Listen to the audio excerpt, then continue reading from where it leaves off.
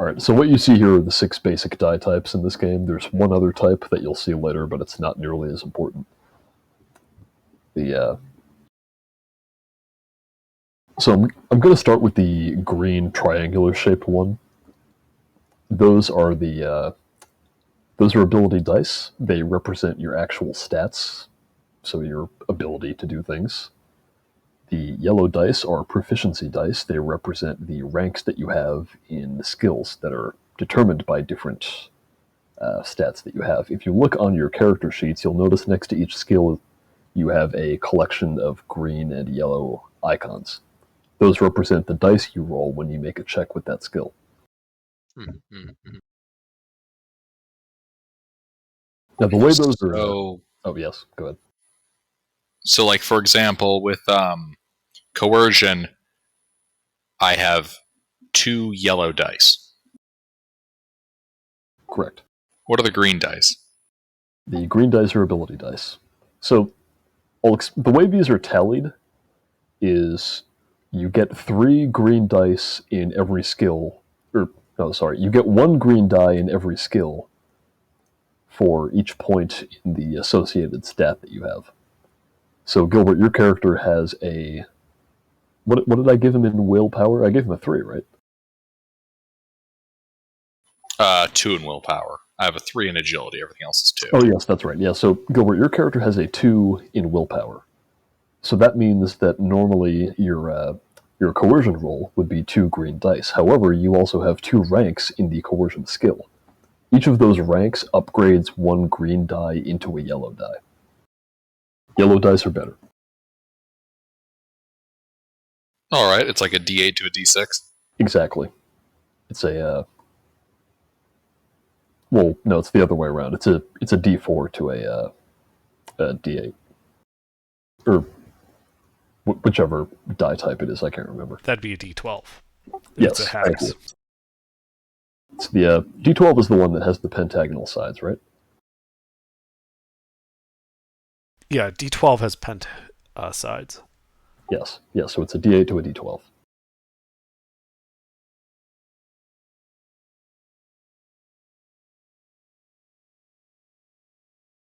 Anyway, the light blue die that you're seeing there is a boost die.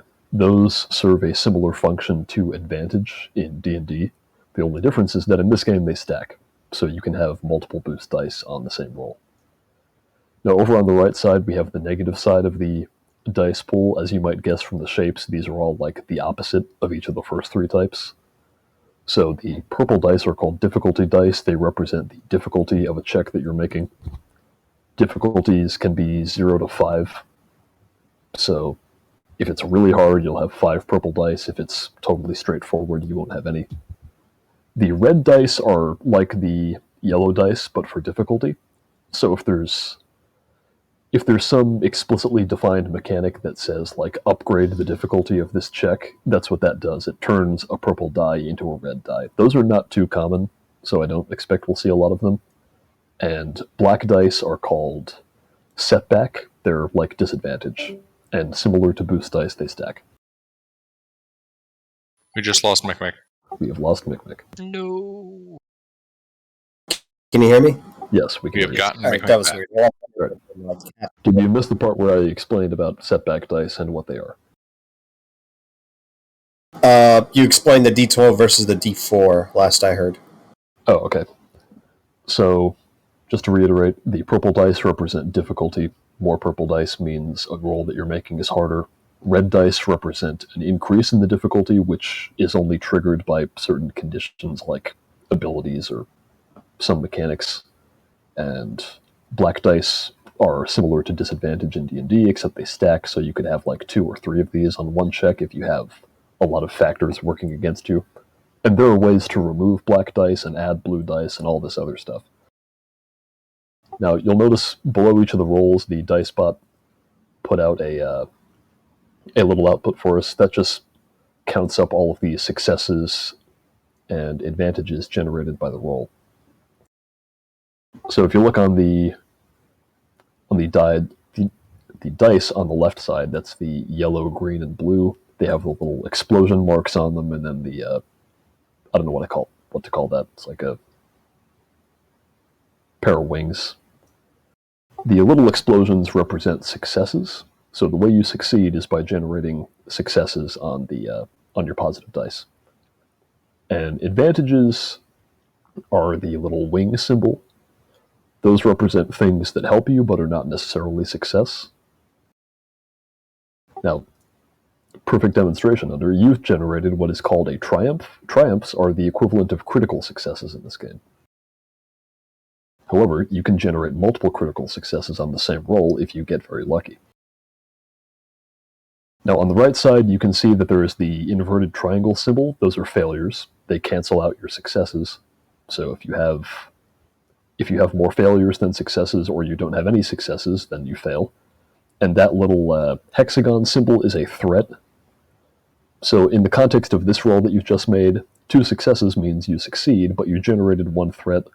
So it's like you succeed, but something bad happens.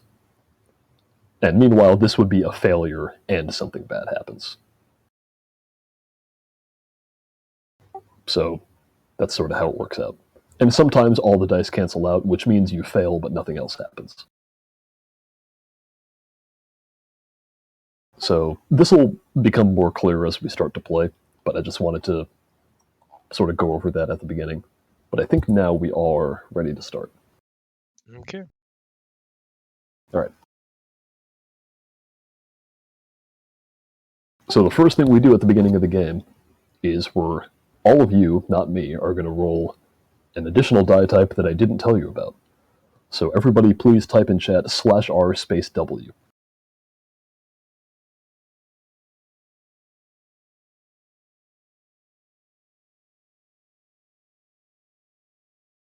All right. So what these are force dice. None of you are playing force-sensitive characters, so we won't see them at all after this. But what we've just done here is generated the Destiny pool, and you guys got particularly unlucky because you generated exclusively dark side Destiny points. I'm going to tally these up for us.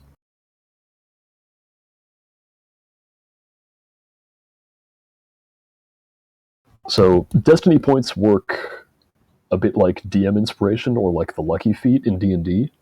So during the course of gameplay, you can, or I can spend a Destiny point to change things. So like if somebody is making a roll, I can spend one of these and turn it into a light side point to upgrade the difficulty of one of your checks.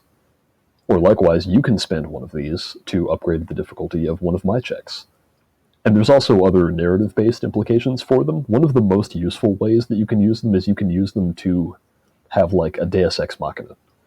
So if it occurs to you like, oh, I should have grabbed some piece of gear before we went out on this adventure, you can flip over one of those and say, hey, GM, can I have grabbed this before we left? I'll say, sure, because you flipped over a Destiny point. So you can do that. That's like a mechanic in the game. Neat. Yeah, it is very neat. It's very useful. And there's some abilities that use them as well. I don't think any of you have them, although I could maybe be wrong. But so it looks like I start out with all the Destiny points, so I actually have to use some of them before you can use them, but I'm sure I'll have plenty of opportunities to. So basically, dark side just means that they're in the game master's control, and then light side means they're in our control. So when you flip them, we get them. Exactly. It represents like the balance Perfect. of it's like the yeah, you know what it means. Perfect. Balance of the force, man. All right. Okay, now we are ready to begin. Gilbert and AGR, and I know you have under. Have you named your characters? That's a great idea. What's a good lizard name? Zippy.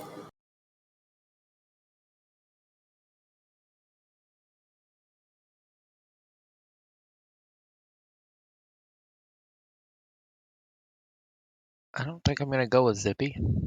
I'll tell you what. If I don't come up with Zed? something in, Oh, that's a well, classic name. at least that's better than Zippy, sure. You're Trandoshan, right? Yeah. I mean, I'm not. But his character is. Right. And Gilbert, what's your Mandalorian's name? 1 second, I'm pulling up the random name generator. Of course.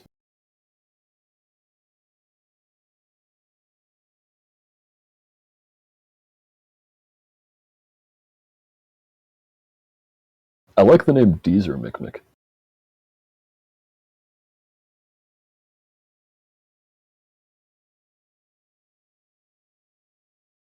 So anyway, while he's doing that, I'll set the scene a little bit. Where's that picture?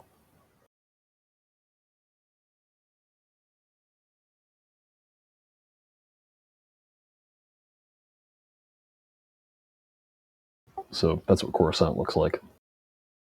You're on Coruscant. You're in the Undercity on level 4700, which is below the surface but not too deep. So like this is like the level where working class people live. And I wrote a little blurb to help set the scene. Let me pull that up.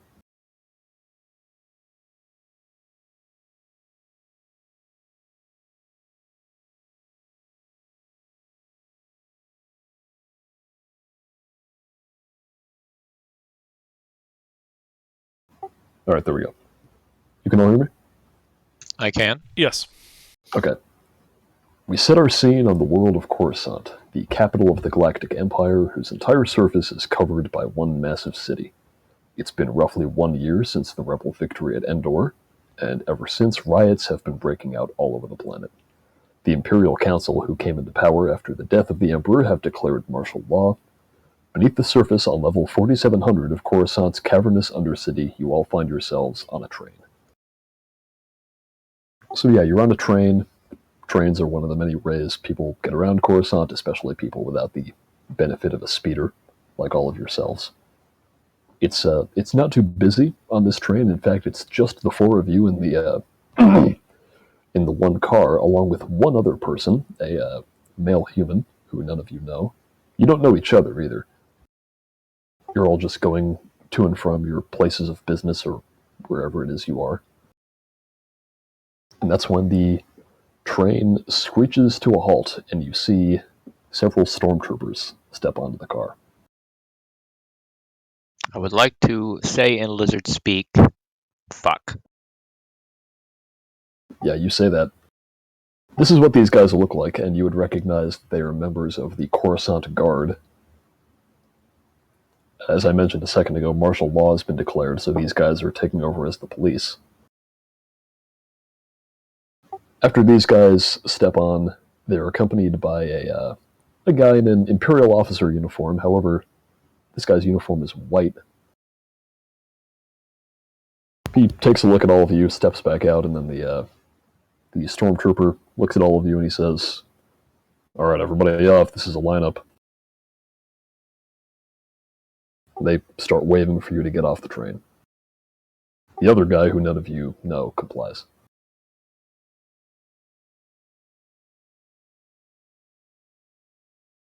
Is this like usual? Has this thing just been occurring since they declared martial law? Yeah, there have been. I mean, they do stop and frisks and stuff like that. What you haven't seen is this guy in the white uniform. It's very unusual to see what is apparently an Imperial officer down here. Oh, Spectre is typing.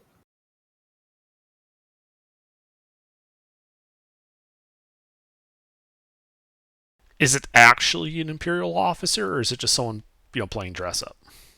No, it appears to be an actual Imperial officer. He's got the decorum. Probably been in a stop and frisk before. Yeah. Be annoyed, but I'd probably go along with it. Sure. All right.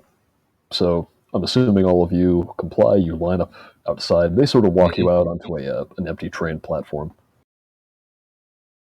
There's there's four stormtroopers here, and this guy in the white uniform. And he says, "All right, I'll make this quick. Imperial security have reason to believe that the suspect responsible for the sabotage of a military transport was on this train. You can come forward now, or we can take all of you into custody. And may I remind you, harboring a terrorist is punishable with imprisonment for up to 1/2 lifespan." And then he seems to be waiting pensively for one of you to confess. I look at the one person that I don't know. You don't know anyone here. Oh, I don't know Uh, even. You people Oh, do not know each other. Pete, I have a question. How does coercion actually used? That's a good question. Let me look up the rule on that. I mean, it's used for like. Actually, let me get the description. If anybody steps forward, I would like to hiss at them angrily, as a lizard does. All right. Yeah, we'll just take a quick pause here while I look up the exact specifics. Let's see. Fair. Yeah, so anytime a character issues a threat, whether or not it is accomplished by hostile actions, he is using coercion. An implied threat is coercion. Yeah, so this would be coercion. If a target is questioned or persuaded under conditions of, coercion. Also torture, coercion. So yes, if you wanted to, you could use that feature you have here. I'm not really having him roll. This is just like an RP thing, but All right. Wait. So we came off here with an average Joe looking human, an average Joe looking human. a Trandoshan, a droid, and a Verpine. Yes. Real odd cast of characters. Indeed. Brinks is gonna kind of like lean forward, look down to the far end of the lineup, and just kind of glare through his visor at the random schmuck human. All right. Well, after none of you fess up, the guy says, "All right, you want to do this the hard way? Fine by me. Everybody turn around." And then before he can finish his sentence, the air is filled with smoke, and there is a sort of fast hissing noise, and you all hear the sound of somebody taking off, just like running away. I run away. Yep. Yeah, the scene is turned to confusion. None of these stormtroopers can see the officer is coughing.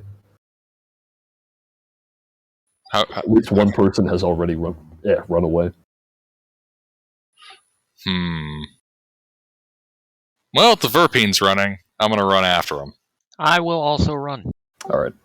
Everybody seems to be skittering. The officer says, "Ah, fuck, get after them!" And then the stormtroopers are like, "Ah, fuck, get after them!"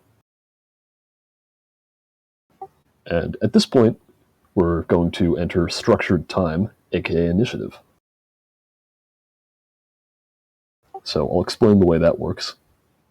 Now, this was a surprise to all of you.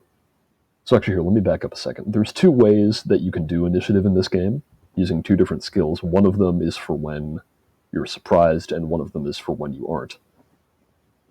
And the one for when you're surprised is vigilance. So if you can all find that on your sheet. Ooh, I Sounds am like- career in vigilance. Let's see if that's right.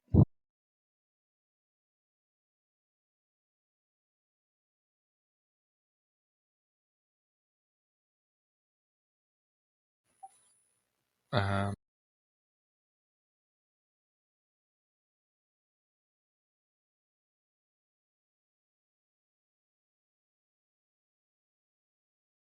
Wait, how do you guys know to roll YG? Because I see next to vigilance, there is a yellow pip and a green pip. And they look like the dice. Yep, they're represented. Oh god, yeah. Okay. Yeah, there are some that are tricky, like the one for doing a setback die is K, because B is already used for boost dice, but it's generally the first letter of the color. So, yeah, that all looks right, and yeah, that looks correct. All right, and now I'm going to roll for these guys.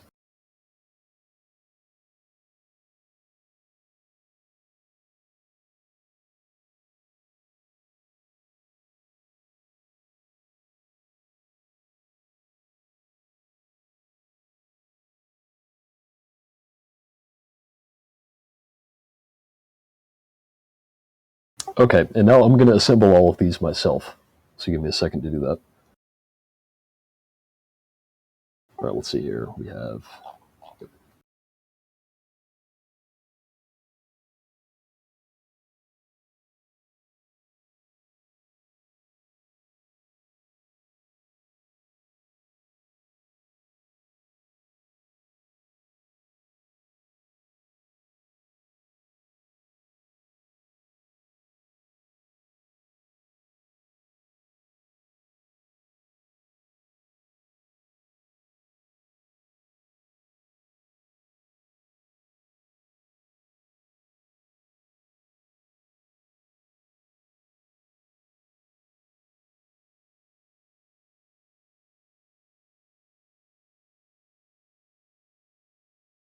All right, there we go. That is what initiative looks like.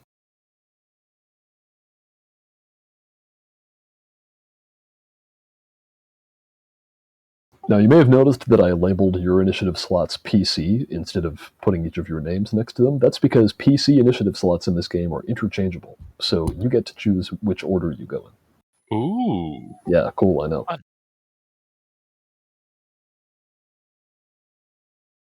Now, let's see. I actually didn't roll for the other guy, but because this is sort of a reactive situation, I'm going to say that we're going to start with the first PC initiative slot, so I'm actually going to go last.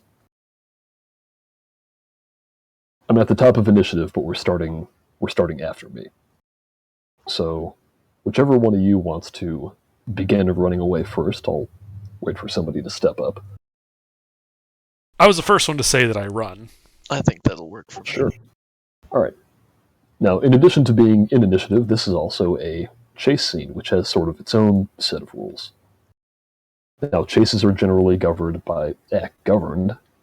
or foot chases at least, by athletics. So what this is going to be is so this is actually going to be a contested check between you and these stormtroopers to see just how well you're able to get away. Though, in fact, since it's not their turn yet, I'm going to give all of you guys like a one-turn head start.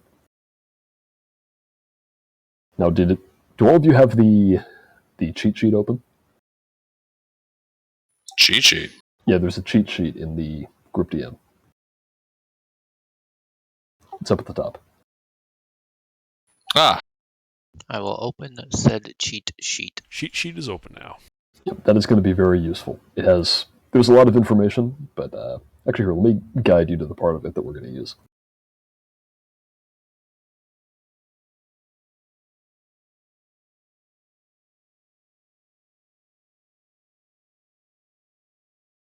Okay, so page 3 where it says combat, that is the important part right now.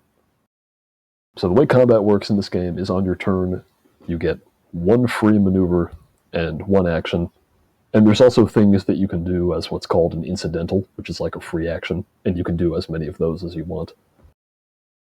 But the main resources are maneuver and action. Maneuver is for moving and for doing things like picking up objects, drawing a weapon, stuff like that. Now, in addition, you can suffer a point of strain to get a second free maneuver on your turn, if you decide you want to do that. However, this is going to work a little differently because this is a chase. So, to start with, we're just sort of assuming that all of you are going to, just run as far away from these guys as you can get. This isn't going to work exactly the way normal combat works in this game, but don't worry about it. Oh, well. So if I'm going first and as we're running, do I see anything that's particularly volatile like next to our path that if I was to breach would make it very difficult for people behind me? Ooh, that's a good question. In fact, yeah, you do. So you're inside this, you're in a train station on the platform. Mm-hmm. There's 2 sets of stairs at opposite ends that lead up to the street. You're close to one of them. So Right. During your turn, you can run up those stairs. Right, but is there like a tank of fuel or something I can shoot that will make a bigger issue than my running away for the people behind me? There's not one of those. However, there are a bunch of those, those door stalls that they have at the train station. Yeah. There's a bunch of those, and you think that if you were to shoot one of them, you could probably get them to lock up. Okay. So, yeah, I think, so if I'm understanding the layout correctly, I could like run through those stalls and shoot it as behind me to basically lock the door behind me. You could do that. However, note that because you're going first, if the other people on the train who are also closest to this exit, they're going to have to go through that as well. Yeah, but you said I don't know them, right? That's correct. You don't know. That sucks for them then. I run through it and then shoot the door behind me. Sucks for them. All right. So now for this, you are going to have to roll. So we'll say that. How to do this? So you would be using your maneuver to move. Yes. However, I'm also assuming that you don't go around on the train with your weapon drawn. Right. It's a holdout blaster, though. It's a holdout. So holdout doesn't really mean anything. Oh, it's just a descriptor. Yeah, it's just a descriptor. Okay, fair enough. But so anyway, pulling out a weapon is a additional maneuver, so you could suffer a point of strain to take a second maneuver on your turn. Yeah, I think I will. Yep, that's a good idea. Strain is like short rest health in this game. You can get it back very easily. Healing wounds is more difficult. Understood. Okay, yes, I'll take a strain to pull out my pistol and run, and then I think you said it's an action/combat check thing to shoot the door. Action is to shoot. Now, all right. How do we do shooting then? All right, so let me get out the cheat sheet. Let's see. So if you go down to page, no, I think it's on that page. 3 has combat checks with like ranges and difficulty classes. Yes. So if you go over to the right side of page 3, it'll say different ranges, and there's melee engaged with all that. Don't worry about that. And then there's short, medium, long, extreme. Okay. So this game does not have distances. Instead, it has range bands, which are just like a generalized form of distance. Right. And since I'm running past the door, I'm guessing it would be short. Yeah, it would be short. Okay. I mean, it's sort of up to you how close you want to be. Well, also, the holdout blaster says range short. So can it even shoot medium and longer ranges? No, it can't. Although, actually, Okay. yeah. So I should specify the. So there aren't exact distances tied to the range bands, but the way I like to think about it usually is that engaged is like 5 feet, so like melee range. Then you have short, which is out to 30 feet. Medium is out to like 200 feet. Long is up to 1,000, and anything further than that would be extreme. So short is actually quite far. Like, this is a gun. You're not like... Right. Yeah, so I run past the doors, and then I take this short-range shot with my holdout blaster at the door panel to close it or whatever. That's correct. Now, short range is it's difficulty 1, so you would have 1 purple die. So what you want to do for this roll is you assemble your dice pool for ranged light. Mm-hmm. Actually, let me look at your character sheet. It's yellow, green, green. Yep, so you would roll yellow, green, green, and then 1 purple. Okay. And that's it? That's all I roll? Yeah, that's all you roll. All right, you generated 1 success. That means you hit. Okay. You didn't generate any advantages, which you could spend to like do other things, but because you were doing this for the express purpose of trying to get it to lock up, I'm going to say that it works. So yeah, it locks up. People are not going to be able to walk through this thing anymore. They'd either have to like vault over it, or bust their way through, or go through the other door, or something. So yeah, you're successful in your endeavor, and that's going to be the end of your turn, unless you have anything else you want to try to do. I don't suppose I could make it, also like explode in a few moments by shooting it, right? No, so that would be, if you had generated a number of advantages, you could spend them to do something like that. Okay. Yeah, there's a little further down in the cheat sheet, there's a list of things you can spend advantages on, and those are like mechanically defined benefits, but you can also spend it to get like plot benefits, depending on the scenario. It's understood. A very loose system. All right, well, yeah, that's it for me then. All right, so that's the first PC initiative slot. Who wants to go next? Okay, so is there like obvious smoke coming from the panel and it's clear that door is fucked? Yeah, so Skitter runs through the little exit door out of the train station, turns around and shoots the thing behind them. There's like smoke coming out of it. You can see it locks up. You think that you would either have to hop over it or you could like try to break through it. There's also another door at the end of the platform, but you'd have to run the other way to get there. Okay. Yeah, I'll see if I can vault over the thing. Sure. We'll give it a shot. So, in order to do that while maintaining your speed, I'm going to say it's athletics, but we'll make it an easy, or a very easy athletics, so it'll just be difficulty 1. So what you'd have to do is assemble your dice pool for your athletics skill, and then add 1 purple die. Again, you generate exactly 1 success, which is enough to succeed. So yeah, you vault over the smoking, locked-up turnstile. I just remembered what that's called. Beautiful. Yeah, you make it to the other side. Now, you would have had to spend your 1 free maneuver per turn to get over there. Okay. And actually, so I did decide that I'm ruling this as a chase scene, and one of the rules of chase scenes is that you only get to move once, even if you spend additional maneuvers to do other things.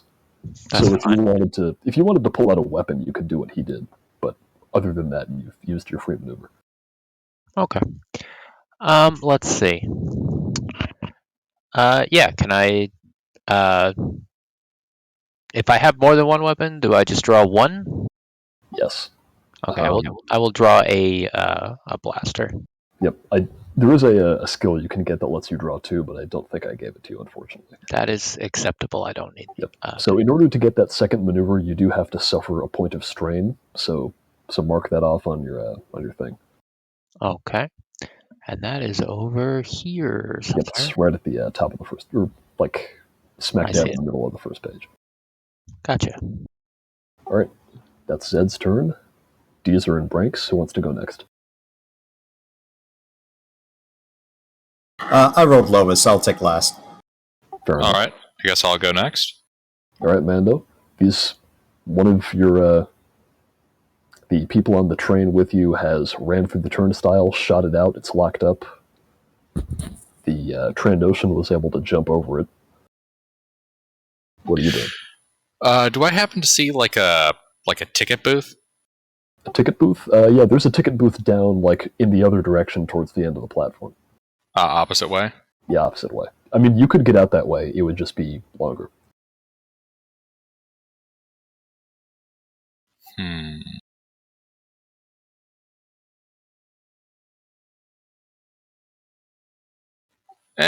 I'll go after the turnstile. All right. I said it was difficulty 1 athletics to vault over. So you could do that.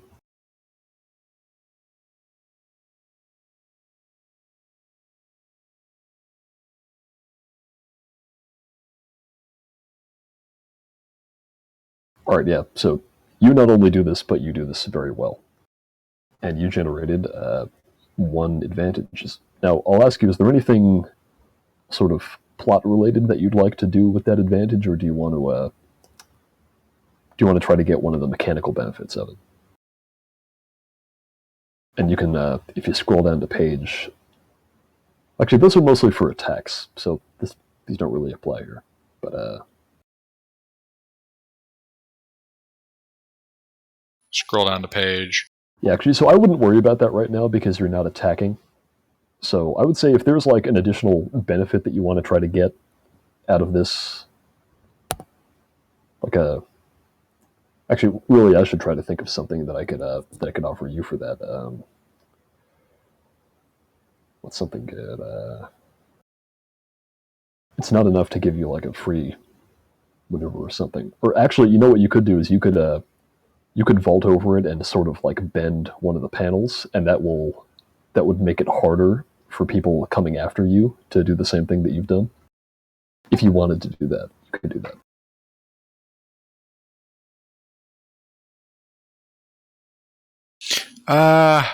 Nah.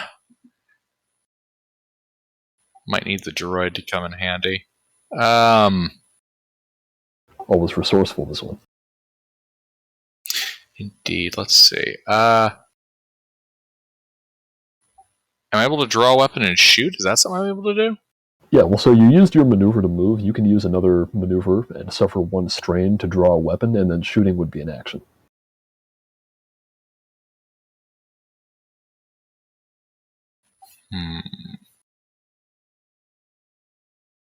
Well, could he use that advantage to recover that one strain immediately?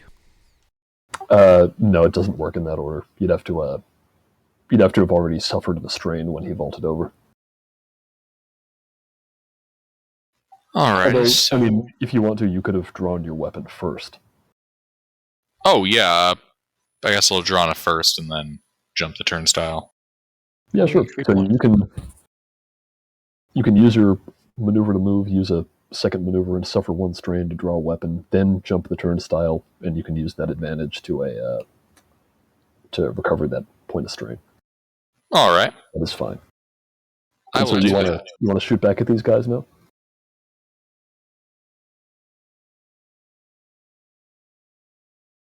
Nah. Okay. I'll give that a second. Oh, I should mention, you can also spend an action to get an additional free maneuver without suffering one strain, in addition. So if you decide that you don't want to do an action thing with your action, you can get another maneuver instead. But there's a hard limit of 2 maneuvers per turn. I think I'll just stick with this for now. Alright. So if that's it, then I think that leaves it to Deezer.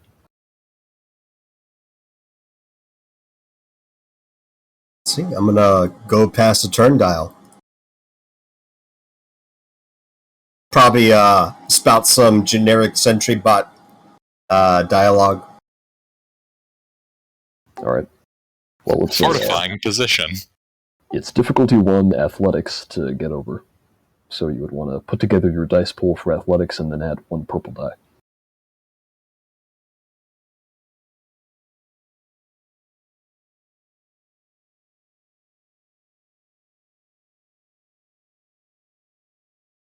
Oh my god! Not Never quite like mind. that. You rolled all of the dice. We see the force before us. Okay, yeah. So the robot is able to jump over the turnstile really easily. He doesn't get anything else out of that, though, because he didn't generate any advantages.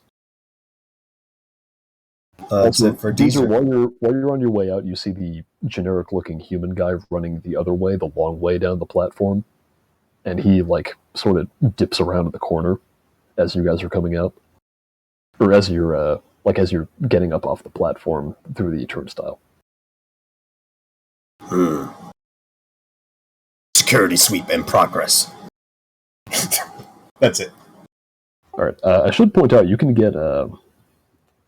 Let's see here. What kind of stuff could you get?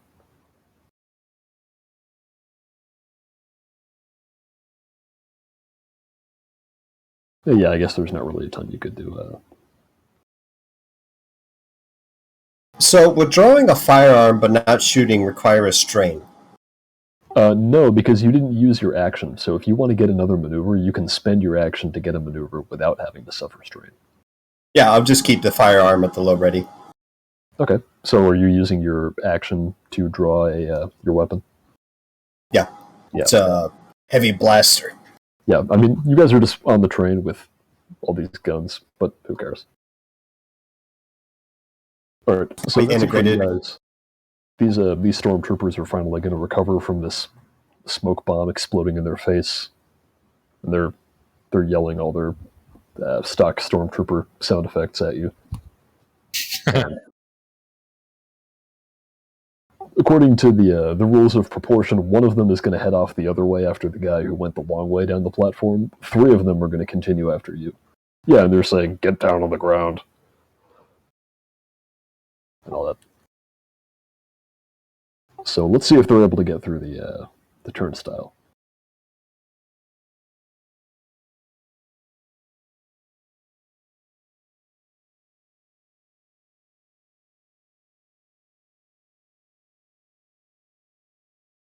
Yep, they're able to get through the turnstile.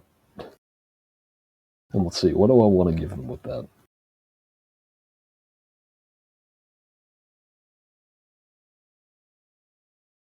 Oh yes, I know what I'll do.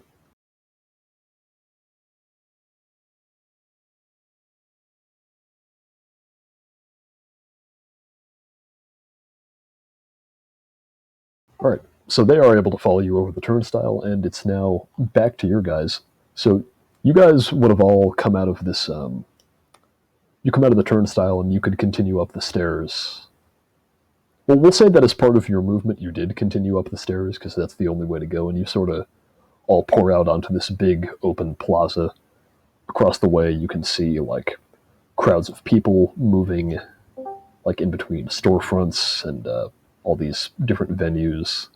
You know, like speeders speeding by overhead. You're in like that big cavernous space I posted a picture of. Oh boy.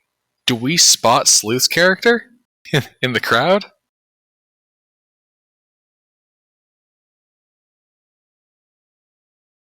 Has someone like just like parked a speeder near the top of the stairs that I could just hop on and drop and fly off with? Unfortunately, no. There are no speeders down here. This is like a pedestrian zone. Right, I didn't know like if there was like parking like right Just next hop to on one of the pedestrians instead and ride them off. Yeah. Is the crowd dense enough that I could like run into them and try to hide in the crowd? Oh, absolutely. Like Then I'll do that. I'll say it's getting towards like. I don't know, what time would it be? It's like 6 p.m. So people are starting to like come out for the night. This is like a pretty big nightlife spot in this part of Coruscant. So there's a lot of people out. Then yeah, I'd like to run into the crowd and try to hide amongst them. Certainly, you cross over this plaza. As you're doing so, you see like across the way there's that other exit that you would have come out of if you went to the other end of the platform, and you see the generic-looking human guy run out of that exit, and he also dips off into a crowd. Okay, do I have to make like a stealth check or something? So this is interesting. It could be stealth, but it could also be something else. Let me open this up real quick.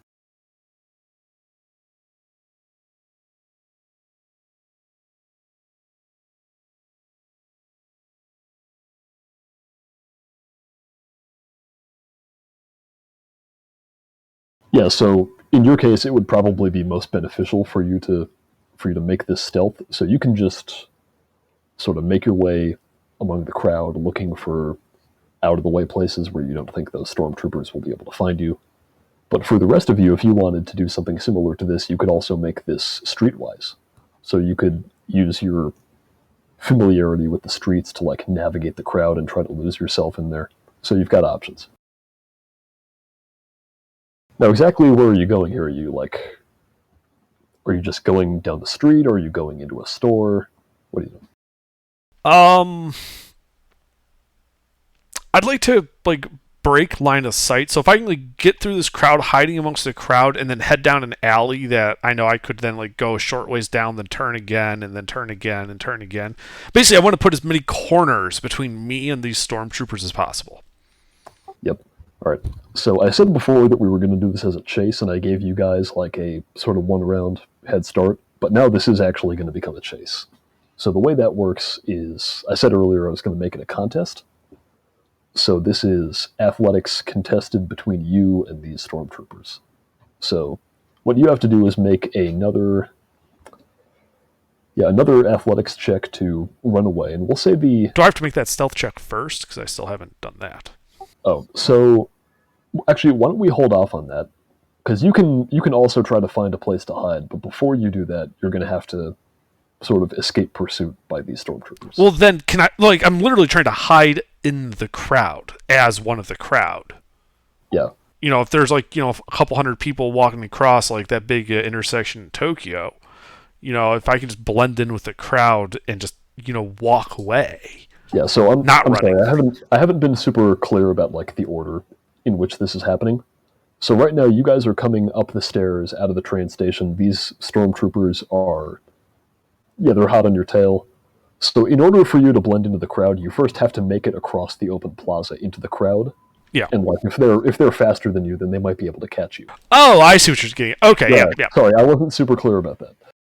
Yeah. Okay. So yeah, getting across that thing before they catch me is that athletics check. Yeah, thing. you can blend into the crowd, but you have to not get caught first. So, Okay. And I'm going to say this is an open plaza, so there's no difficulty. Just roll your athletics.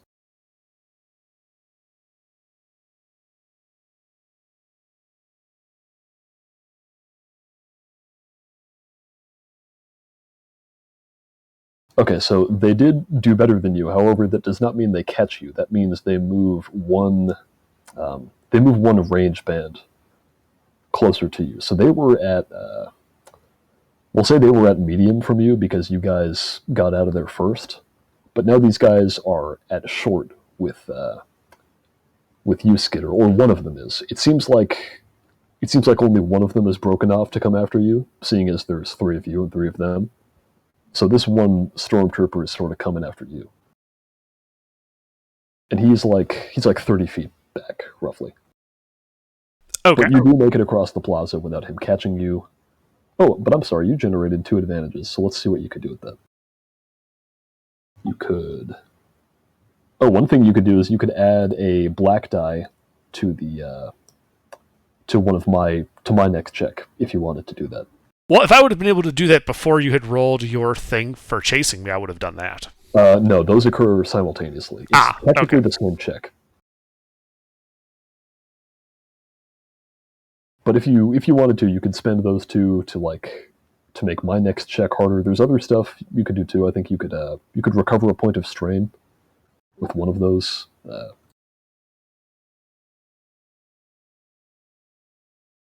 Or you could also perform an immediate free maneuver if you wanted. So running across that thing, that was just my first maneuver, right? Yeah. So this is. So I still have an action. Yeah. Well, you still have an action, but so this is a chase, and the way that works is that you don't really get to spend maneuvers to move. It's more like it's assumed that you're spending one maneuver to move, and what you're doing as you move is like just part of what's going on in your turn. So like, I'm not doing a great job of explaining it. Basically, Yeah. you only get to move the once. Yeah, you only get to move the once. The way combat normally works is you can spend maneuvers to move around as you see fit, but in a situation where everyone is moving in the same direction, there's sort of this alternate rule set that they have for chases, so it doesn't just turn into, I spend a maneuver to move one range band away from him. I spend a maneuver to move one range band towards him, over and over. Right, I understand. So also, you have your action, and you can also try to hide as just like part of your move, or as part of your movement on your turn.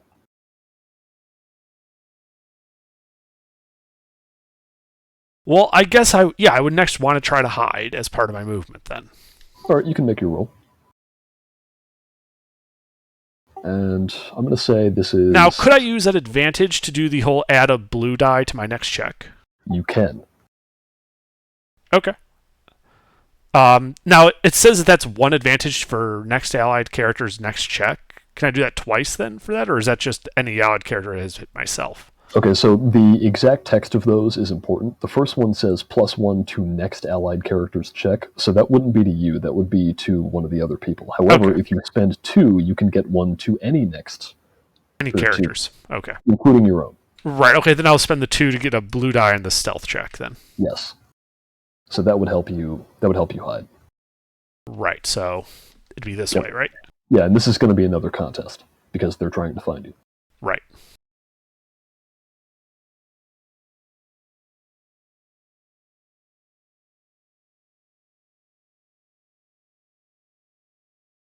It's a lot of advantages. It is a lot of advantages. So unfortunately, that actually means you fail. You did generate a lot of advantages, but you did not generate any successes. Okay. So if you want to spend... Actually, if you wanted, you can spend like all of those advantages to get something good that's going to help you get out of this situation. So this guy follows you into the crowd. Mm-hmm. So you're like, he's still actively pursuing you. You don't manage to evade him, but you could... Let me think, you've got some options here. You could... Is there like a manhole I can like just disrupt enough so that when he like keeps chasing me, he falls into the manhole? You know what? You do see a manhole that you could do that to. And actually, you do have your action. So Right, that's what I mean. So use my action to adjust the manhole, and then as he's chasing me, because I have the 5 advantages, hopefully he falls into it. Yep. So you could spend your advantages to do that, and we'll see if he falls into it. Yeah, I would like to do so. You can do that. And I'm going to say this is going to be coordination difficulty 2 for him. So let's see if he passes.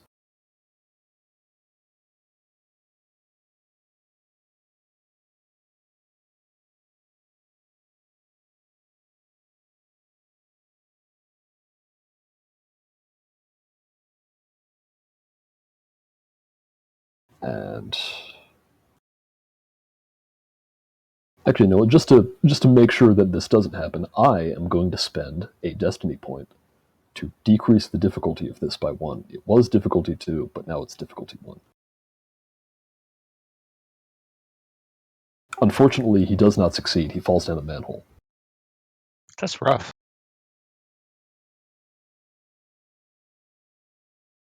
However, you guys now have a light side point to spend, if you like.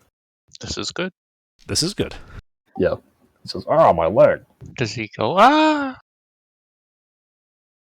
Alright. Yeah, so this guy falls down the manhole. It doesn't sound like it was super deep, like you think he might be able to get out of there, but that's definitely going to help you escape pursuit from this guy. Yeah. All right. So who wants to go next? I think that was your whole turn there. Yeah, I'm pretty sure that was everything. I will also flee towards the crowd. Sure. Are you going in the same direction you saw Skitter go? Do you want to follow the other guy, or are you just going in a third direction? No, I'll go the same way I saw the bug man. Cool. Alright, and that's an athletics check to get away from these guys? Now, at this point, a sort of hole has formed in the crowd, as there's clearly like a... I don't know what you would call it. A police chase? There's an incident, There's yeah. a police chase going on. So the crowd has formed a hole. Yeah, people don't like to get shot. That's true. It doesn't help that I ran into the crowd with a gun in my hand. Yep. Speaking of the police, one of them is coming after you, Zed. Oh, did I do that wrong? Oh, it's an... Slash. I did a bang. No, bang, slash. Nearly only. Ooh, you generated a triumph. Very Let nice. me roll for this guy.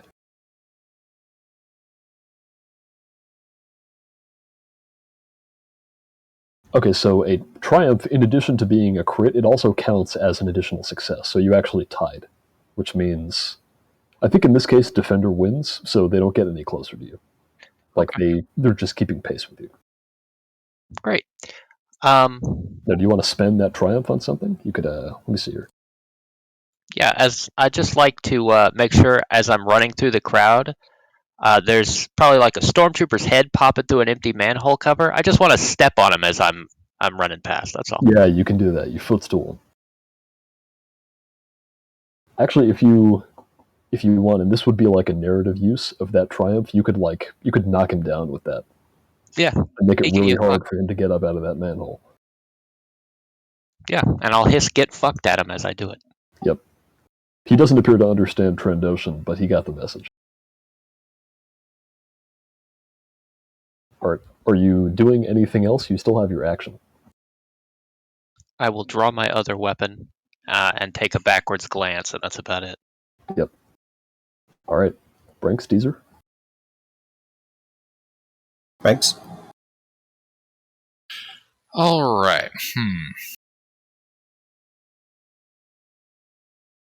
Sorry, I'm trying to like adjust to the new concept of time. Yeah, I know, it's a little weird. It's hard coming from 5e.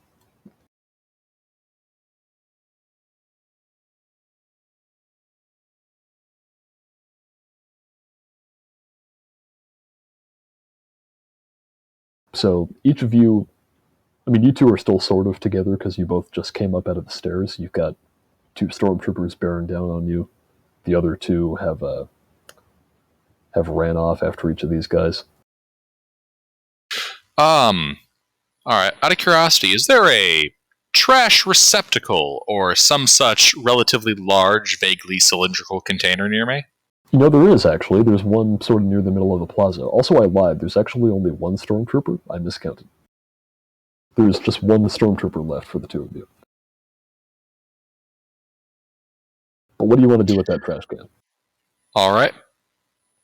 I'd like to like kick it down the stairs at the stormtrooper chasing us. Oh, sure. So it wouldn't quite be down the stairs, but what you could do is you could sort of bait this stormtrooper into following you, grab the trash can, turn it around as you run past and throw it at him, or something like that. Or you could just knock him over in his path. Yeah, I'm trying to like, fuck him up with a garbage can. We're going with the classic run away and throw shit. Good idea. So this is actually going to be a melee attack. We're not going to Hey, worry about. Well, you're trying to hit him with it, right? Or I mean, I didn't hear you like A, and then it cut Oh, out. sorry. I said it was going to be a melee attack. Combat skill melee burr. Yes. So let me see here. Burr. Burr. Burr. Brawn. Melee goes brrr. Unfortunately, no. My Mando fists do not go burr. Haha, Pickle melee go hog. boom. Not yet, they don't. All right. Yeah. So you can do this. It would be. I'm going to say it's difficulty 2 because it's a melee attack. So you should assemble your dice pool from melee, and then you should add 3 purple dice because I'm going to spend another destiny point to make this a little harder. Okay, well, I don't have career in melee burr, so I do 2 greens. Correct. You do 2 greens and 3 purples. Hold on. Let me see if I gave you anything to help with this. So I call that 2G3P. Yes, but don't roll it yet. Let me check something.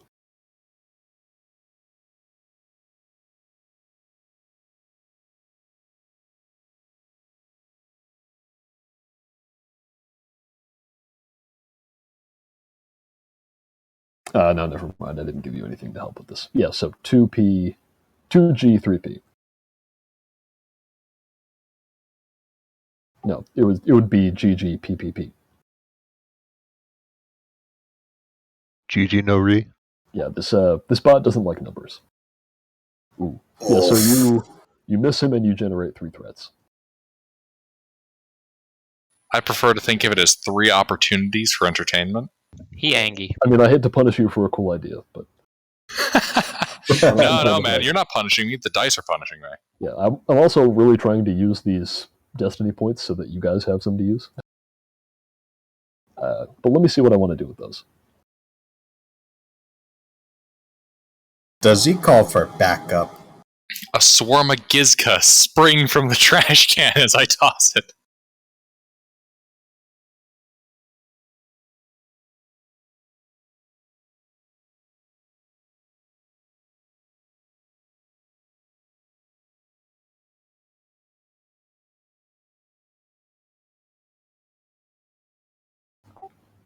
No, he doesn't do that, but he is. Actually, you see this guy. I mean, you don't manage to hit him with the trash can, but he does stop for a second, and you see him sort of bring his blaster rifle to bear on you. That's what he's going to do. He brought his blaster rifle to a bunch of bears. Is Like he doesn't even want to cut you guys. Is there anything else I'm able to do here? Like resource expenditure or something? Well, you would have used your free maneuver to move, and I'm going to say that was an action. So, unless you want to like pull out another weapon or do something else, I don't think so. And I don't think I gave you another weapon to pull out. I mean, I have a blaster. Have you not pulled out your blaster yet? Actually, yeah, that's a good point. It is. Oh, no, I think no. We did say that you. Yeah, we did. Yeah, no, you already have that. Am I able to shoot him? No, you used your action. Okay. Okay, so I can't take a strain to do that. All right. I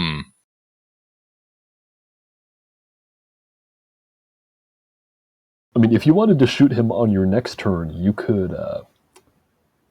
Well, you'd have to suffer strain to get another maneuver. But unless you want to do something else, that's going to be it. Yeah, I'll take a strain.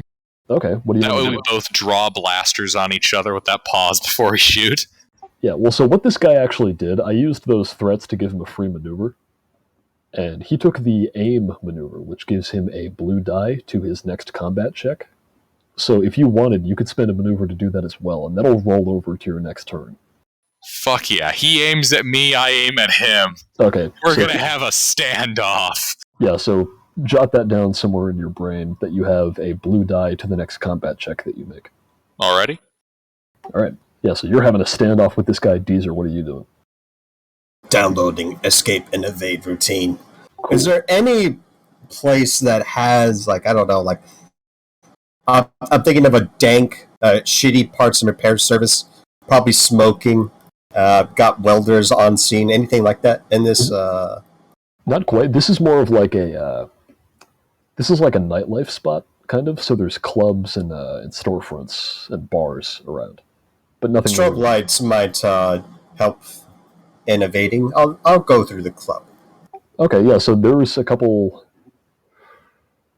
There's one that's sort of like an open bar that you think you could just run into if you wanted to. Mhm. Yeah, so you can do that. You would, but first you have to evade pursuit by this stormtrooper.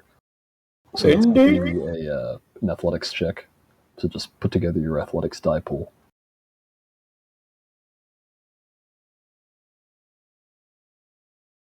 Should be yellow, green, green for you. Yeah.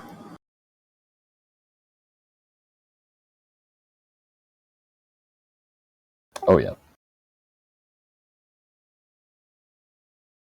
Oh no. So Oh, damn. Oh no. he starts to close in on you. However, you generated more advantages, so I'm going to say that you get to spend some and he doesn't, because I mean you play fast and loose in this game. In case you can't tell already. There's another robot that looks exactly like me. That's a bouncer.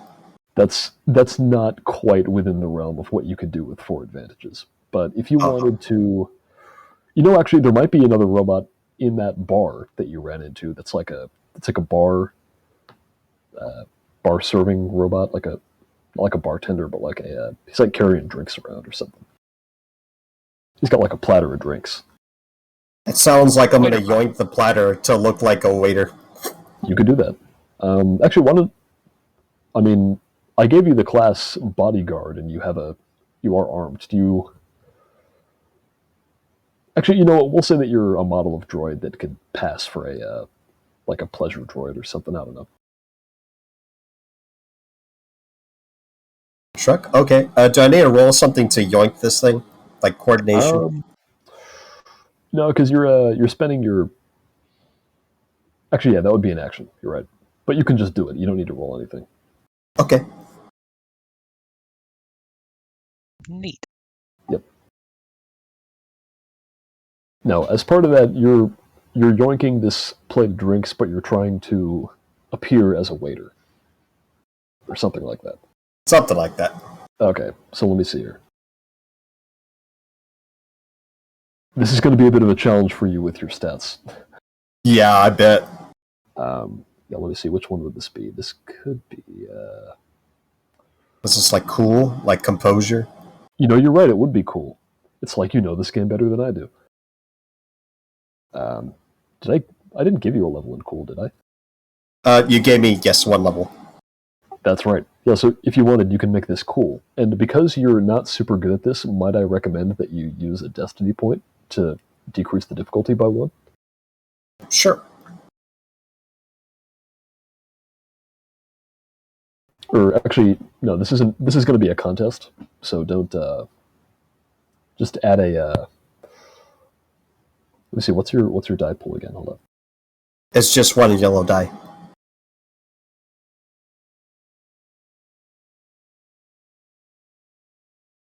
Okay, that's right.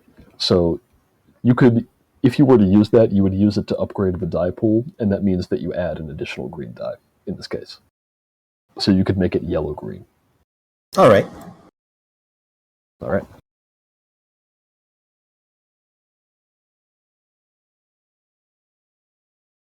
All right. And let's see if this stormtrooper can tell if you're the real deal or not.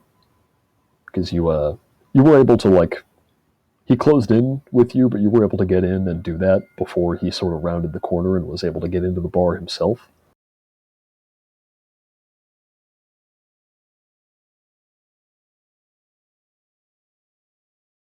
Oh God.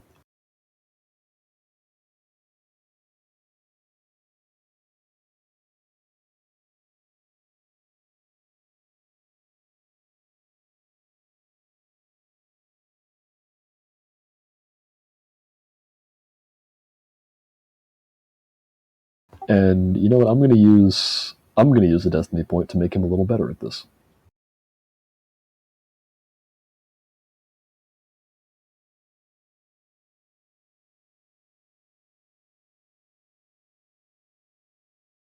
Well, actually, no. I'm sorry. He doesn't need that because he.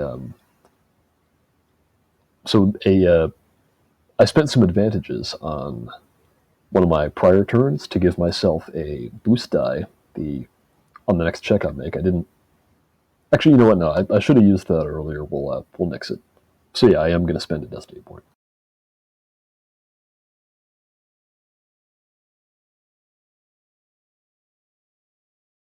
Ooh. So this is a tie. So I'm going to say he's suspicious. I mean, he obviously knows that you ran in here, but he's not like. He strongly suspects that you're still in the bar and you didn't like run for the back exit or something, but he doesn't quite manage to realize what you've done. You're like you can be like hiding your gun under the platter. That's basically what I was doing. Yeah. Let me see here. Oh. Yeah, so that is the new balance of destiny here. I think that's it for you. You used your action. Brink's already went. Oh, it's these guys' turn now. So they all sort of have a number of different things going on. One of these guys has to try to climb out of a manhole. So he is going to attempt to. Actually, with that. Yeah, actually, he did fall down the manhole, so maybe there's no ladder. So he's going to have to work a bit to get out of here. It's less fell down and more got Goomba stomped down the manhole. Yeah. No, he was trying to come out of the manhole. Like he fell down, but he landed, and then he got Goomba stomped. Yeah, I feel like he fell down, stood up, got Goomba stomped, and then splashed in the water and drifted slightly. Yeah, no, this guy's not having a good day.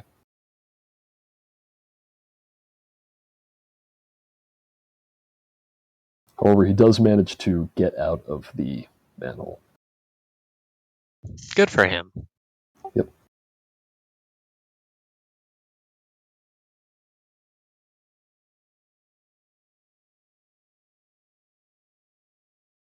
And I'm going to use the benefit of that advantage to help one of these other guys, because that's sort of how that works. Let's handle the standoff next. So, Brinks, you and this stormtrooper are both preparing to shoot at each other. However, he is going to shoot first. And seeing that you're armed and about to shoot him, he's gonna go for it. So let's see here. Well, of course he's shooting first, because my name's not Han. Exactly. Now I'm curious, does this count as engaged since he did a melee attack on him first? You know, I sort of hadn't thought about that. I was making this out to be more like you were making the melee attack sort of while you were moving and then running away, which is not exactly how it's supposed to work. But that's sort of what you were trying to do. You were trying to like throw something at him and then continue running. So I had it take place like in the middle of your movement. That is what you were trying to do, right? Yeah. Well, actually, here, I'll let you pick. Do you want to be close to him or do you want to be far away? You can be engaged or you can be short range. Let's see. Engaged is going to make it harder for him to shoot you, but it's also going to make it harder for you to shoot him. However, on your turn, you get to move first. Although he could also move on his turn. So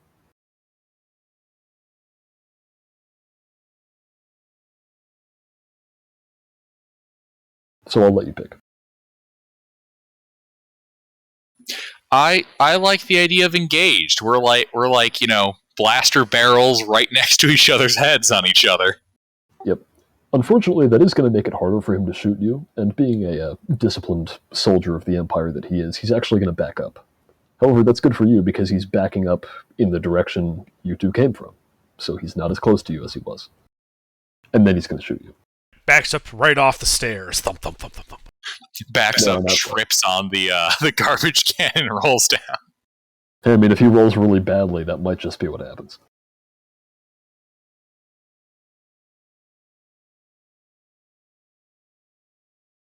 And he did aim, so he gets a blue die. And you said you use those 2 advantages to give the next guy blue die too, didn't you? So I did say that, but except I forgot to use it because you have to use it on like the very next time you make a check, and I just sort of forgot to. So we're gonna nix it. Oh, how do advantages work? I had generated 4 advantages. Is it like you use 2 advantages to do a scene, or do you use all of them? Or Yeah. how does So that work? you can spend them in like narrative, non-hard mechanics ways, which is most of what we've been doing. But there are also direct mechanical benefits you can get from them as well. So, like if you have a bunch of advantages and you want to say, "Oh, I want to spend these to do this," that's not on the cheat sheet, then yeah, go for it. But also, if you just want to get like the next person after you gets a blue die, or you get a blue die, or whatever you want to do. Gotcha. Yep.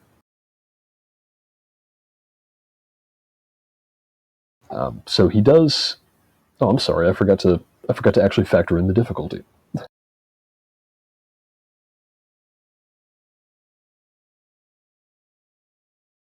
So he does hit. He only generates 2 of those advantages, not 5. All right. So you say that he hits. Yep. All right. So let's see. So I get a +1 soak. Oh, I'm sorry. I forgot. I gave you something special. This should actually. So you have a point of ranged defense, which is not something that most people have. So that actually Yeah. increases the difficulty of this attack by 1. Indeed. So he should have rolled another purple die, which means he only gets 1 advantage now. But he still does hit you. Alrighty. And then how does this interact with soak? So we'll get to that. Soak reduces damage. Now, the weapon he's using has a base damage of 9, and he scored 2 successes, which means he deals 11 damage. How much soak did I give you? 5. 5. Okay, so you reduce that by 5, which means you take 6 wounds. All right. Now, with the remaining 1 advantage, he is...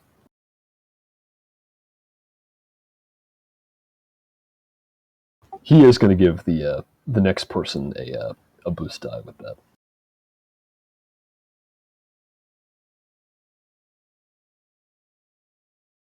And the next person, let's see, we have... Oh, so in addition to the guy in the manhole, there was also the guy coming up behind him. So he is going to try and continue to pursue Skitter. You mean Zed? Oh yeah, sorry, Zed. There was the Indeed. yes. Yeah, so that guy did manage to get out of the manhole, and this other guy is coming up behind him. They're both going after Zed.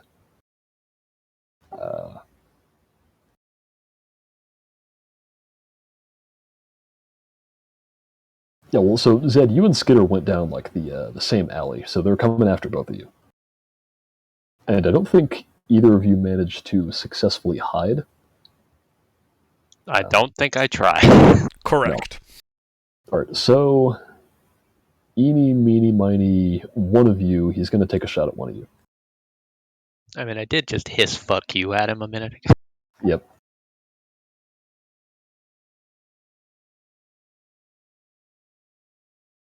However, he's having to stop to do this.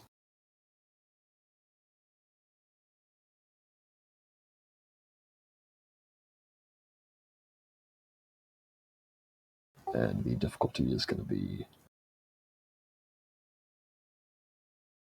By the way, if like anytime one of you wants to spend a destiny point, you can just like interrupt me. So like right now, you could say, "Oh no, I want to make this. I want to increase the difficulty by 1." You can just like cut me off and do that anytime that you decide you want to spend that. Okay. Let me see. He got... Yeah, he's going to aim. He got a boost die from the other guy. The difficulty at this range is going to be 2. Oh wait, hold up. There's another thing here.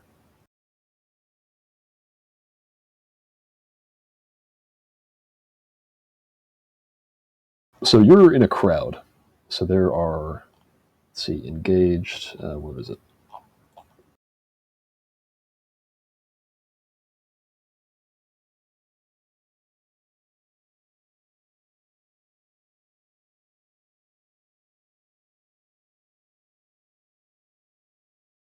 Yeah, so that's actually going to increase the difficulty by 1 because of how crowded it is here.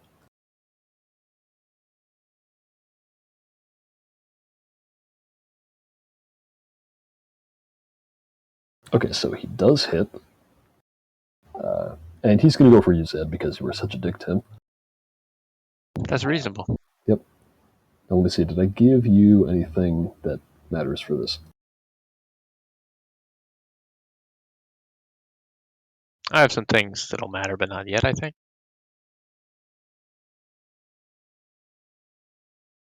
Yeah, okay, I didn't. Let me just see what.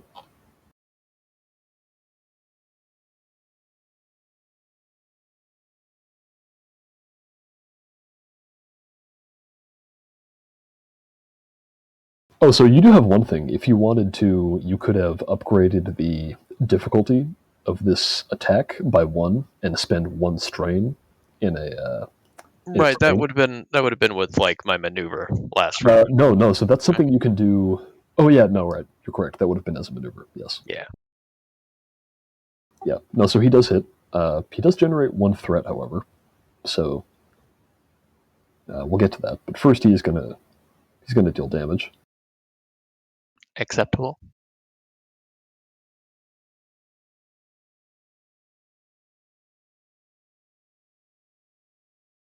Let's see. So he does 9 damage, and he got 2 successes. So that is a base damage of 11. You have, I think, 4 soaks, Zed. I do. So you reduce that by 4, which puts it at 7.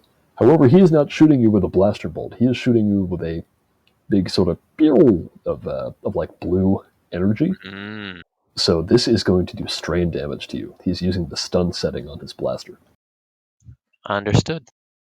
So you would suffer 7 strain. Okay, gotcha.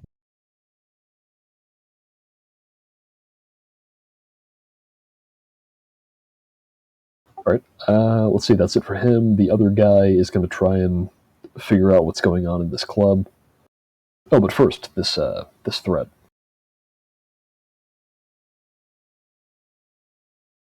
Actually, I'll tell you what. Since this is him, why don't you pick how you want to spend it? Just like any. Actually, it's Zed that he made the attack against. So AGR, what do you want to spend this threat on? Oh, well, that's a good question. I'm not really sure how that's... let's see. So you could make him suffer a point of strain, which is and that's effective against these guys. There was only 1. He's not benefiting from any prior maneuver. Right. Yeah, so you could make him. And I'll pull back the curtain here. These guys don't have a strain threshold. When they suffer strain, they take damage instead. So you can just make this guy take a point of damage right now if you want. Well, that seems pretty straightforward. That's fine with me. Yep. So this guy, yeah, he gets like his gun sort of hits him the wrong way when he fires it, or he gets like static shock on his hand, I guess. Recoil from a laser. Well, his recoil from a weapon, laser weapon. yeah, his weapon got wet in sewer water. So. Oh no, this isn't the guy coming out of the sewer. This is the guy who came up behind him. Oh, okay. Oh, but maybe one of you jumped in a puddle and splashed him, and now his gun is electrocuting him a little bit. Oh, good. Yeah, so he suffers a point of damage. Let me mark that down.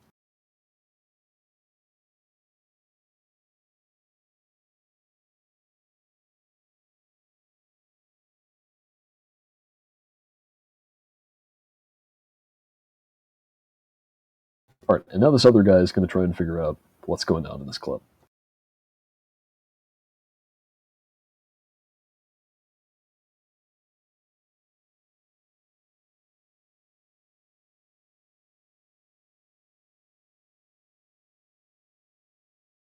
Let me see here. What would this be? This would be.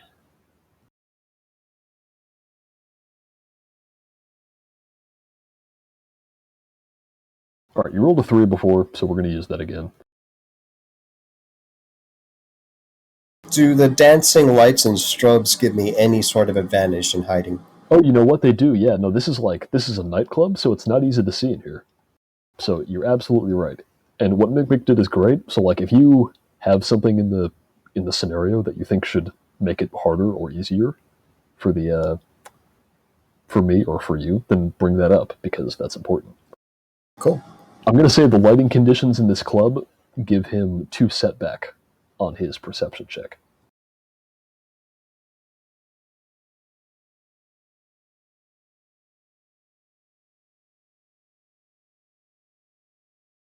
Oh shit, I rolled that wrong. Well, it doesn't matter, he failed. Let me roll those 2 setback just to see what he would have gotten.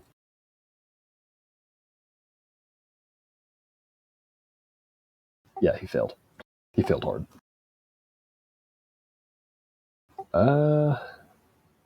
And we'll not worry about those advantages. But that's it for their turn. So back to PC initiative. Who wants to go? I just got shot with a laser, You did. stun You're laser, still so firing. I think I'm going to shoot that guy. Cool. You've got 2 pistols. Yeah. Shoot her! Now, I have to ask you, would you like to shoot him with 1 pistol, or would you like to shoot him with 2 pistols? Or I you would like to shoot him I with would like 3 to shoot him. I would like to shoot him with all the pistols I have. All right.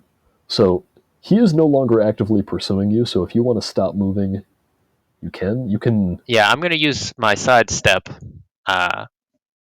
and as my movement, and then I'm going to shoot the hell out of him, I think. Yeah. So that's your maneuver. Now, if you Am I want- within close range? Yes, you're within. You're within. It's not close. It's short range. But yes, you're within short range. Okay. Well, I ask because the blurb on my talent says close. Oh, that is a mistake on my part. It should not say that. Cool. All right. Now, before you do that, there is something else you should be aware of, which is that if you want to spend a maneuver to aim, you could get a blue die on this. Although, actually, that would not be a good idea because you'd have to suffer strain for that. So maybe don't do that. But it's up to you. You know what? Fuck this guy. I don't care if it's a good idea. Blizzards don't give a fuck. All right, if you want to do that, so you'd have to suffer a point of strain to get an extra maneuver. It's already done. If you're still using your thing. All right, you do that. All right. So how Yeah, do let me read what I gave you real quick. Let's see, you have. Oh yeah, so you deal an extra point of damage when you're within short range. That should say short, It's not close. 2, I think, because I have 2 ranks. Yes, you had 2, correct. You also have a once per encounter incidental that lets you recover 1 point of strain. An incidental is not a maneuver; that's just like a free action. So you can. Well, it's 2 ranks of that, so I'll just take 2 strain off. Yep, you can just take 2 strain off. Marvelous. That is marvelous. Now, do you want to shoot him with 1 pistol, or do you want to shoot him with 2 pistols? I would like to shoot him with 1 pistol, and then I would like to shoot him with 1 other pistol that I happen to also have. Yes. Good idea. So at this range, the difficulty would normally be 1. However, when you fight with 2 weapons, you increase the difficulty by 1 if they're the same weapon, or by 2 if they're different weapons. However, if you hit, you can spend 2 advantages to generate a hit with the second weapon. Okay, so let's see. Where is my... it's gunnery... It's ranged light. Ranged light. There it is. Okay. Gunnery is light ships, vehicle right? weapon. Yeah. Okay. Cool.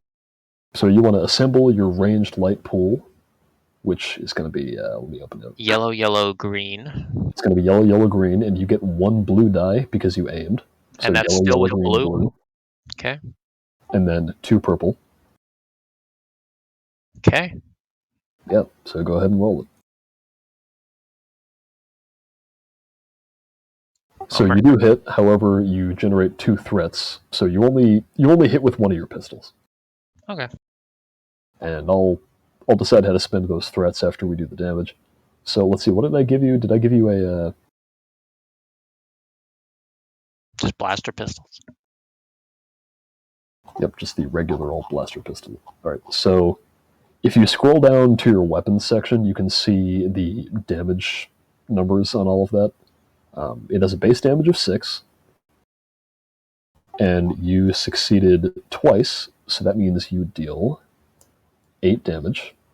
Stormtroopers have a soak value of 5, so you deal 3 damage to this Stormtrooper. So be it. Yep. However, this is also the same Stormtrooper who took that 1 point of stress damage earlier, So he is not looking good. Good. Fuck him. Yep.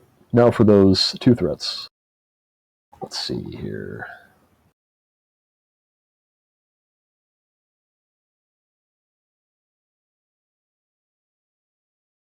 All right, he is going to aim again.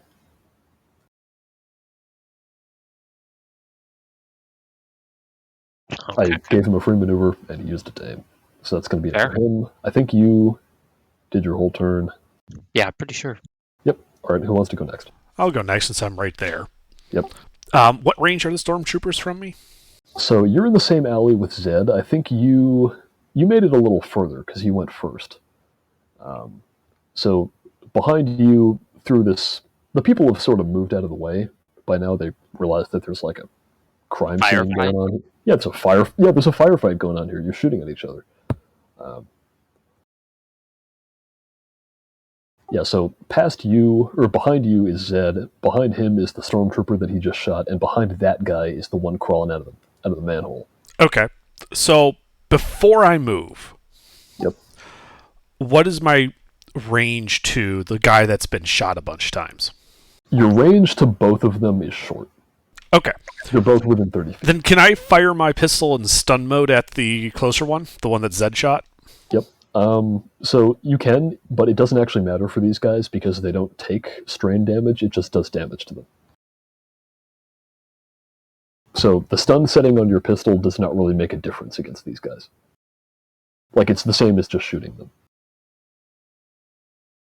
Well, maybe he wants them to Right, be but I want the crowd to see that I'm using the stun setting. I'm not shooting lethal bolts. You know what? Fair enough. And if you do this, it will not kill him. So there is that. I should have mentioned. Yeah, no, but you can do that. Yeah, so let's see. He's at short range. Let me see. I don't think I gave you anything. But... Yeah, I haven't done anything, and I've purposefully not used my maneuver yet. Yep.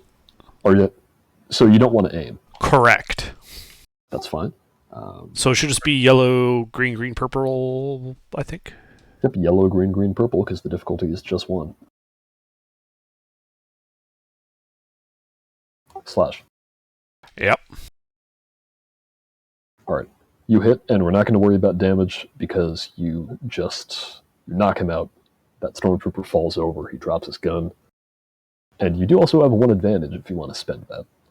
I probably did. Let me see what's on the list. You could recover a point of strain if you have any of that. If there's a small narrative thing you want to do with that, you could try that instead. When he drops his gun, does it drop close enough that I could grab it? He's at short range. You would have to be like right on top of it to grab Okay. it. So I would say you would have to move over there if you wanted to do that. Yeah, I don't want to do that. I'll just recover that 1 point of strain I have from the beginning. And then I'm going to use my maneuver to keep running. Very smart. Well, the other guy is too busy crawling out of that manhole to chase you, so you can break away from these guys. You're running back into a crowded area. Yes. So purposefully, I'm going for the densest, most tightly packed crowd of revelers I can get.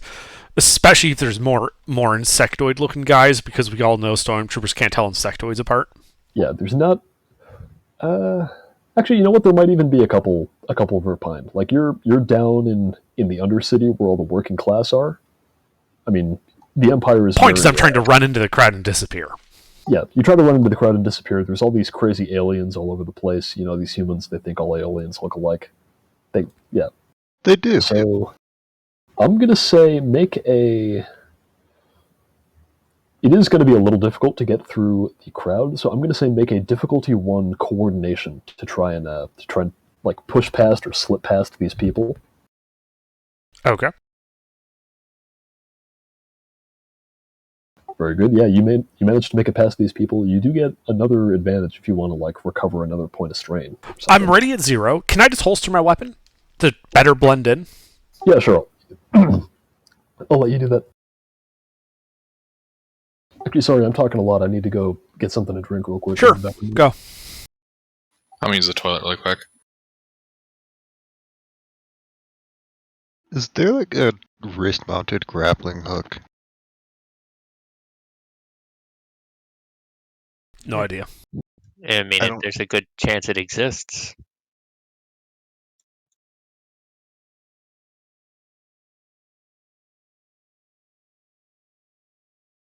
It's like the one thing I would give up my only gun for.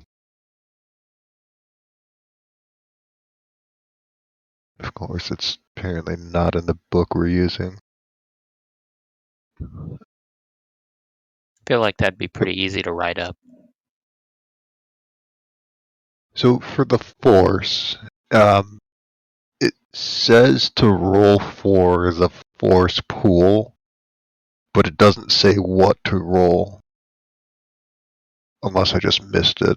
Pretty sure that's when we were rolling our Destiny stuff and we all got like dark side dice. Is that what we're talking about?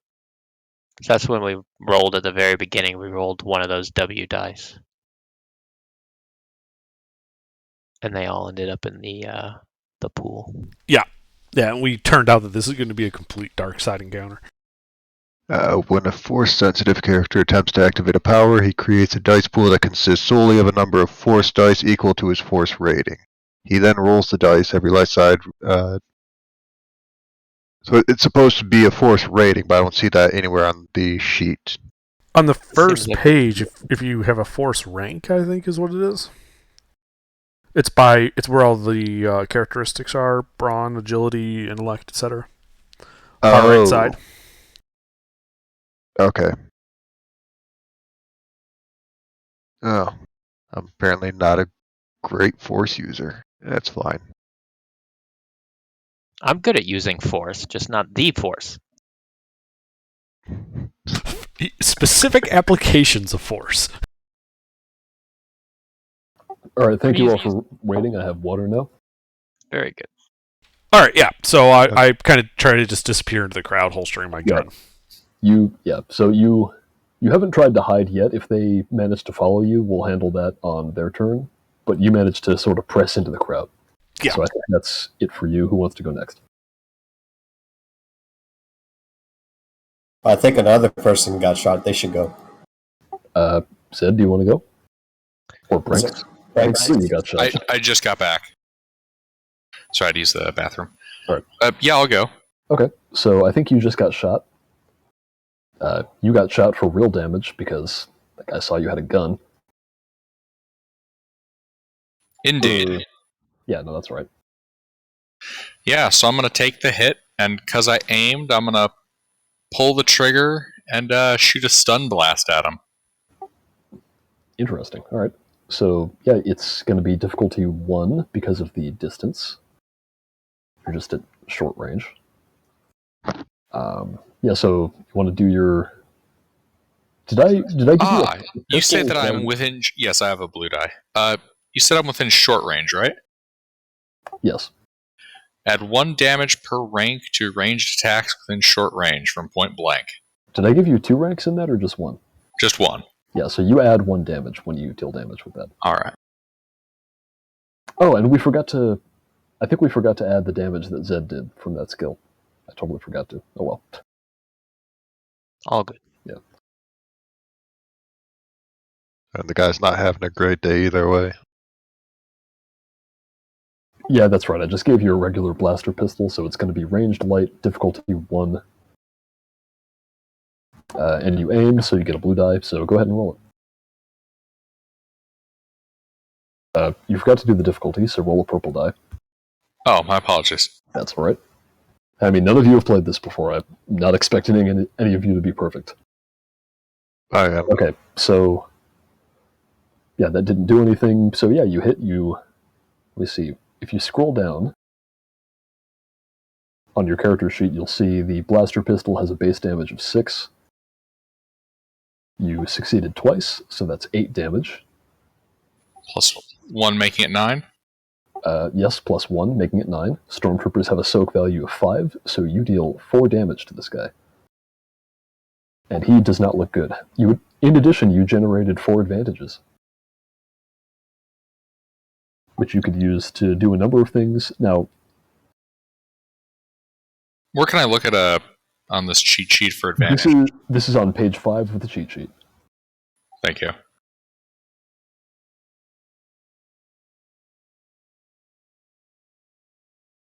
Okay. Oh, so actually, you know what you could do with 4 advantages? Let me check here.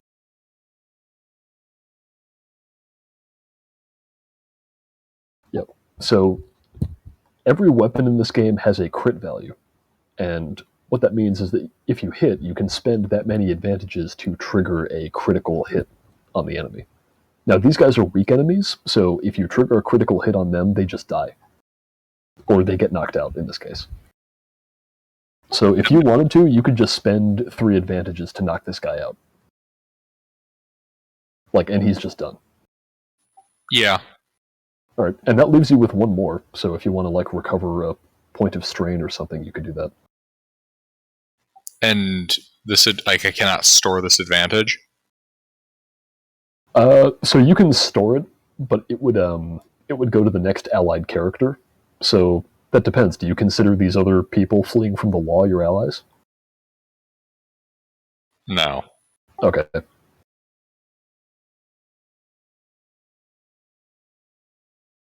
Out of curiosity, do I see any stormtroopers where I am?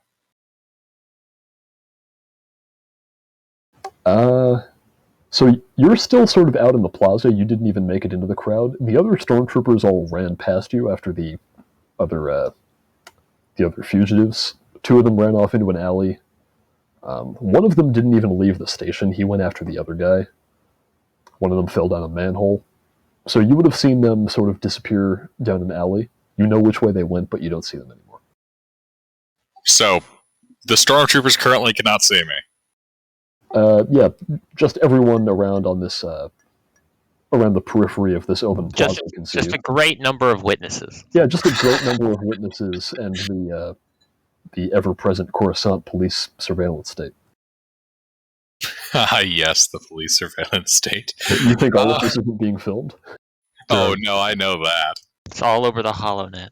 There are very few problems that a sufficient number of thermal detonators will not fix. Well, Well, you've still got your maneuver. Oh, but did you spend that advantage? I haven't spent the 1 now. Okay. I don't think you've suffered any strain. Or No. have you? Yeah, no, you just got shot. Yeah, I just got shot. So, I guess I want to head over towards the crowd. Yeah, I will say if you did spend that advantage to give a boost die to the next allied character's check, because you are the only character allied to yourself, it would just trigger on your next turn. I'm sorry, run that by me again.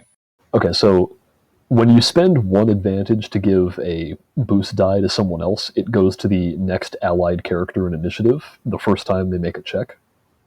But because there are no other characters in initiative allied to you, it'll just go to you again, but on your next turn. Ah, okay. Yeah, so the first check you make on your next turn, you get a blue die, if that's how you choose to spend it.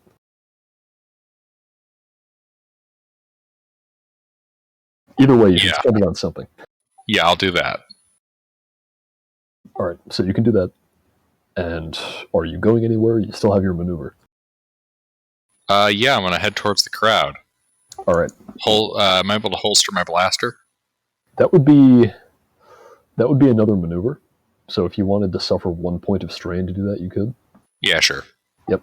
So that's fine. You suffer 1 point of strain as you run away and put your blaster away. Strain just represents your character getting a little tuckered out. Are you running in the same direction that Skitter and Zed went, or are you picking a different direction? Or are you running into the bar?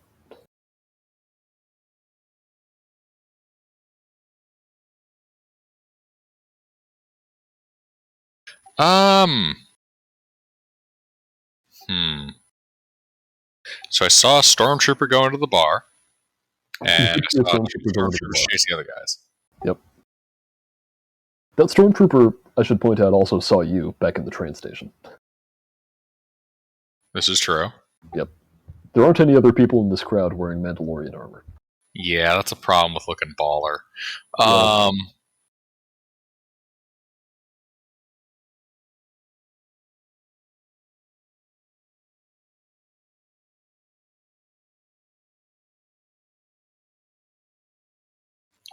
I'm going to head towards the bar, but Okay. preferably from an angle that I can't be seen out the door.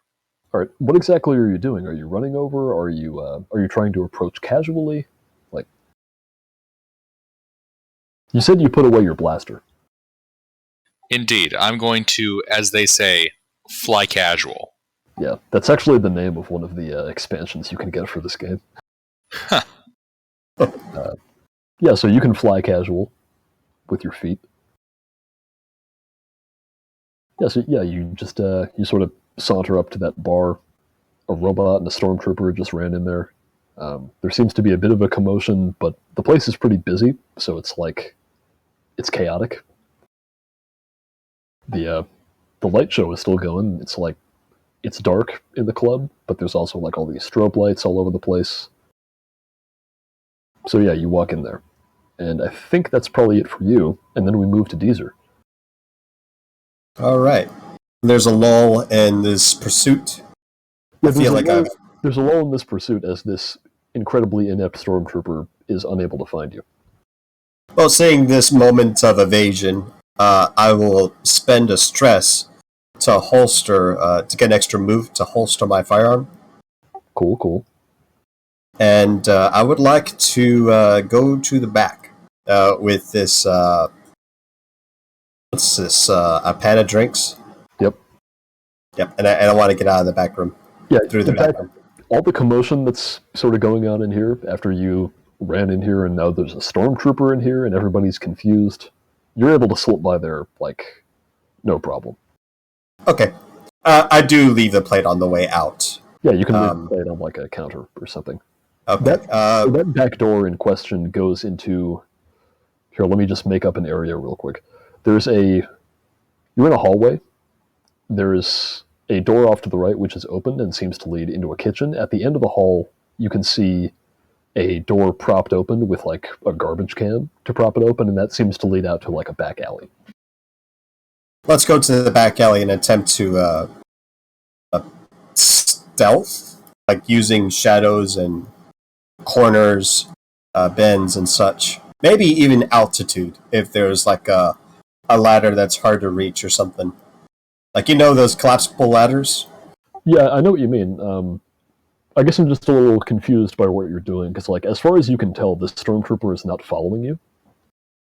Like, he was not quite able to... Oh, I've lost him. Okay. Yeah, so you tied on your skill check, which I interpreted to mean he doesn't find you, but he remains in the area, instead of thinking like, oh, he must have gone out the back or something. Oh, okay, yeah. Now I fuck off. Off. But now you've turned that to your advantage by actually going out the back.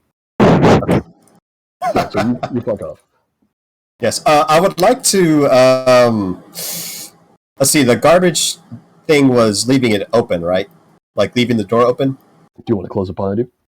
Yeah, sure. That could be an incidental. You can just do that. Cool. Just kicks it out of the way. Yep. Okay. All right, so I think that's it for Deezer. Before we... Alita, Sleuth, do you have a character? Did you pick one? Yes. Which one? The Force-sensitive human pilot. Ooh, nice pick. Alright, so... Tell you what, there was a... If you remember at the beginning of this scene, there was that NPC who ran off. Ooh. If you want, Alita, I made them a man, but we can retcon it to make them a girl, if your character is a girl.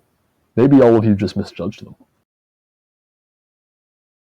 I don't know. Wasn't paying attention. I'm an insectoid, male, humans female, are- whatever. Yeah, humanoids, they all look like marks to me. So, we didn't really cover what was going on with you. You also had a stormtrooper coming after you. Now, up until this point, you've been an NPC that I was able to safely ignore. So we'll say that you did reasonably well getting away from this stormtrooper. You could have... I think I said they went off into a crowd as well. So what you could do, Alita, is you could try to evade this stormtrooper by stealth, or you could try to use streetwise to blend into the crowd. If you have a different idea for what you want to do, let me know. But right now, you're sort of making your way through a crowd. A stormtrooper knows you went this way, but they can't see you anymore, so they're looking for you. I'll go with stealth. I'm reasonably confident with that, but I also don't know how this game actually works, so we'll see. That's okay. So here, let me open up your character sheet real quick. I've got no career, 1 yellow, 2 green, so it's /RYGG. Sounds that right. Yep. So it would be /RYGG. Okay. That looks good. Big Now this numbers are guy's going good. to try to follow you.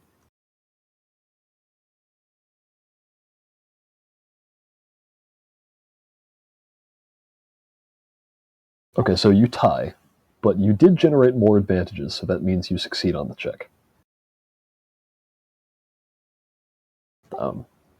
So we'll interpret that to mean he doesn't manage to find you, but you don't get to like break away from him or anything. The chase is still going. So that would have been your maneuver to run away from him. You still have your action. I don't think I actually gave that character a weapon, so you are unarmed, I think, unless I gave you a blaster or something. And I have enough money to buy a blaster. Could I do that before coming in, or? I'm gonna say no, but it's not gonna matter for this scene, which hopefully shouldn't be going on for too much longer. Yeah. But so for the moment, you are unarmed. Alright.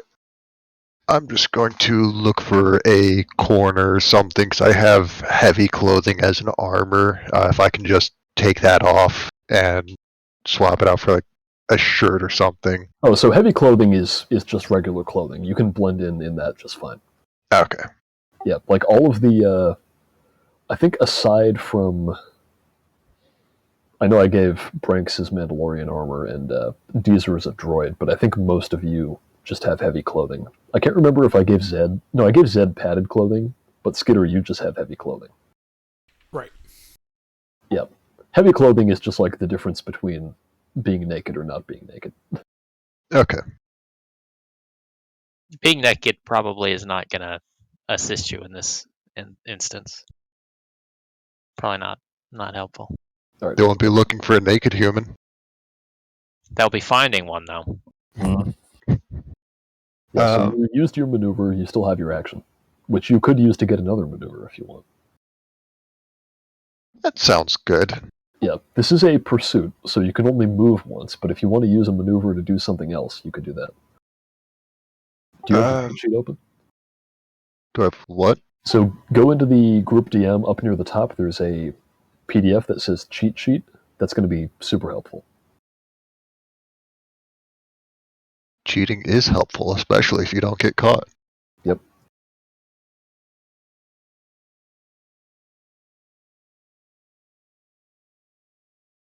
Mechanics, difficult. Maneuvers.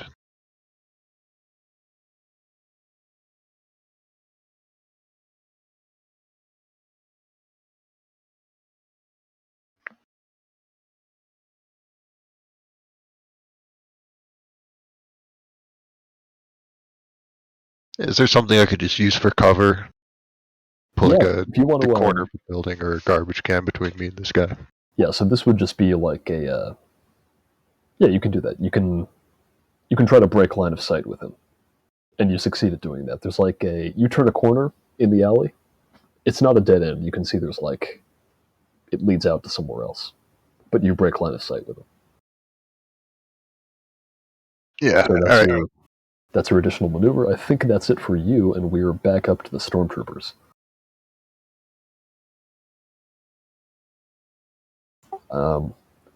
Since you did succeed on the check and you broke line of sight, I'm going to say that Alita, you managed to successfully evade him, just so that we can sort of get this scene to a close. The only stormtroopers left are the one in the bar, who is automatically going to fail to find Deezer because he's not there anymore.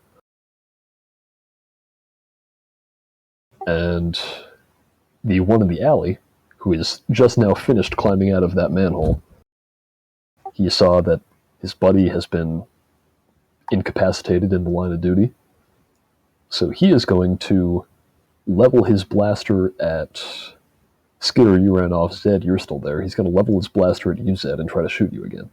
It's a reasonable thing to do. And this time he is shooting to kill. Also reasonable. I did sidestep. You did sidestep. Thank you for reminding me. That adds 1 difficulty. It adds 1 difficulty. Actually, let me see exactly what I wrote for that.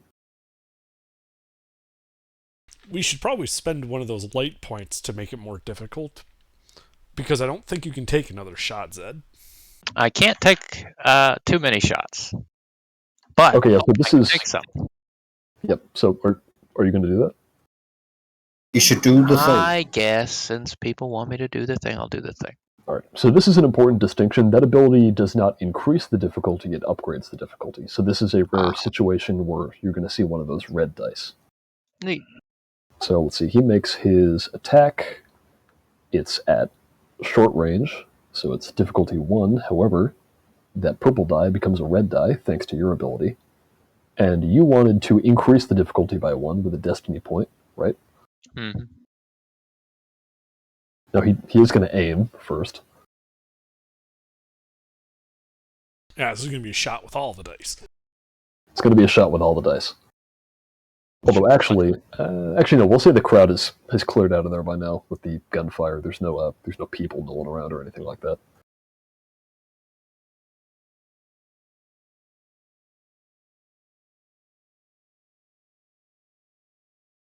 He does not hit. That's a bad result. Yeah. Yep. Yeah. So he misses you. Yeah. Blaster mark scores the wall of this alley that you're in. And I think he's going to use that to try and help the other guy maybe do something in the bar. We're going to cover him now.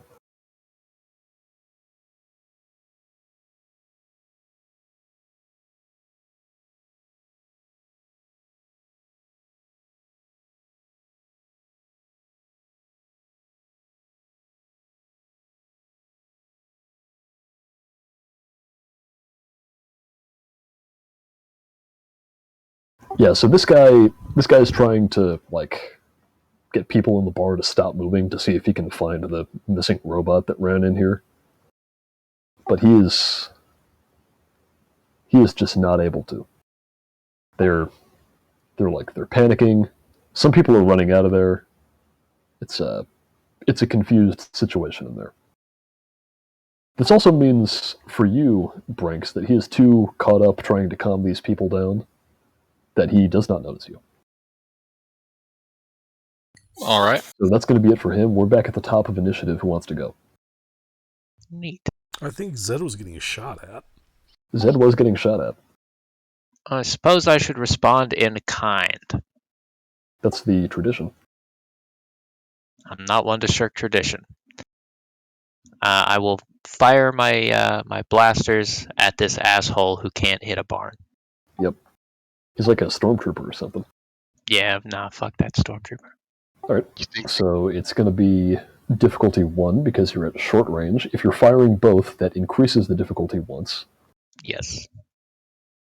So difficulty 2. And I'm assuming you're aiming beforehand? Yeah.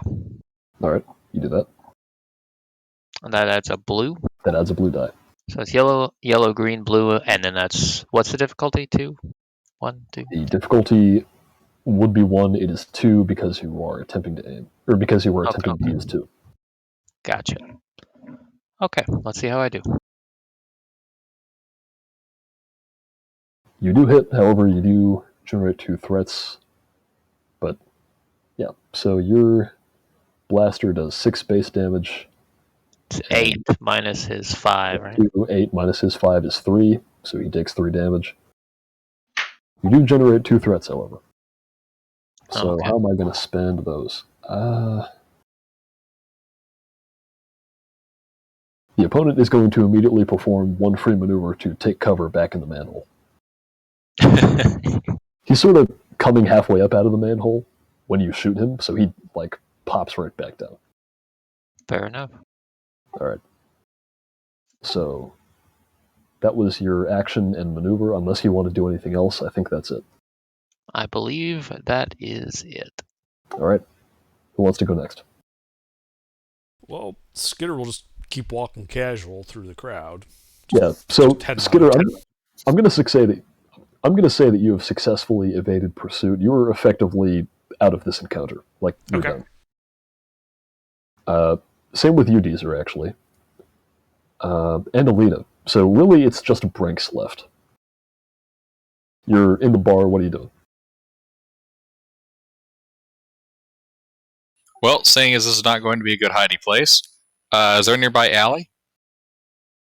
Yeah, there is a nearby alley. I mean, did you go... Yeah, you went into the bar, so you can sort of... Well, more like step by the front door, but yeah. Yeah, you stepped by the front door, so if you don't want to go into the bar, you can go down an alley instead.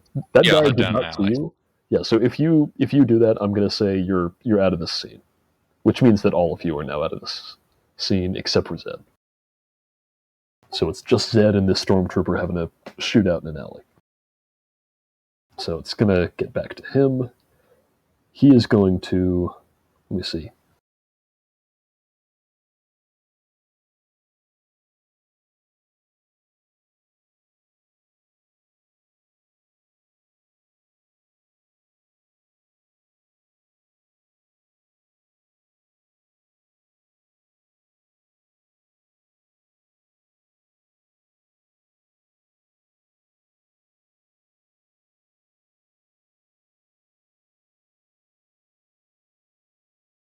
Or yeah, he's now in cover. He's going to take a shot at you, Zed.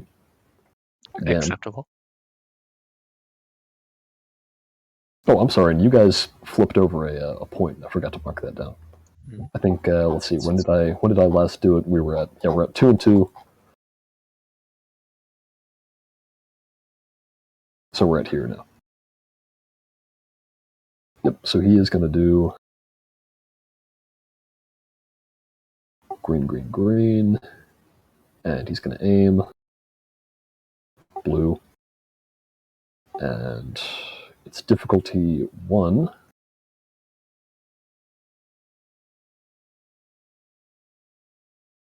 And here, let me check something real quick.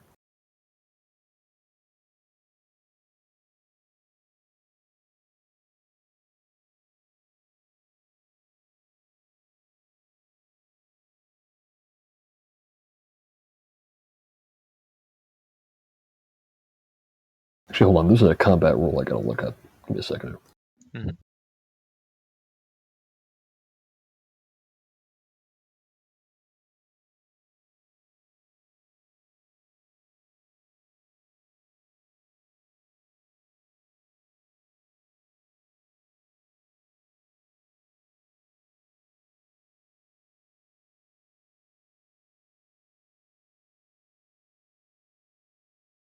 Or, whatever. I don't care.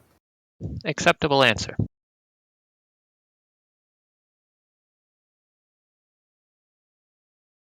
So he does hit you, and he generates 4 advantages. This is not good. So his base damage is 9, plus 1 from that 1 success is he is going to deal 10 damage to you. What is your soak? 4. So he 4. deals 6 damage to me. Does that put you over your wound threshold? It does not. Excellent. Yeah, so you take 4 wounds. 6. Yes, 6. Excuse me. Yep.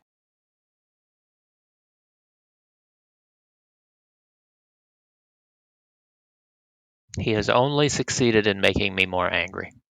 He certainly has. He's also going to spend 3 of those advantages to generate a critical hit. And because you're a player, God. we get to actually adjudicate this. Fortunately, you are not a minion-type enemy, which means this doesn't instantly kill you. Instead, we get to roll a d100. Okay. And it's like, and it says on the cheat sheet plus 10 per injury. So is that per damage point?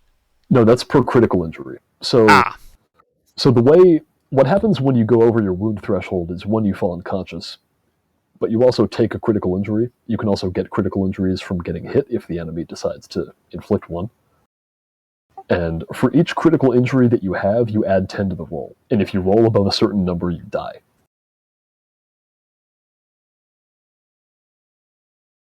Okay, Oh, no. 89. Let's see what that is. Hey, Gilbert, is your favorite 2 things death and D100 tables? Yeah, it's like a match made in heaven. Okay, you are compromised. So mark down on your sheet that you have 1 critical injury and that it is compromised. Okay. So just write compromised, and you get +1 purple die to all checks that you make until the end of the encounter.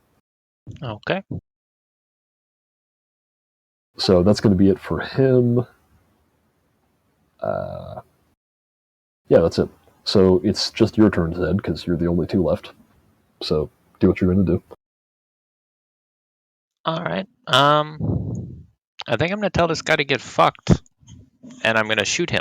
That's a wise decision. Are you aiming? Yeah. All right. Are you attempting to shoot him with 1 or 2? And I should point out, if you hit with 1, you will most likely kill him.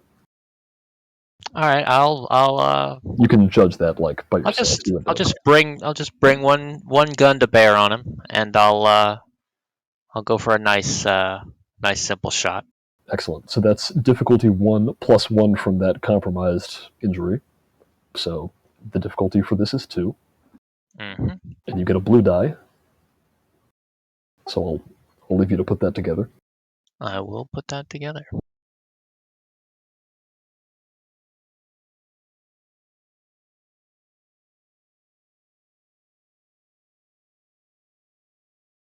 Okay, you miss.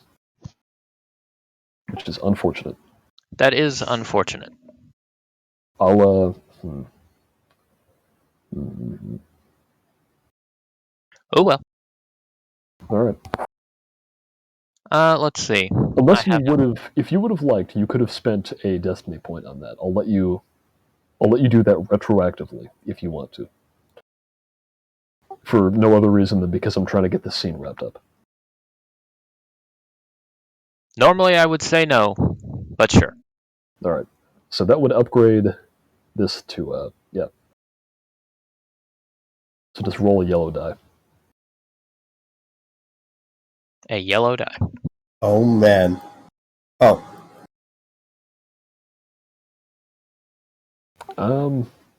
So then what, net 1 advantage? No, because that yellow die would have replaced that green die, so this actually doesn't change anything. You just get 1 advantage. Okay. Yeah. Alright, well, okay, you know what? We're just going to hand-wave this, and we'll say that, because you're like a badass Trandoshan mercenary where you're dual-wielding your pistols, so we're just going to say that you kill him. You barely escape with your life, but you kill him. Meh. I mean, this guy's ability to hit you was not great, so... And I just want to keep this moving. I will say, he was not near to killing me. Yeah. So. Yeah, so I You mean, wanna- like I said, this was not like a super close situation. So Now, if he had kept trying to stun me, we would be having a different conversation. Well, fortunately, you pissed him off enough that he was not trying to do that. But yeah. Okay, so all of you, we're going to say that all of you managed to successfully evade pursuit. One of you killed 2 stormtroopers. The rest of you managed to escape. I just stunned a guy. Yeah, you stunned a guy. Technically, Zed didn't kill the other guy. We Oh stunned yeah, him. that's right. Yeah, Yeah. you did stun them both times. Yeah, so you. There's only been 1 murder.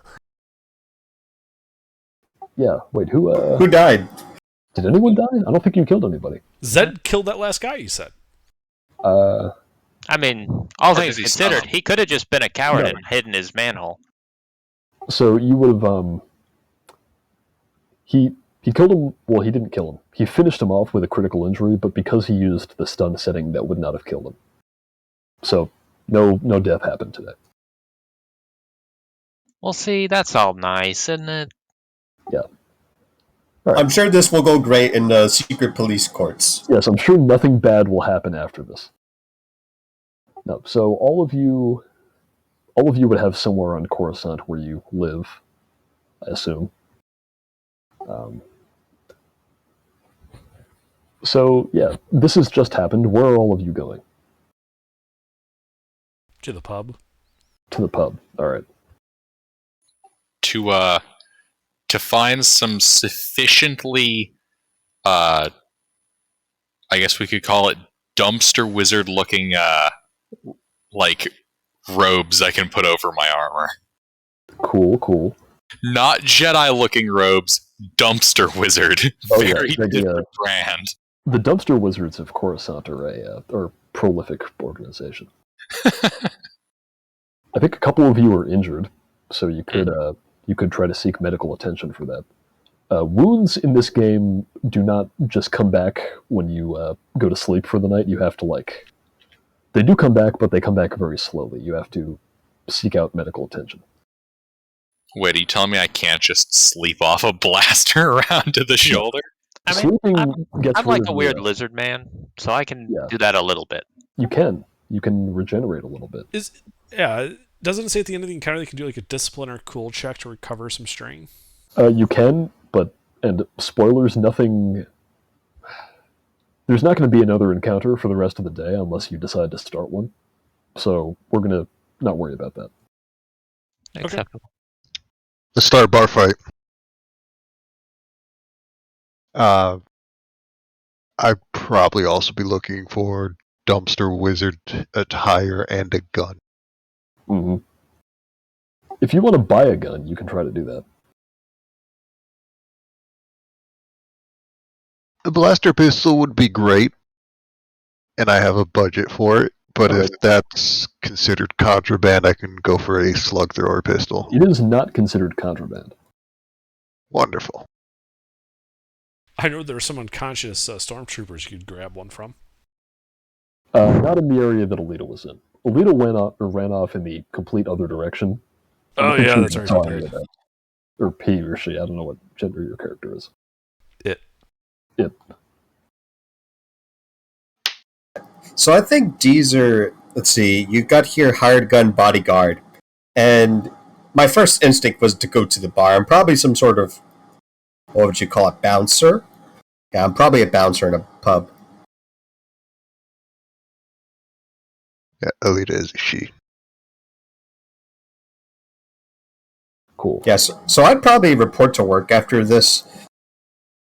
And my boss totally isn't some sort of middle of the road part of some like shady crime bullshit. It's the reason why I didn't want to be captured. Well, it's the evening, so unless you're like working nights or something, then Why not? I don't need to sleep. yeah, if you want to work for some shady criminal gang, then you can do that. Mhm. Yeah, you're a bodyguard, if that's what you want to be. Yeah. Let me just find this thing here. Rarity. Let's see. Just would want a short break to relieve a single stress. Yep. A strain or whatever. We're not going to worry about that because there's not going to be the day is basically over, so you're just going to get all of your. Yeah, in fact, why don't you just return all of your strain to 0 right now if you have any left? But Acceptable. Alita, you said you wanted to try to buy a gun? Yeah. A blaster pistol? Alright. So, I'll walk you through how this works. A blaster pistol is a rarity 4 item. It is not restricted, so you can just buy one.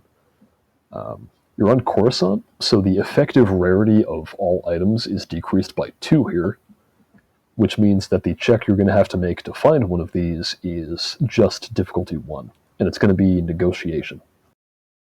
Man, they don't just have gun shops advertised on every other street. What kind of place is this? I mean, they're around, but you got to go out of the way a little bit.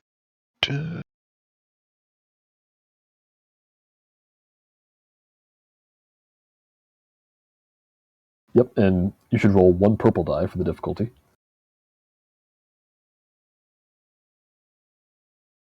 Okay, so yeah, that's good enough. Do you have enough credits to buy a? Here, let me see here. Blaster Yeah. pistol is 400. It's I have 400. 425. Yep, you can buy a blaster pistol. You are now the proud owner of 1 blaster pistol. Sweet. While you're at it, if you want to spend those last 25 credits, you could also purchase extra reloads if you wanted to, in case you run out of ammo. That doesn't happen super often, but it's nice to be prepared. So that is an option you have. If you want to keep the money, you can do that too. Where does it say how much ammo it comes with? So It doesn't really work like that. Cinema rules, I It think. comes with plot Exactly. ammo. It's cinema rules. So your guns all effectively have unlimited ammo unless they say otherwise. However, if you generate a despair on one of your attack rolls, then I can use that to make your gun run out of ammo. Yeah, And if that happens, then you would need extra reloads. I'll buy an extra reload then. Sure. It's 25 credits, so... Alright. Alright, extra reloads are 1 encumbrance, and the blaster pistol itself is... Let me check here. It's, I think it's 2? Pistol is 1. Oh yes, no, it's just 1, sorry, yeah. So regular blaster pistol is just 1, so you should add 2 to whatever your current encumbrance is. Also 1. Alright, you now have 3 encumbrance. So, oh yeah, I barely gave you any stuff, so you don't need to worry about that. I had the clothes on my back and like 2 things in my pockets. Yep. Is Zed and Branks, who both got shot, are either of you going to seek medical attention? Of course. Okay. Yeah. All right. Alright, let me remember how the Trandoshan healing works. I recover 1 extra wound when I rest or use a back to tank. Cool, yeah. So you could, how many wounds exactly do you have? I have 6. Okay, and how many do you have, Branks? 6. Okay, so let's see here. For each full night's rest, the character recovers. Yeah, so you automatically recover 1 wound when you rest. If you're a Trandoshan, you get a second one.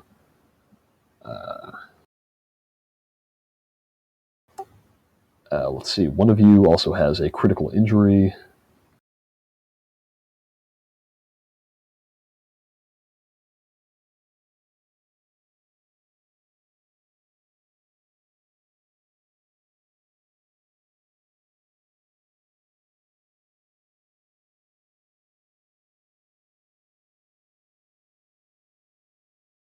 I wish there was a... there's no chart for how much this should cost. Let's see here. Yeah, so why don't each of you roll difficulty... Actually, yeah, it'll just be difficulty 1 to find a place that's willing to treat people coming in off the street. So Difficulty just make 1. a difficulty 1 negotiation.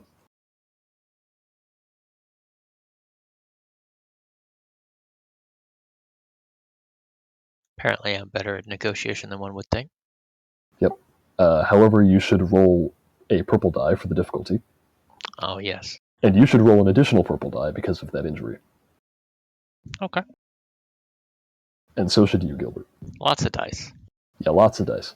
There you go. Okay, so let me see. You...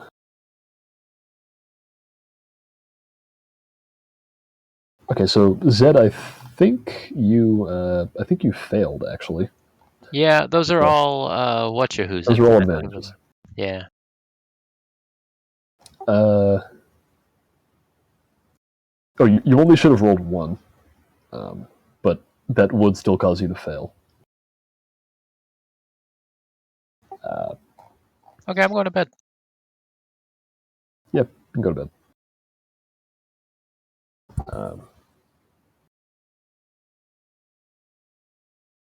Actually, no. You would have other options. So if you're not able to find somebody who can... Yeah, you're not able to find somebody who can treat your injury, but you would be able to get, stim packs that you could use to heal yourself. To get 6, you would need 2... Who are you talking to? I'm sort of talking to both of you. So you both have 6 wounds, right? Mm-hmm. We both failed to find medical treatment?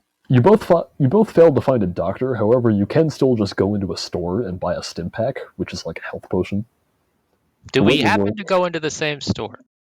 I don't think so. That's Aw, man.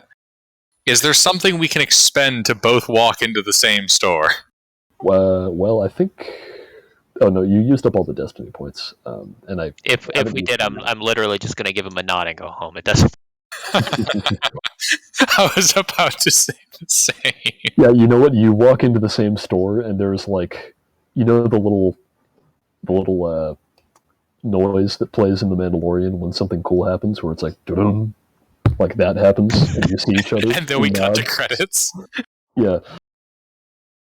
Yeah, no. So the way stim packs work is using one heals you for 5 wounds, but each one that you use decreases its effectiveness by 1.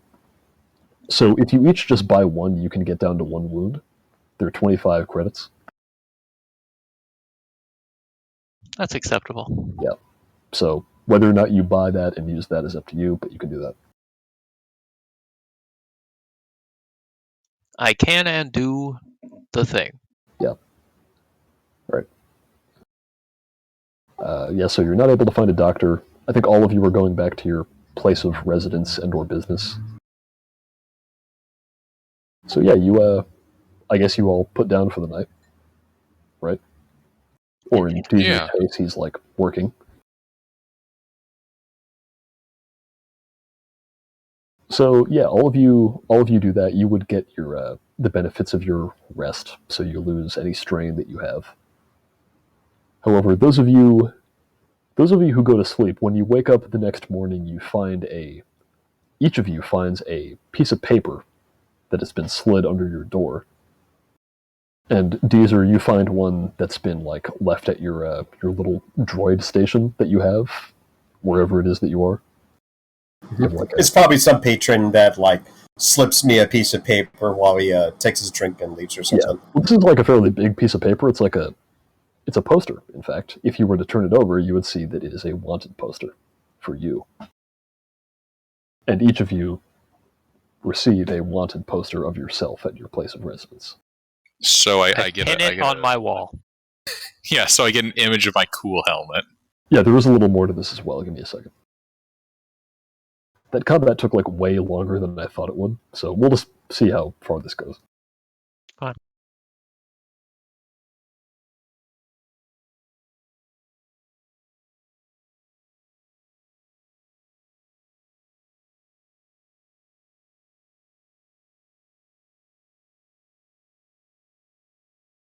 That combat took a long time, but it was pretty epic as far as like we went a long way. We like moved a lot of distance.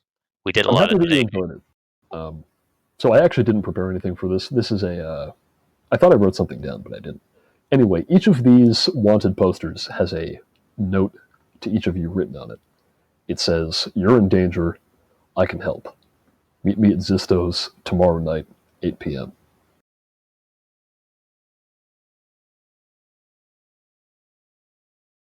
Is there some way using like computers that I can authenticate that this wanted poster is real? Yeah, it has like a Barcode or some shit. not a chain code like the Mandalorian, but it has an authentication like sequence from the Empire that you could use to verify it, and that's what it's there for. Right. Yeah, I do that. If you have access to the HoloNet at your place of residence, which I imagine most of you would also be able to see that you guys are on the news.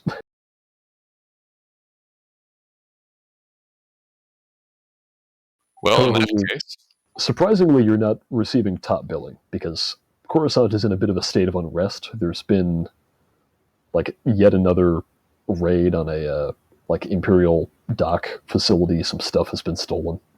Apparently, there were weapons this time. Oh, Yeah. but also some random people on the street ran away from a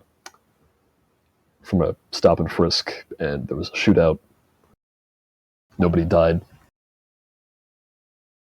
So, are face sculptors a thing in this setting? Like people that do plastic surgery or reconstructive surgery? So it is, but that kind of thing is expensive. And the type of people who offer that sort of service to criminals on the run would be like a black market type thing. and Also, you're a super droid. sketchy. Hey, but I work for a guy. Just considering my backup options in case Yeah, this no, I thing mean- turns out to be a trap. I mean, if you want to get plastic surgery, they could. Wait, aren't you a droid? Yeah, I am. you could have like a plastic mask attached to your face. Oh my god, that'd be terrifying. Yeah, it wouldn't. Well, be just a very different convincing. barcode or something, you know. I imagine there's many models such as myself. Just change the identifications. Probably File off the actually. serial Yeah. numbers. File Yeah. off the serial number, change your coat of paint, and like swap around a couple of plates so that you have dings in different spots? So it's not quite that simple, because these are, you would know as a droid that droid personality cores have a tracking number like built into them, and changing that is not easy. You would need to seek out the services of a black market slicer who specializes in like basically filing off the serial number, but way more complicated. I see. I mean, I could also just factory reset you. No, it's not just that. It's on like a hardware level. It's a hardware level, but also it's an architecture level. It exists within the nebulous realm of Star Wars technology, where it's whatever prevents you from getting Well, I'm away. just saying, if they did a factory reset, it wouldn't be your problem anymore. It'd be the new version of you's problem. There is that. Sounds like the the MAC address on a motherboard. Yeah, it's designed to be set at manufacture and never changed. So changing it is not easy. Well, while you consider that, I gotta go pee. Yeah. all right. Do I still have that critical injury? I'll have to ask him when I get back. Honestly, I don't know how those work. My mind got boggled by paper. So who wants to steal an Imperial ship and make the headlines tomorrow?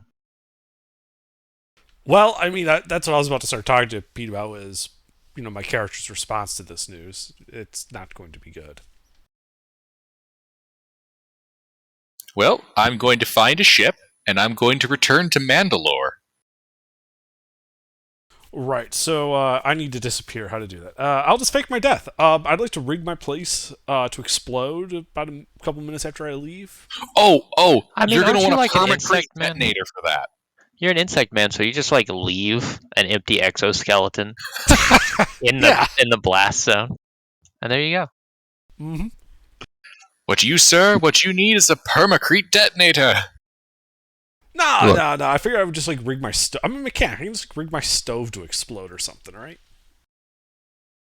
Look, it's like I said before. There are very few problems that a sufficient amount of thermal detonators cannot fix. If you still have a problem, it's because you didn't use enough thermal detonators. I got mechanic skill. I could probably figure out a way to fake my death if I need to. We all fake our deaths and just show up. Spontaneous. During the exact same hour of the same day, 6 apartments all exploded for no apparent reason. Okay, I read the critical injury. It's until end of encounter, so I'm pretty sure that's gone. All right, thanks for waiting. Welcome back. Am I correct? Correct as well. My critical injury is gone. Compromised is +1 difficulty until end of encounter. So the effect of the critical injury is gone, but you still have the critical injury. Okay. So exactly. I know that's a little, So the effects of critical injuries are different things, but the critical injury itself sticks around permanently until it is healed. However, it is a new day, so if you wanted to try again to find somebody... Oh, and I'm sorry, I shouldn't have had you add that purple dye. The encounter was over. But whatever, you can try to find a doctor again. Actually, here, as recompense, I'll give you guys a destiny point. Cool. Neat. There you go. Sure, I'll try to find a doctor again. I don't remember. So it's negotiation to try to find things for sale, and it would be, I think we said just difficulty 1, because you're on Coruscant. Things are very easy to find here. I get a lot of these advantages, and I don't know. I don't get a lot of successes. Okay. So, Branks, I don't think you are critically injured. No. Did I give you a critical injury? You don't need to find it. Oh, I don't need to find a hospital. But he does have 6 wounds. If you bought stim packs, you don't. Okay, so those were all fixed by the stim packs. Okay. So Stim pack 55. If you bought 1 stim pack, that would fix 5, and getting a good night's sleep fixes 1 additional wound.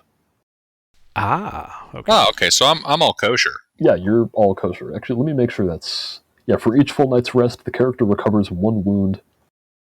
And actually, Zed, you would recover 2, but it doesn't matter for the math. That is so all of you are hunky-dory, aside from Zed, who has this lingering injury going on.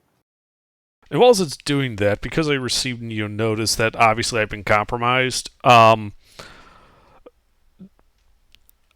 like to make it look, like get my stuff together, grab the go bag and all that, and Yeah, then I got that. and then I'd like to set the state. Like, do I have any? Do these insectoids shed? Do I have like old exoskeletons laying around? I don't know off the top of my head, but we'll say sure, because I Okay. like whatever you're planning here. All right. So I'd like to arrange one of these molted skins next to the oven. Then I'd like to rig the oven to explode in about 5 minutes. Okay, so Give me a you're going chance to get out. You're going full Kevin McAllister here. I'm faking my death and hiding. Yes. I like it.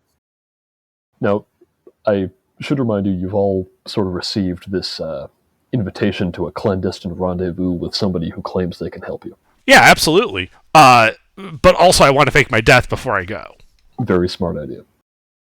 So, The Empire's after me. Fuck them. yeah, Zed, you were not able to find a doctor who is willing to treat you. Well, I'm all over the news. Reasonable. I mean, you're on the news, but you're not all over the news. And also, there's like a lot of Trandoshans on Coruscant, so they're not just gonna Trandoshans with blaster wounds. I mean, who wants to treat a Trandoshan in the first place? They're fucking Trandoshans. Yeah. There is also a lot of crime on Coruscant. Also, I may or may not have hissed and snapped at several of the people I was interacting with. Yeah, maybe the problem is your attitude. All right, yeah, so you were not able to deal with this injury today. So unless any of you are doing anything else for the day, if you want to buy anything, now would be a time to do that. But No, I'm just rigging my place to explode, and then I'm head to the underground until it's time to meet. Yeah, so I'm curious, how are you? Yeah, you could have like a. Well, I'm a mechanic, and I assume that they use some type of electrical stove type appliance, right?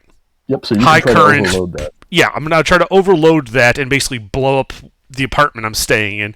I want one of my molted skins on the floor in the kitchen right in front of the stove, so it looks like when it exploded and destroyed part of the apartment, if not all of it, I was caught in it. Leave DNA evidence behind that I was present in the explosion. Yep. So I would say this would be a difficulty 3 mechanics check, because making an oven explode big is not the easiest thing in the world to do, but you know what you're doing. So Just put a rusty ball of iron and some aluminum foil around it, and then turn it on high. You have a pedestrian point we could use. I don't think we really need to use it for this. Yeah, but it'd be cool. Do you guys want to? Do you guys want me to? Yeah, do it. I don't know. It'll be All right, cool. Sure. Okay, we'll spend the destiny point then. all right, Cool so that's bug gonna don't decrease look the at difficulty explosions. by 1, so it's now difficulty 2. Okay. You can make your mechanics check. You succeed. You think that this thing you've rigged up is going to work exactly how you expect it to. It's going to blow later in the day. No. It's going to blow in 5 minutes. That's what I said. It's going to blow in 5 minutes. I said it, put the hood up on the clothes I'm wearing, and just walk out the door. I only take my gun and my go bag. I leave the keys and all that behind. Cool bugs don't look at explosions. Yeah, and I'm assuming you're taking your gun also. Yeah. I said my gun and my go bag. The go bag is really just my clothes and shit. Yeah. Basically, all the equipment that was on my character sheet. That's all I take. I leave everything else behind, including the key to the place, so that it looks like I actually was there. Cool. Yeah, so you can do that, and you think it'll be pretty convincing. Are the rest of you doing anything? Yeah, I'd like to use my background with working with the CD organization to see if I can find a list of potential slicers that'd be able to help me with my problem. So, yeah. So I think you would know better than to go directly to your boss or your client about that, because that would kind of compromise your relationship with them. But you know people who know people. So I'm gonna say.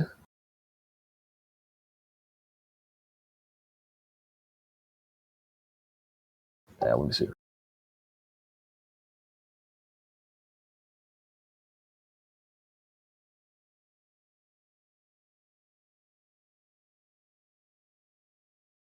Yeah, why don't you make a... we'll call it... So that you're trying to find somebody who can, like, spoof your ID thing. Basically, yeah. Yeah. Using the equivalent of thieves can't say something mundane but mean something completely different. Oh, yeah, so you're trying to be subtle about this, but you're looking for people who know how to do that. Yeah. Trying to make new connections. Yeah, okay. Why don't you... I mean, it's not going to matter because you kind of suck at all of these checks, but it's going to be Knowledge Underworld, which is just one green die for you, but I'm going to give you 2 boost dice on this because of your RP connections. Cool. How do I do boosts? BB? Yep, BB.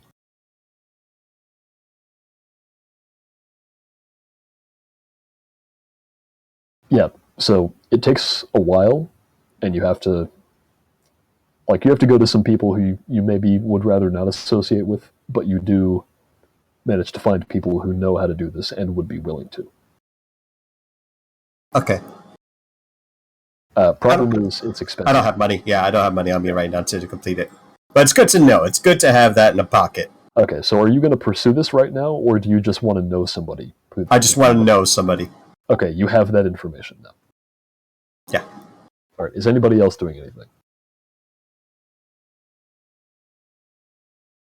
Yeah.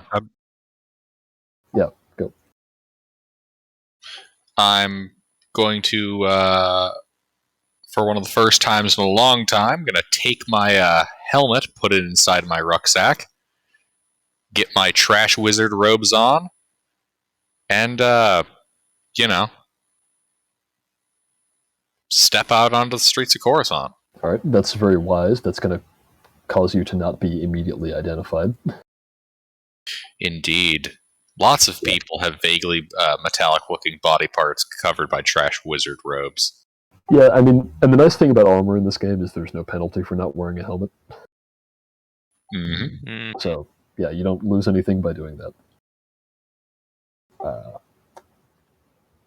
No, if that's everything, are all of you guys going to this rendezvous? I believe that is where I smell plot, so yes. Yeah.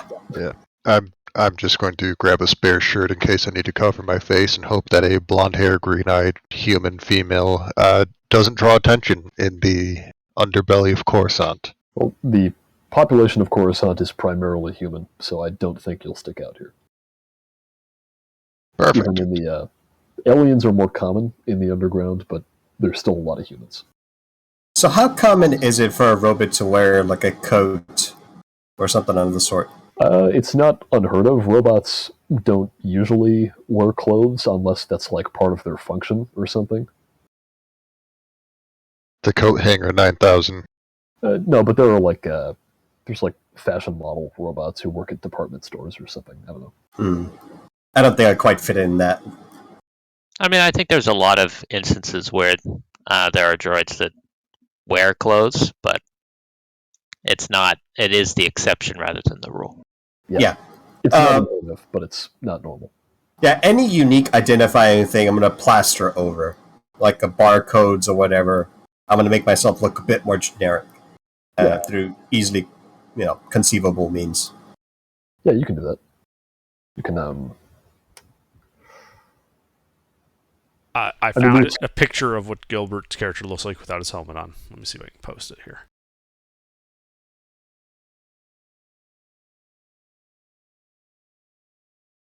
Yeah, I mean, you can cover all of the.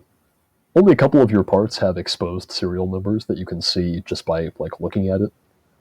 But yeah, but you can tape over those or something. Great. All right. So, are we all going to the rendezvous? Yep. Yeah. There's still a fair amount of time since the start of the day before the rendezvous takes place, right? You have a whole day. It's at 8 p.m. All right. Well, I'm a Mandalorian, and I'm going to a meetup. I am, of course, going to scope the place out. Am I able to use my knowledge skill in warfare? In warfare? Yeah. To do what? My knowledge, I don't know. I guess it would be in this case, urban warfare to kind of scope out this rendezvous point. Get an idea of lines of sight, escape routes, ambush points. Reconnaissance. Yes, that Yeah. you can do. Yeah. So Uh, you would have all been able to use the HoloNet to find this place, Xistos. It's a bar. It's not far from where all of this happened. Branks, you're going there first to scope the place out. This place is a hole in the wall. It's got also, well, primarily it's got one. The main entrance is like a set of stairs going down to give you an idea of what kind of place this is. So this is like an underground bar in an underground city. Yeah, it's not a huge place. This is like,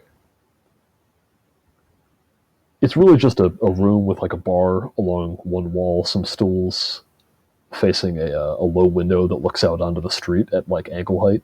One of those places. And then there's like a couple sabacc tables. There's like a space pool table. I don't know what they play for pool in Star Wars. However, Bazak. you Pure Pazak. Pure Pazak. Yeah, so that's the first thing you see. If you want to roll this, there might be some additional info you could get. Oh, yes. All right. So I'm going to say this is... It'll be difficulty 2, not the hardest thing in the world to find. I also have some recon I'd like to do. Okay. Are you going there? When are each of you going there? Branks, you answer first. I am going quite literally at the start of the day. I basically get this, I burn the wanted poster on the stove, I put the helmet in the bag, I get my trash wizard gear, and I put my armor on trash wizard gear, and I'm going. Okay. And Alita, when are you going?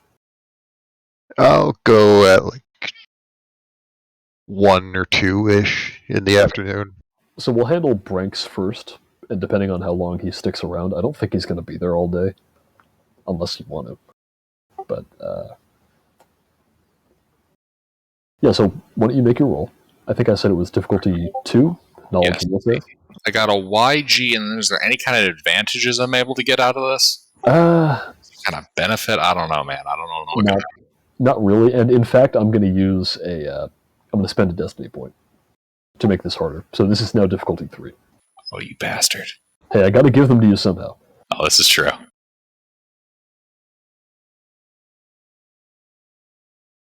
Yeah, so it takes a while, but your search for like a back exit leads you to realize that you would strongly suspect that the inside of this bar has like some kind of connection to a little garage out the other side. There's not a speeder in there right now, but there could be. Like it looks like there's a speeder that parks here. It's not there right now, but you would suspect that. And you think that the inside of the building like connects the two. Already. Out of curiosity, is there a section around here that seems like it by either of these entrances that seemed like they would be appropriate? Let me put it this way: what's the homeless situation like here, or the situation of people kind of taking a nap by the curbside? So homelessness is interesting in Coruscant, because Coruscant is so big and runs so deep that if you can't find a place to live, the answer to that is not usually to live on the street, but to just go deeper until you can squat someplace. So there's not a ton of people just like sitting on the curb begging for change. You'll find it sometimes, but these are... It's not common for people to just be out on the street with nowhere to live, because those people all just go deeper into the Undercity until they can find a place lawless enough that they can squat. Right. There's always a vacancy on Coruscant. Just you have to go deeper into Sometimes the more you have to make pleasant one. regions. Yeah, it just gets progressively shittier and more dangerous the deeper you go. Coruscant, there's no housing crisis. There is, however, a problem with lawlessness. Yeah. We solved the housing crisis, but the city is now unpoliceable due to its massive size. Yeah. In that case,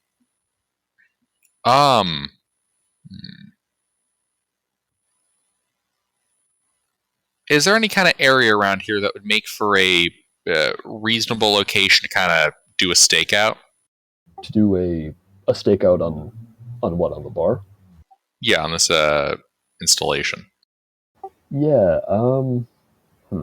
Well, right across the way there is another bar. This one is a bit more upscale, though. It's like a... Actually, you know what? It's not a bar. I changed my mind. There is a diner. And that window lets you see across the street to the front entrance of Zistos. If you were to, sit at the diner seats in front of the window, you know what I'm talking about? Mm-hmm. Yeah.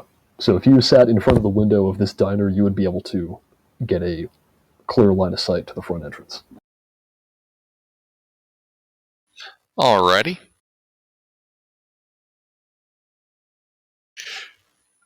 Yeah, in that case, I will head to the diner first, and kind of over the course of the day, I'll kind of shuffle around between the various locations here. Mm-hmm. Just to not attract attention. Yeah. Have you ever played an Assassin's Creed game? Yeah. Yeah, I'm doing the equivalent of I sit on the bench for a little while, then I walk with the crowd, then I sit at a different bench for a little while, and I kind of do this until the appointed time. Okay. Yeah, I'm gonna say you could do that. There's no danger in doing that. But you're staying there until the appointed time. So eventually you would see the person who was with you on the train, Alita. Now, Alita, I'm curious, what exactly is your you're a Force user. Yeah. So what exactly is your background with that? Like the character background or connection to the Force background? No. Well, I mean, so let me put it. I'll put it to you a different way. So you're on Coruscant. Order 66 happened at a while ago, years ago. 20-ish years. Yeah, something like that. A lot of Jedi did go into hiding on Coruscant. It's very easy to do that. So you might have been a Padawan who escaped the Purge, or you could just be a random person who developed Force powers. So I'll leave that up to you. If that happened 20 years ago, I would have been 3 at the time, so I was just lucky wasn't around any stormtroopers, and nothing ever came of it, and I just haven't mentioned it. Okay. Let me think here. Okay, so the NPC that I had you take over for was the one who set off that smoke bomb. They were... Yeah, you missed this part, Sleuth, but those stormtroopers were looking for the suspect in the sabotage of the Imperial transport. So I'll ask you, do you think your character would have done that? I mean, I am a pilot. I know how transport works, and it's not cool that they killed everyone who could have taught me how to use space magic. So yeah, I've got a bit of a chip on my shoulder against these guys. Okay. So the reason I asked you that is because that NPC was originally going to be part of a guerrilla terrorist cell who is trying to fight back against the Empire and have been doing so ever since the Battle of Endor. Oh, the Rebel Alliance. So the Rebel Alliance is not connected with these guys yet, because the Alliance can't get anywhere near Coruscant, so these guys are more like an independent group. The better Rebel Alliance. Yeah, the better Rebel Alliance. So if you want, you can be sort of in with those guys. It's the Nobles Liberation Front. You know it. Yeah. I know it. Let's not, Alright, yeah, so Alita, you sabotaged an Imperial transport. You almost got caught on the train, but thankfully you had your escape hatch, your smoke grenade, you set it off, you ran away. Everybody else ran away, and now all of you are wanted fugitives. You show up at this bar that you've been told to meet at, around the middle of the day. Yeah, so I'm going to look for surrounding alleys, surrounding buildings, anywhere I would position a sniper if I were to try and bring someone here for an assassination. So the funny thing, this is an underground bar. So if you're inside the bar, you can't even you can barely see in. Like from the front entrance before I go down the stairs. Oh, so you're looking for places that can see the front entrance? Yeah, Yeah, like there is a diner across the street where you can see the front entrance. There's if you look up, you're in the middle of like a bunch of tall buildings. There's residences above, so somebody in one of those could probably get a shot on you out their window. all right. Then I'll head and look for where I would go if I were trying to stay out of sight and shoot somebody across the bar or whatever the hell. Yeah, I mean this place is kind of dark and dingy, and it's the middle of the day, so it's like practically dead. There's just like two people sitting at the bar, not talking. Um, but yeah, like behind the Pazak table, there's like a couple booths near the back where it's particularly poorly lit.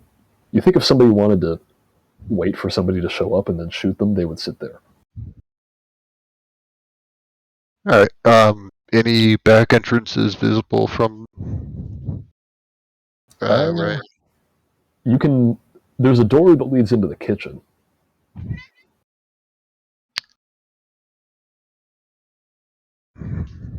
This bar apparently does serve food.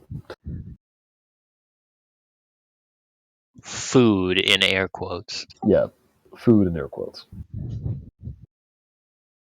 Ooh, I wonder if they have diced Nerf. All right. I'll just hang around for a bit. Okay. Well, your meeting is at 8 p.m. When would you have come here? 1 or 2-ish. I'll Okay. hang out for like half an hour, mope around, see if anyone wants to be distracted with a game of Pazak, and then There's just leave. there's two people here, and they look like the kind of regulars who just come in to sit at the bar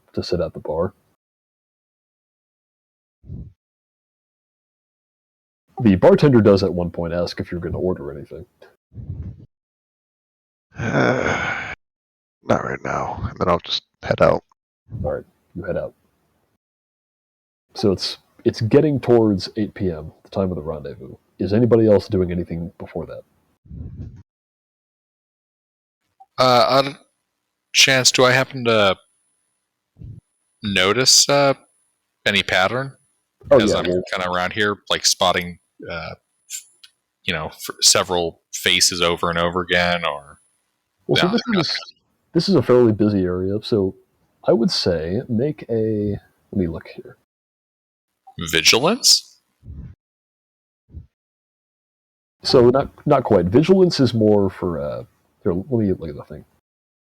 Vigilance is initiative, isn't it? Yeah, vigilance is more for not getting caught off guard. This would be perception.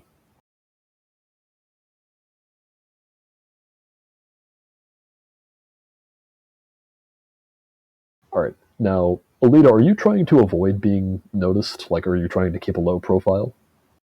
Yeah. Okay.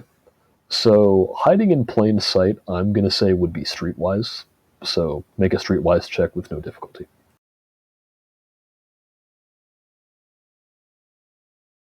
Okay, well, you don't succeed, but yeah, Branks, you recognize the nondescript human woman from the train. And you see them go into the bar around 1, and they come back out a bit later.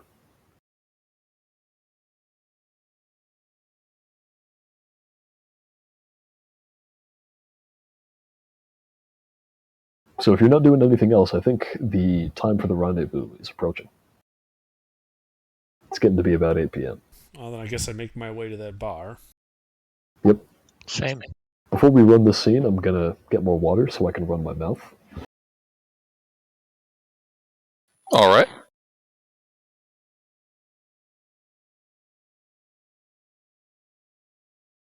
This is pretty fun. I'm having a lot of fun with this. I like this Good system. system. It's a good system. I take it. Just imagine if Shadowrun went this smoothly when we were trying to do anything there.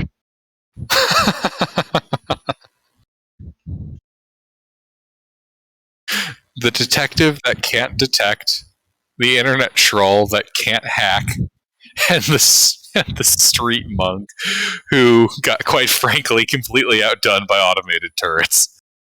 Yeah, I was an internet troll, not an actual hacker. What'd you expect? God, that has got to be the single least effective session we have ever had, but easily among the most fun. 4chan McGee? I recall a particular session where one of us went into the encounter, or like went into the dungeon alone due to poor communication, and then died and fell out the window, and we had to retrieve the package from the ground outside. Threw himself from the actual. I didn't actually make it out the window myself. I got the package out the window. That's true. He wasn't alone. He had his AI battle buddy supporting him. What the fuck are you talking about, you asshole? You could leave my built-in hard drive whenever you wanted. Alright, I'm back. But I didn't until you were dead. And besides, I had all those drones blow up the wall. Seriously, the amount of money they made off my corpse is ridiculous. Mm-hmm. I should have made that target too. Seriously, it's like, I made a feedback. profit of 2,000 new yen at a cost of a bio drone that cost over 100,000. I was only there for one of the Shadowrun sessions, but I hope this does not go as badly as that did. So far, it hasn't. Yeah, so far you haven't blown up McDonald's in terrible fashion. Right, I just blew up my apartment. Holy shit. Yeah, so Branks, you're scoping this place out. It starts to get busy around 5 to 6, and when it's about to be 8, the place is it's still not really busy. This is clearly not a very successful bar, but there are more people there.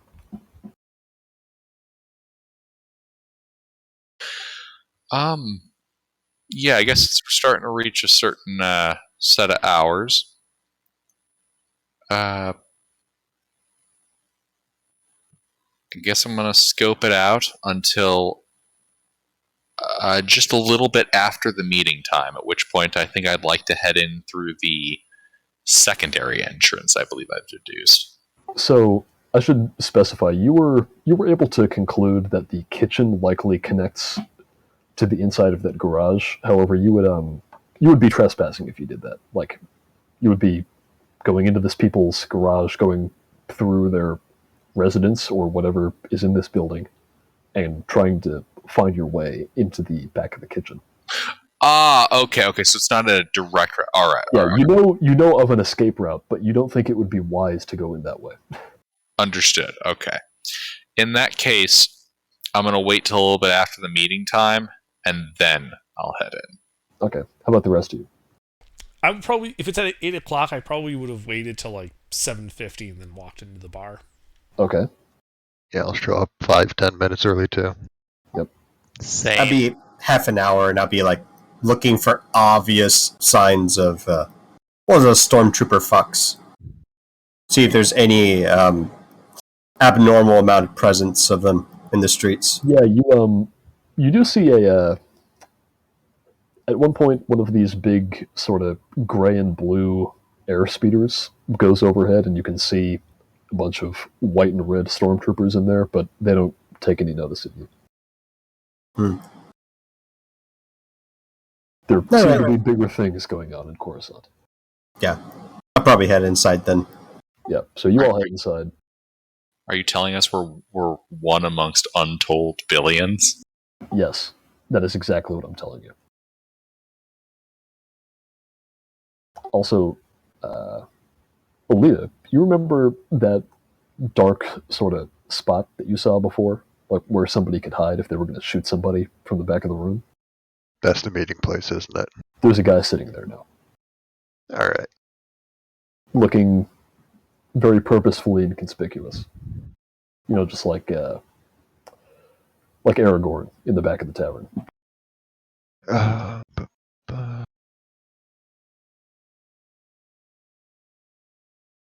all right.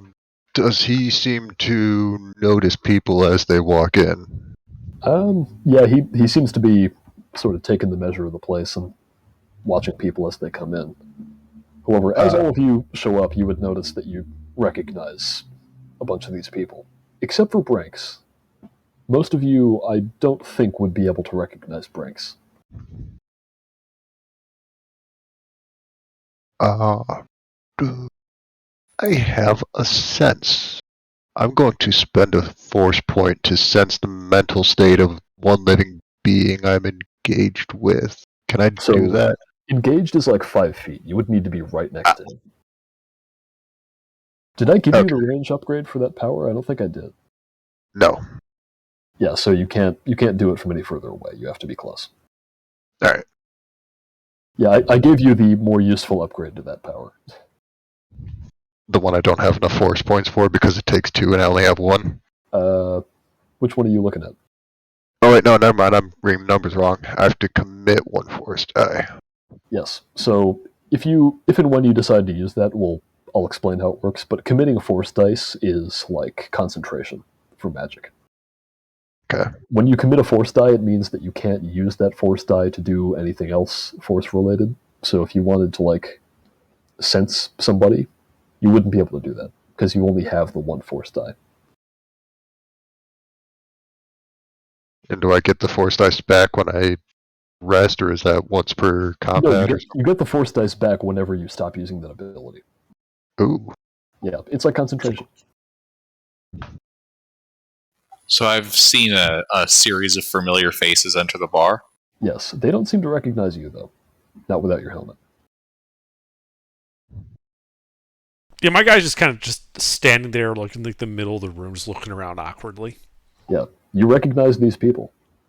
You all recognize each other, except Rex.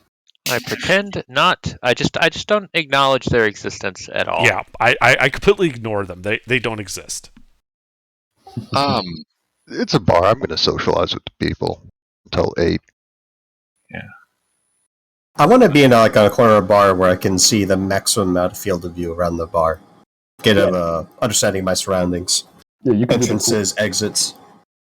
You can do the cool guy thing where you sit on the bar stool and then turn around and put your elbows on the bar. Bartenders love that when you do that. I will sit at the bar at the end, away from any other patrons. And I will not speak to anyone except for potentially hissing at the bartender if he does not bring me something. Yeah. The bartender, notably, does not seem to have any problem with droids. He's also a Gamorrean. Yeah. Does he serve motor oil? No, he doesn't serve motor oil. He serves that like weird alcoholic blue milk that you can get. Huh. Yeah. Would he take sweet. ammunition for barter? Does he barter? Do you not have any? Did you spend all of your credits? I have no credits. I didn't That's right, spend I any. didn't give But you any money because you're a droid. You don't need any blue milk. I don't know what anyway. you're going to buy here. You can't drink.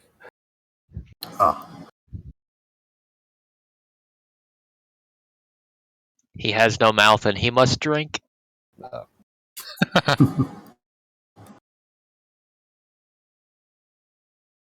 right. So, as you guys show up, people sort of start to gradually filter out of the bar. It's not super busy. There's like a couple of other patrons there when you come in. But that guy in the back of the corner that you noticed, Alita, remains there. And he would eventually stand out to the rest of you as well. He's not being super stealthy. He's very much just sitting back there, sort of having a look at all of you. And after a while, the last person who isn't one of you or him leaves the bar, and then Alita, and maybe others if you've noticed him, it doesn't really matter. You would see him. He gives like a bit of a nod to that Gamorrean bartender. He like goes into the kitchen, and then the guy in the back of the room stands up and he lifts his He's got sort of like a wide brim hat on, and he greets all of you. He says, "So, I take it you all got my cards." I did. What is this? This is your ticket to freedom. So, I'm sure by now you've all realized the amount of shit that you're in. Something like that. It's hardly headlines, but a little bit of trouble. Well, let me tell you, it's going to be a little bit of trouble right now, but before too long, it's going to be a whole lot of trouble for you. The Empire is slow, but they don't give up easy. I can tell you, if you stay on Coruscant, they will track each and every one of you down. You offering a way out? I'm offering better than a way out. I'm offering a ticket off planet to each of you. Something that most of these people can only dream of. But I need all of you to do a job for me. Well, all my other job prospects are fucked, so I say in hisses and clicks. Alright. Now, before we make this deal, I should warn you, it's going to be dangerous. Not as dangerous as staying here and waiting for the Empire to catch up with you. But it won't be a cakewalk either. Can I force sense to get a read on this guy's emotional state? He has walked up to all of you. You are now close enough. I'm so going to do Alright, so the way you do that is you roll a white die. You do /RW.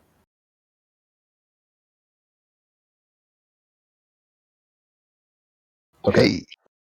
So you've generated 2 dark side force points. You're not a dark Jedi, are you? No, neutral. Okay. Good enough. So unless you're a dark side force user, you need light side force points to activate your force powers. However, if you would like to briefly give in to the dark side, you can use a dark side force point to fuel your force powers instead. And you will suffer 1 strain. do it. There was Get into something your hate. ominous about that. Some background audio there. Don't worry, you're only temporarily giving into the dark side. I don't know what background audio you heard. It was like a doo doo Yeah. It was really weird. doo. I You feel can like stop at any time. I feel like I see like a red glow coming from Sleuth's character sheet. Do it. Do it. Yeah, I'll do now. it. Kid. Alright, you suffer 1 point of strain and your force power goes off. Alright. Let me see, I think it gives you, like, surface thoughts. Sense mental state of one living being you are engaged with. And you're using it on this guy. Yes. So, he's relatively calm and collected and a bit anticipatory, but he's clearly hoping that all of you are going to say yes to this deal.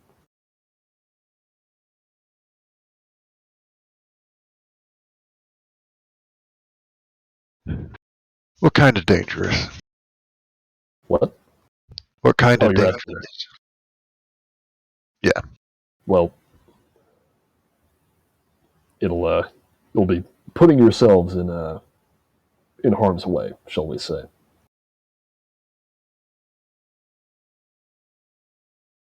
I can deal with the occasional firefight. I'm more at home in space, but don't ask me to get rid of any heavy ordnance. It doesn't end well. Oh, it won't be anything like that. So, if we're all in, then let's talk shop. And then he pulls out a data pad, and he puts it down on the bar, and beckons for all of you to look at it. The data pad shows it's like sort of a 3D render of the inside of Coruscant, and it's zoomed in, like there's labels on it so you can tell what the area is, and you can see it's relatively close by. It's zoomed in to the area near where you are, but up on level 5000. Now, all of you would know that level 5000 is the level where Coruscant's power grid is located. And the thing that is like highlighted on this little display is like a big sort of pole that cuts through level 5000 up to the surface. He gestures at it and he says, "This right here is Power Station KG-77. 2 days' time, I need all of you to go there, get inside, and at exactly midnight, you're going to shut off the power. Get in. Are we just get How out. exactly? Yes. Well, getting on to level 5,000 is not the easiest thing in the world, but it can be done. There are dedicated service elevators that the engineers use to get up there. You However, misunderstand.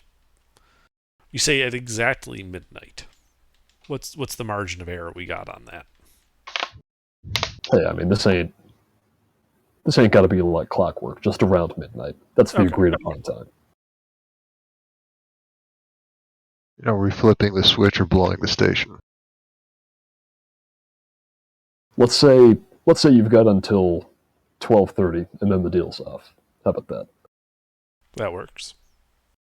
All right, Do you need the station to be reusable afterwards? that's up to you. We just need the power off.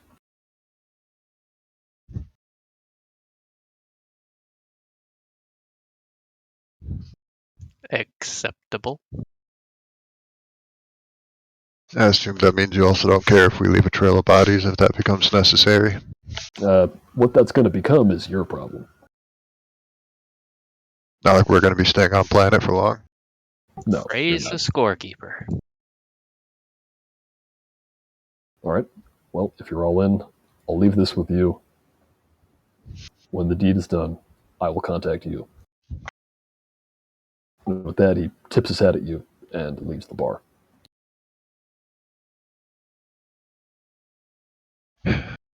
So,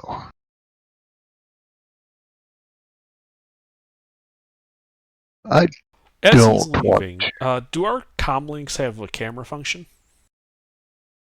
I'm trying to. You know what? You're a mechanic, so maybe yours might. Okay. I'd like to take a picture of him as he's leaving. Yeah, you can do that on the sly. Yeah. Yeah, you snap a picture. I mean, he's turned around, but he's got a bit of a distinctive silhouette. He's got that wide brim hat. He's a human man. He's got like some black hair, beard. Yeah. Yeah. Yeah, I saved the picture and I call it leverage.jpg. All right, yeah, you get a picture of him. So you guys now have this data pad that tells you the location of this power station that you need to go to. Yeah. Well, so. Rex is gonna take his helmet. No, we still have to. Rex is gonna leave his helmet off for now. Yeah, based on the fact that this guy is still here, you can all conclude that he was probably the one in the Mandalorian armor. I've got no desire to leave a trail of bodies going in and an explosion going out, but if that's what it takes to get off world, I have no attachment to these people. Well, I think Zed basically says, "Speak for yourself, small one."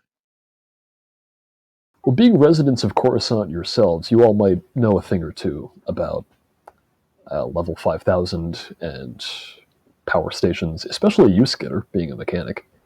This might be your area of knowledge. Probably. In fact, you would. Well, yeah, he alluded to it briefly, but you know that the lifts there are dedicated. They go up to level 5,000 for the engineers that work there. But you would also know, Skitter, that they require ID card access. Okay.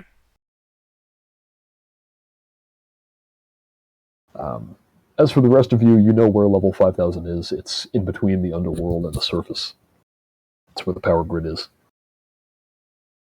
Presumably between level 4,999 and level 5,001. Yeah, pretty much. So is this fucking up the upper class or the lower class? Everyone. Working class. Yeah, it's Well, you're how shutting down a power station, so I mean, it's going to cause the area around it to lose power. Exactly how far it's going to go, that would be either, I would say either mechanics or, yeah, actually mechanics, yeah. if you wanted to know that. Yeah. Considering they have a dedicated line going to the surface, it's probably at least fucking over the upper class. I don't think I gave you a difficulty, but why don't you roll? It'll be difficulty 1, and I'm going to make it difficulty 2 with a destiny point. So roll another one. Oops. Don't worry about I that. smashed F by accident. That's along with okay. that. Oh, so you. That's interesting. All right. Yeah, so that's you still succeed. But yeah, you know this will knock out the power for. It's not going to be like a massive power outage. It's going to be. I mean, depending on what exactly you guys do, if you were to just shut off the power through this power station, it would just it would shut off the power for like a dozen kilometers around or so, which is a lot, but it's not a lot for Coruscant. What type of power station is this? How does it generate power? So, Space magic. yeah, space magic, hypermatter or something. I don't fucking know. What I mean is, if it's shut down improperly, let's assume we don't want to turn part of Coruscant into a big smoking crater. If we shut it down improperly, or don't have adequate supervision after it's been shut down, is there a risk of it? What's the having a worst problem? case for a criticality So event in that place? I should specify, this is not a generator. This is a power station. The generators are also on level 5000, but this is not where this guy is trying to send you. So this is more like a substation. This is a substation, exactly. Okay, so it's basically just a bunch of transformers. Got it. I mean, worst case scenario, if you like sabotage it and overload it, you could maybe cause a bigger power outage and like fry the whole place. But you're not going to make like a giant explosion. Well, actually, no, you could make a giant explosion, but not like a giant explosion. Like a medium giant explosion. Yeah, like a localized explosion, not like Chernobyl. An artillery strike compared to a nuclear reaction. Exactly. Right. Okay. Yeah, sorry. When you said power station, I thought you meant as in like an actual power plant. Yeah, no, I used the wrong term. This is a substation. Okay. Understood. Right. So, I feel like now's a good time to mention that guy was feeling antsy about us maybe not agreeing to this. It sounds like he has a lot on the line in this. Yeah, he wasn't quite antsy.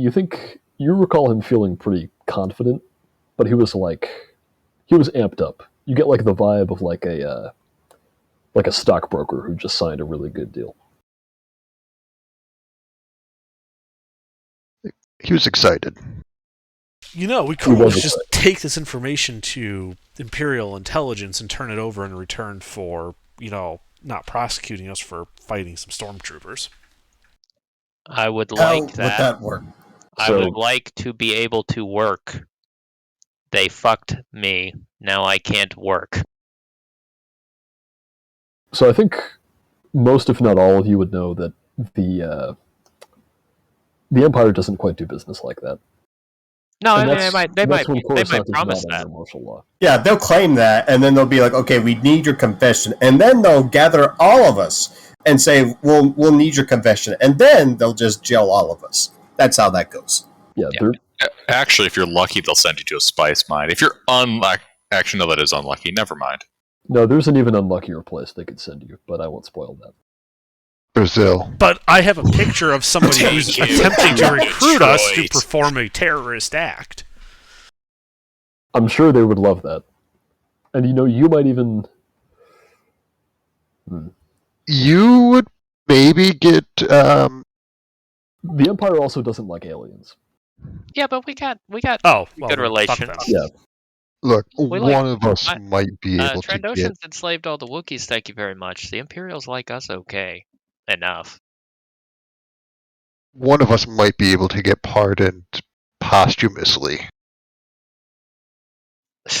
If we go to the Imperials, I can guarantee they will do their damnedest to get us all killed. Agreed. I think it's No, a little they late. wouldn't kill you. Y'all They'd are... probably just send you to like a work camp somewhere.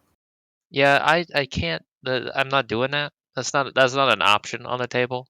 You regardless of who's at fault here, and eyeing Alita with angry lizard eyes. The Imperial started it. Regardless of who's at fault here, I don't have any choice now.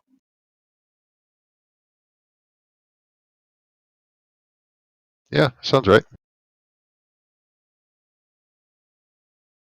All right. Well, you're all still in the bar. We should cooperate if we want to leave here alive.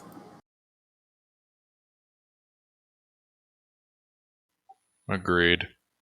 Yeah, it's our best bet at it, at least. I don't know if this guy's going to also try and double cross us, but I think we have a better chance against him and his goons than the Imperials.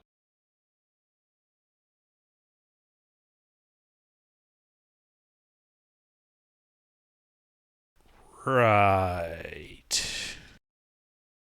He's Mostly. totally not just going to leave us there to die. It's a good chance for me to get some points. Alright, let's go blow up some Transformers. All right. So I'm guessing you all don't stick around in the bar to wait for the Gamorrean to come back. No. Is I there- don't.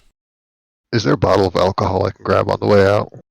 If you want to steal a bottle of space whiskey from this place, you're free to do so. There is no one here to stop you, except for your friends. Your new friends. Quote unquote friends. Yeah. I'll steal extras for them if they want. I don't believe the scorekeeper has an opinion on theft. All right. Well, there's we'll say you can get 3 full bottles of various space liquors if you want all of them. They're 1 encumbrance each. Done. All right. Yep. So you have 3 bottles of I don't know, fucking Alderaan Reserve or something. Actually, no, they wouldn't have that anymore. Yeah, that would be a very fine, very rare vintage. Yeah, that would be in that's something on the higher levels. Yeah, that's something like you break into the Emperor's, private chamber and you find What a that lovely sitting, reason to blow up planets. so that their alcohol becomes rare. Yeah, Yeah, you no, buy up a ton of alcohol from that planet. And once you have a stockpile, you blow the whole place up. I'm telling you, Tarkin had stock in all these companies, and he did a bunch of big trades right before Alderaan blew up. It's an inside job, I'm telling you. No, but yeah, you find a bottle of fermented banta milk from Tatooine, and some other shit. I don't know, some kind of crazy Wookiee whiskey, maybe. I'm just getting paid a little bit in advance. Nothing wrong with that. Yeah, so you make off like bandits with all this stolen liquor. I don't drink. I can't drink. Not with that attitude, you can. Yeah, well, it's 9:30 now. One of you blew up your place of residence. I It's bet fine. they're no longer looking for me.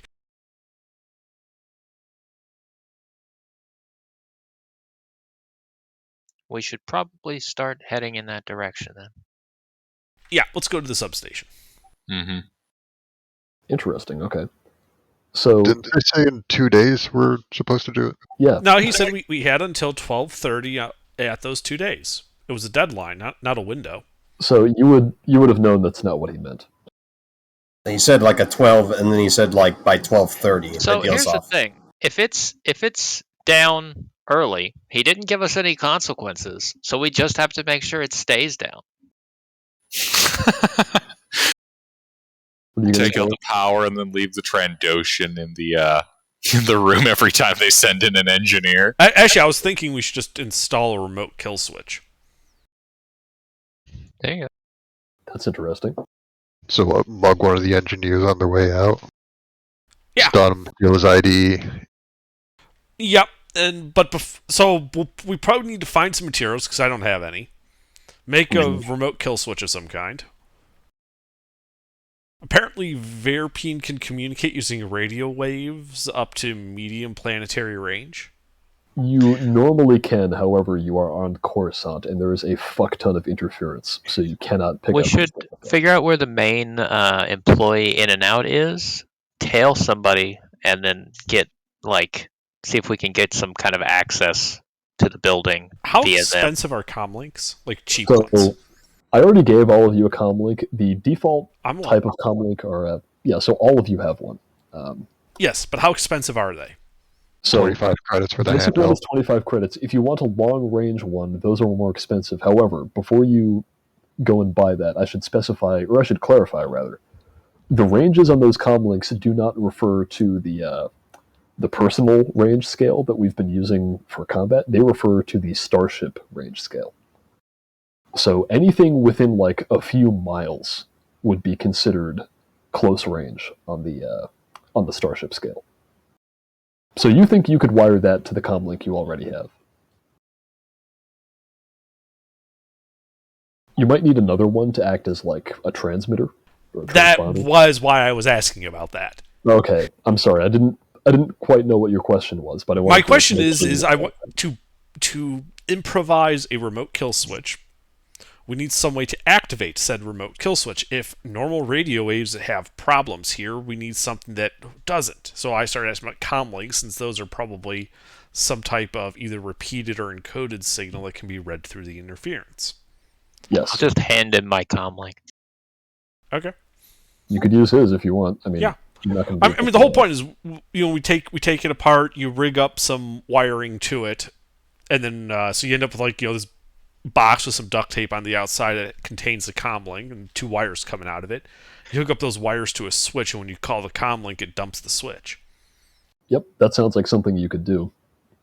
In theory, you don't know what the exact system at this substation looks like, but it definitely sounds feasible based on your mechanics knowledge. Right. Now we have the designation of this station, right? This is KG-77, and the data pad that he left with you shows you where it is, and the lift that takes you there. Does it show technical information about the inside of it, how it works, and wiring diagrams, things like that? No, this is basically a cell phone that he left open to Google Maps. Okay. So they call it KG-77. That implies that there's at least 76 other ones, which probably would mean that they've standardized the design and just stamped it all over the planet. Yeah. So the plans for it, like how it works, like how things are wired up inside, should be pretty standardized and easy to find out. Space Google the Wikipedia. KG station and see if you can figure out what that type of station. Well, basically, it's more like, if I'm a technician with specialization in mechanic, do I have any like professional literature I would know of where to go to get like blueprints for shit like this? Or Yeah, would you there know is- any other mechanics that have worked there? Well, there is the HoloNet, and you could search around on there. There are also libraries on Coruscant. Not down here, but Right. Yeah. So I guess what I'm saying is I want to go on the HoloNet and like look up how do power stations work? yeah. Let's see, you could do that. I mean, worst case scenario, we'll just rig this remote activated switch to a bomb and blow it up. That does also sound like it would work. So yeah, if you want to try and find that information, why don't you roll mechanics? I think it would be difficulty 2, because it's not like super obscure information, but it's technical. However, I'm going to make it 3, just so that you guys can have a light set point. Would I be able to help with this? What exactly... Okay, so that's actually important. There is a system for helping people in this game. One way is you can just give them a boost die as long as you can, like, explain how you're helping them. There's also ways to do, like, cooperative checks where you can use, like, one person's modifier and another person's stat. But Skidder is so good at mechanics, I don't think that's going to matter for this. No, but I am a pilot. Presumably, I would know enough about the function of how power systems work to help filter out all the useless information and just get a briefer search so we can go through more technical information that would actually be relevant to what we're looking for. That makes sense to me. So yeah, you can be sort of leaning over Skitter's shoulder while he does this. So why don't you roll mechanics with a boost die from Alita at difficulty 3. Yep, you do manage to find it. It takes you a bit because it's like there's paywalls. Yeah, that's it. There's paywalls. No, but you eventually manage to find a resource where somebody has all of this technical information for free, and you're able to get some info on like the. Let's see, how much of this would you be able to get? Does it happen to be labeled Anarchist Cookbook? Well, it's more, we want to focus on safety systems. Things that if we were to trip would cause it to, for safety reasons, shut down the plant. Yes. So with one success, I think you would be able to find blueprints, and they're annotated, so they show that there are safety systems. And we'll get to that in a second. However, from that threat, I'm going to say that the plans you find are old. You don't know how inaccurate they are, or even if they're inaccurate, but you know that they could be. Okay. But so as for, yeah, so you're able to find the layout of a like standardized Coruscant power substation, and you can save that onto that data pad that you guys have. Out of curiosity, how old is old? Old is like, that's an interesting question on Coruscant, because these power stations have been here a long, long time. So old in this case might be like these plans were originally laid out 200 years ago. It's relevant information. If they've had anything retrofitted or any upgrades, then yeah, it could be big changes. But. Well, it's a big planet, so things are constantly having to be repaired and replaced. Mm-hmm. But given how long Coruscant has been around, Skitter, you don't think it's going to be too different. There might just be minor differences. Right. The big thing is I'm looking for something that's essentially this. Yeah, you can find something like that. And in terms of security systems, from this, you would be able to know that the front door to the substation is it requires ID card access, and it's alarmed if you break in. There is also a loading bay in each power station that can only be accessed by cargo droids, and that is also alarmed if you attempt to break into it. The alarm obviously notifies the Coruscant Guard. However, there are also security droids inside the power substation. It doesn't specify the exact number, and based on the age, you know that might also be like different from station to station.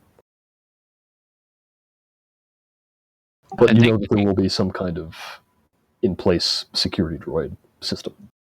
I think what we should do is we should wait for shift change. When somebody's heading home, we should abduct them and take their ID.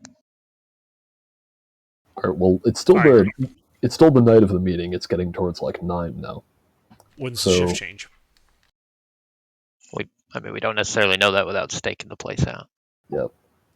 Well, yeah. I mean, you don't know when the shift is. You'd estimate based on like typical 9 to 5 schedule that night shift might already be on. I mean, yeah, at this point, I think we should just go and stake out the elevator they use, and yeah, all right, and then do Zed's plan. Yeah, I should point out it's getting towards like the end of the adventuring day. To put it in words you'll understand, but so you do need to rest at some point. So, one small concern, we are known entities, and if this is supplying something like a military outpost on the surface, and that's what that cable from here to the surface is going to, they would probably have some kind of military presence. Being known entities around a military presence probably isn't a good thing, but we do have one person whose face isn't on wanted posters. Yeah, well, Skitter, you would know that this isn't supplying power to a specific location. It's more like supplying power to every location within a certain vicinity. There might be places that have like backup power, but the main power for this whole region would all come from that one substation. It's got like an area. As a general bit of lore, how common are power outages? They're fairly uncommon. I mean, Coruscant is an ecumenopolis, so What I mean though is we kill power. Is this going to be a all hands on deck, everyone's lighting their hair on fire, running around type emergency? you don't think so if you do it right. So like all of the air systems and the weather control system are not going to be fucked up by this. You're still going to be able to breathe in the Undercity. It's mostly just going to mean like obviously the lights go out. There might be water issues, but it's depending on how you do it. It's not going to be a permanent, lasting problem unless you completely destroy the place. Then it might take a while to fix, but it's not going to be like a humanitarian crisis or anything. Unconcerned.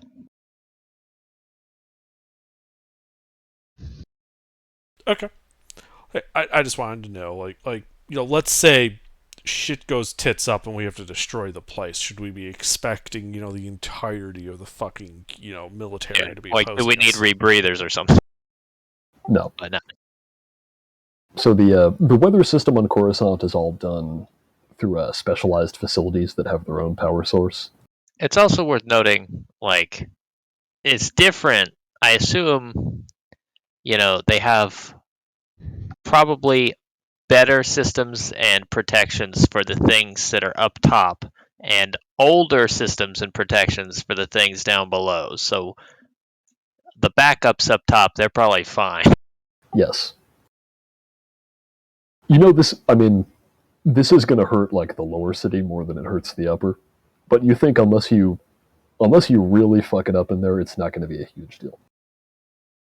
Well, the thing is, the people that would get the most pissed in like an actionable way that is going to directly harm us is the people up top.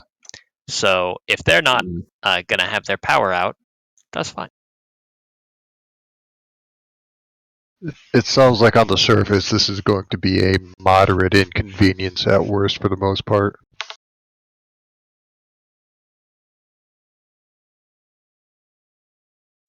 My speeder's charging at half speed.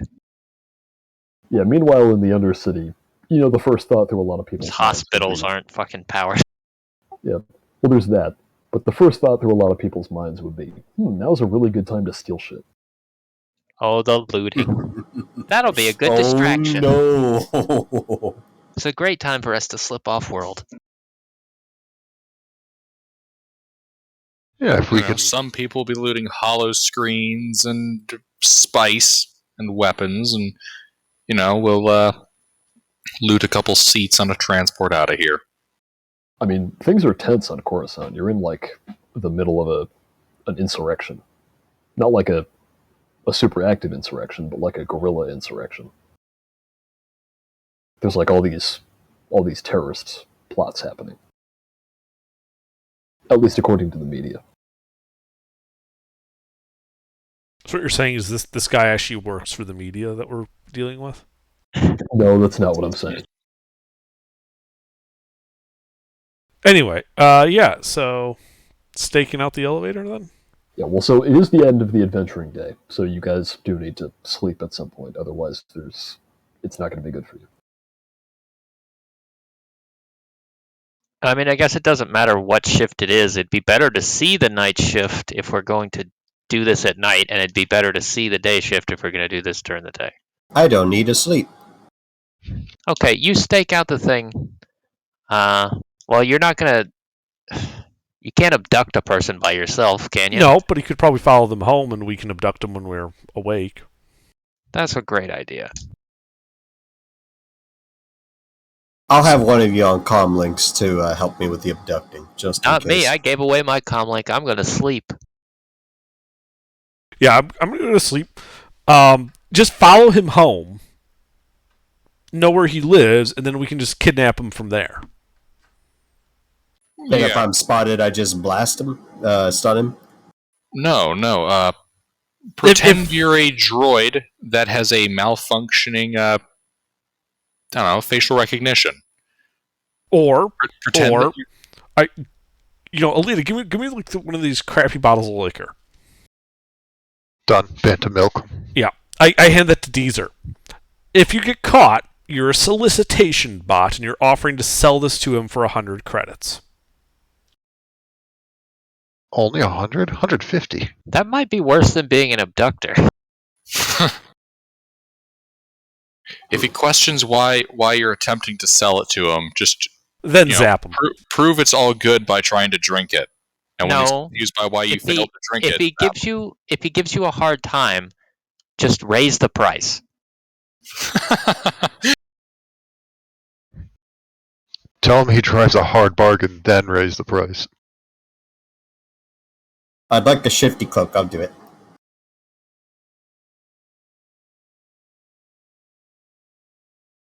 Yeah, I'd like to take a cloak and a bottle, and I'll go ahead and stick out the Putting on place. a cloak? Yeah, why not? All right. Sure, yeah, why not? Ah, yes, a sinister cloaked droid approaches you with free booze. Welcome. And every What time are you you buying, take stranger? the free booze, he, increases the price. Oh my god. Maybe he should be selling death sticks. All right, so Does he who want has, to who has the data pad? I guess imagine I did. A mechanic. Yeah, I guess I did because Right. I was loading up all the technical details in it. Yep. All right, we'll add the data pad to your inventory. It's one encumbrance. So, yeah, I assume all of you are going to sleep somewhere. Yes. Skidder, you're homeless now. Indeed. I mean, I live in a ramshackle place that did not have HoloNet access until you had that data pad. So you could stay there. Who didn't get a wanted poster? All of you got wanted posters. Yeah, everybody got wanted posters. Mine's on my wall. Even the droid got a wanted poster. The Mandalorian's is of his helmet, not his Yeah, it's- face. That's Yeah. the advantage he has. Pure incognito. But your place is still in your name. I don't think my place would be in my name. I imagine my place is literally like a one-room hovel. A lot of places on Coruscant like that. Basically, I want to go with the place where there's the least likely chance that we're going to get our door kicked in the middle of the night. I'm pretty sure my place is like an actual shithole, and it's only furnished by things I've taken off of people I've killed. That works. Sleepover? God, Trandoshans are delightfully psychotic. I go with the Trandoshan. All right. We all bunk down for the night. The Trandoshan pulls out his onesie made out of a Wookiee. It's literally just a skinned Wookiee. He just climbs on in. It's got like a Wookiee sleeping bag. Ewok Made out of skulls authentic lining the Wookiee. walls. It's great. He's got spares for company. Do There's a data single pads have button. removable batteries? No, they have magic space batteries that never run out. Yeah, but I don't want it to have power. Yeah, you can pull out the power supply. Yes, I would like to do that before we get to Zed's house. Yep, you can do that. Yeah, fuck, I'll do that before we leave the bar. Well, no, because we couldn't do the research. Like we finished the research, like, all right, and then we started walking away, and I pulled the power cell. Alright. Are comlinks just like radios, or are they more phones? So they're basically just radios. Skidder is a mechanic, so I told him that he could have like a camera on his, but that's normally like a non-standard feature you got to pay for. Yeah, but it's gonna be harder to track it if it's like a radio than a phone. Like, it's Yeah. not going to be constantly hooked up to the internet. Yeah, a normal short-range comlink is just a little fob that you can keep in your pocket, and it's like a two-way radio. Okay. Except you can tune it to different frequencies. The reason I depowered the data pad was in case our employer decided to leave us any fun surprises inside. Very smart. All right. Well, all of you I guess you're going to sleep, except for Deezer. Yeah. Yep. So Deezer, you were able to learn from the datapad where the elevator that will take you to level 5000 is. It's not too far. You can get there on the train. Okay. Is the entirety of 5,000 off limits? What exactly? It's the power station Pretty only? much, yeah. So 5000, think of it like a crawl space between this big underworld layer that you're in and the top level. So all of the big underworld portals that Coruscant has, they just sort of cut through 5000 along with all of the other layers to get into the underworld. But there's no access to 5000 from those portals. So it is sort of sequestered off. But yeah, the way that you would get there if you're an engineer working at a power substation is by one of these dedicated elevators. Does the elevator need an access code? It does. Oh, whoever has the elevator access code must be authorized. You would think so. All right. Well, it's not an access code. You need it's like an ID card. Yeah. Let's So see. You can go to this elevator. I want to find a place somewhat not off the beaten path, like about a minute Right away back. from it. Somewhat concealed. What sort of debris, foliage, stuff is around? Yeah, so this is in like a bit of a seedier area because it connects to like sort of the border between a small industrial zone. There were like some factories or warehouses or something down here, and then more of like a residential neighborhood.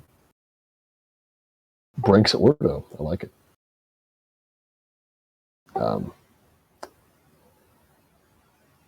Yeah, but so you can find where this elevator is. The place is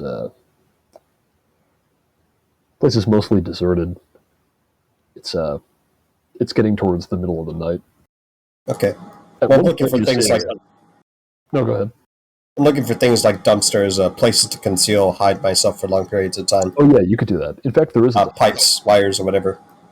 Yeah. If you wanted to hide in an alley, you could hide in an alley. There's a dumpster sort of near the back of one of these buildings, these residential buildings. If there's cardboard, I'll take cardboard. I prefer that. A bit Really? easier to get out of. Okay. If you were to look in that dumpster, you could find like a large box. It looks like there was some kind of kitchen appliance in it at one point. But you Neat. think you could use that to cover yourself if you wanted to. Okay. Replaced I'll be with chilling in stone, a box now at the holding low ready. 50% of the explodium.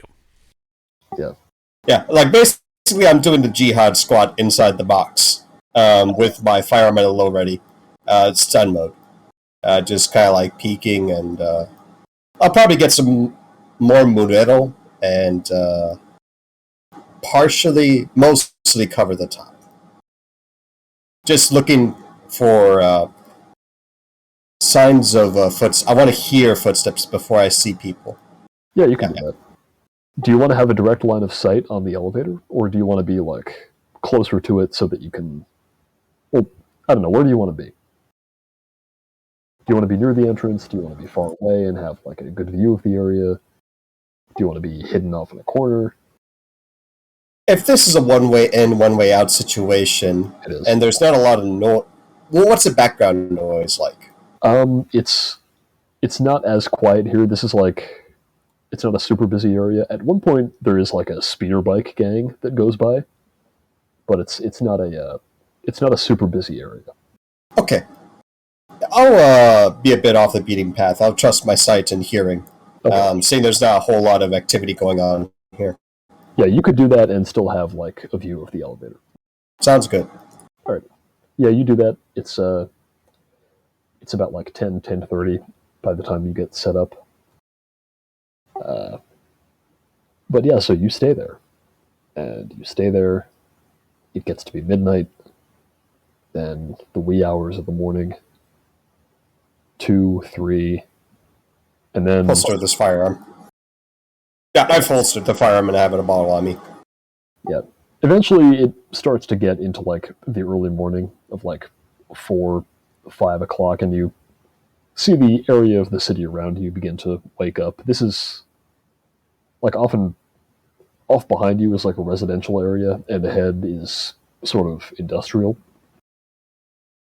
But it begins to get a little more active, and then when it gets to be 5, you see that elevator open up. And a bunch of very tired-looking people, some aliens, but mostly humans, in like overalls, coveralls, with they've got goggles and hard hats, and you see them all stepping out of these, or out of this elevator. And you also know that each one of them is carrying an ID tag on a lanyard.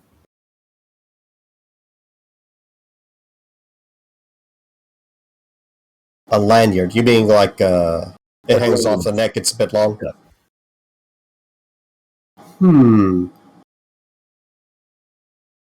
I mean, God, it's right there. I'm gonna see if I can, like a predator. Let's see, like a predator hunts and prey. Get the stragglers, like the last guy going off. Yeah, like these guys are clearly very tired. These people are not going to the bar, they are going home.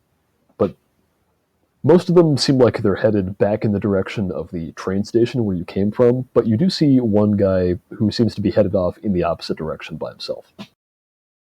Oh, look at that. That's lovely. I'd like to have his back and get a bit closer to him, and I want to see if I can yoink the lanyard. Alright, now you have to follow the target, but maintain your distance. If you get too close, you'll fail the mission. No, but, so you're trying to sneak up? Yeah, I'm relying on silent footsteps and getting closer. Okay. Well, this would be stealth, so you can roll stealth. Can I use one of those light thingies? You sure can. I think we're at 2 and 2 right now, because I spent a couple. No, I gave you one. Yeah, I know you have at least one. Yeah, I think I just gave you one, because you keep spending all of them. Cool. That adds a blue. No, it increases the... Actually, let me read exactly what it does.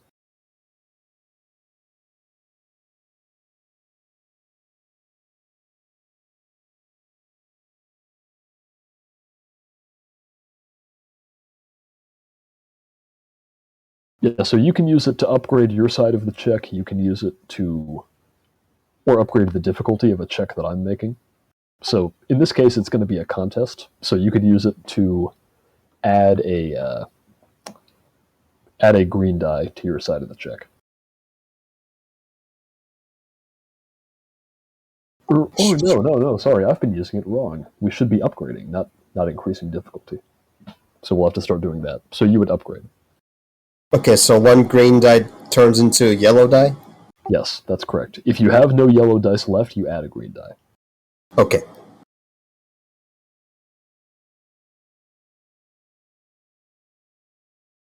Alright, and now my half.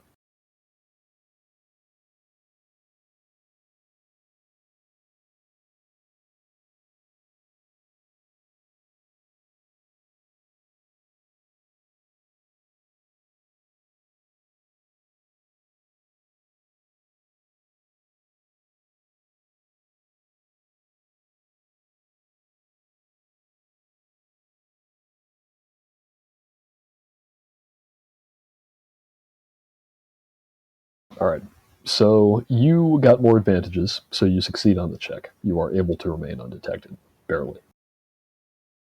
Also, I used a destiny point to make this guy a little better at what he's doing, so we're still at 1 and 3. Alright.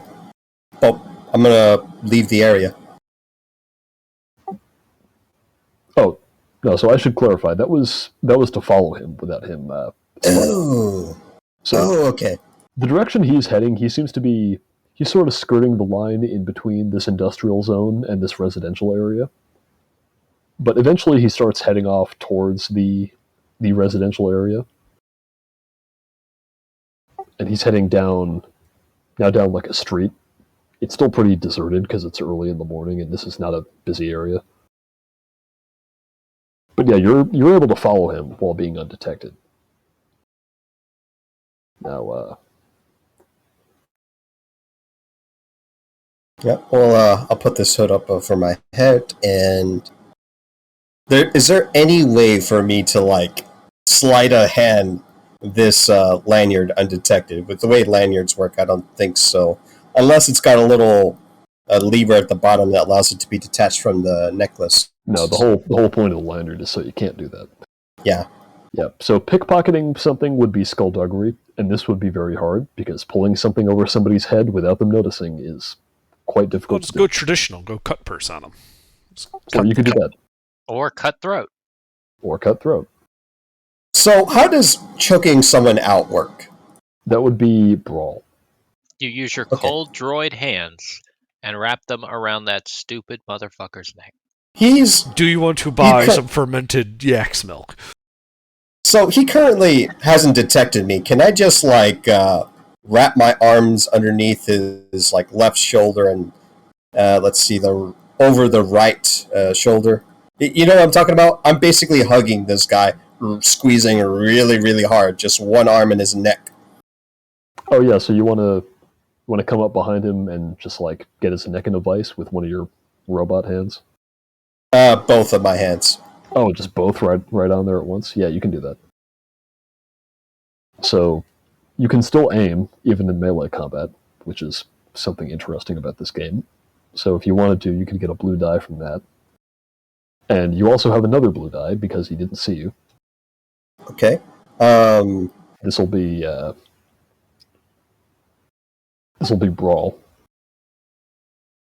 And the difficulty of brawl is always just 2. Alright. However, I'm going to spend a destiny point to upgrade it. So the difficulty half is going to be 1 purple and 1 red. Interesting. Yep, so you roll your brawl, roll 2 boost dice, and then roll 1 purple, 1 red. Yeah, you hit. And this guy's a jobber, so we're not going to worry about damage. Do you want to knock him out, or do you want to kill him? I just want to knock him out. There's no need to kill him. He hasn't seen my face. Yeah, you can choke him out. Yep, I'm basically pilfering everything he has, including money. Yep. Yeah, let's see, what would this guy have on him? He's just coming home from work, so we'll say he's got you find 50 credits on him. He's also got a pair of house keys. And a communicator. I'll take the communicator. Yep. Leave the house keys. Yeah. And the money. I'm taking the money. Okay, you take the money. The communicator is a 1 encumbrance. No, sorry, I'm wrong. It's a 0 encumbrance item. Yeah, let's see. I'll contact Eeny, Meeny, Miny, Rex. Yeah, see, tell him I did the thing, and there's a man that's like asleep on the street. He hasn't seen my face. We're fine, right? We're fine. We're totally fine. I'm just walking away from the dude. What if the fool wakes up and mentions that his thing is gone? This is why I'm contacting someone else. This robot is not very wise, you see. Kill him. Alright, well, we'll shift the focus back onto you guys. You would all return to your places of residence, or to Zed's residence in Skitter's case. None of you get your door kicked in. Branks, you are awakened at 5 in the morning by your communicator going off, and it's Deezer on the other end.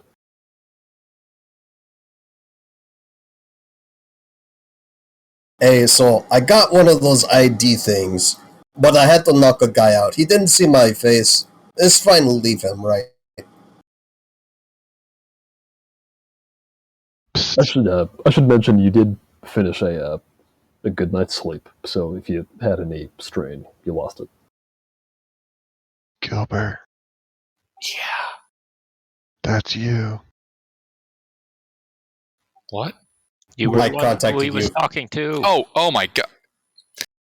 Yeah, so Deezer My just apologies. assumes the silence is fine, and Deezer leaves.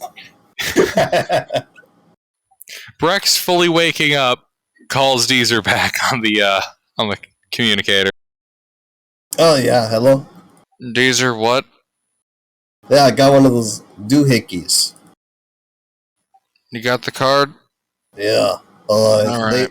wear coveralls, hard hats. Let's see, not coverall, overalls, hard hats, and they have these lanyards. They have IDs. I took one from a guy. I had to knock them out. He no see me though, so I think it's fine. That's good. Get the ID. I just pocket it. Did you follow him to his house? No. I have his keys. Well, I don't have his keys. Shit, I left them there. That's fine.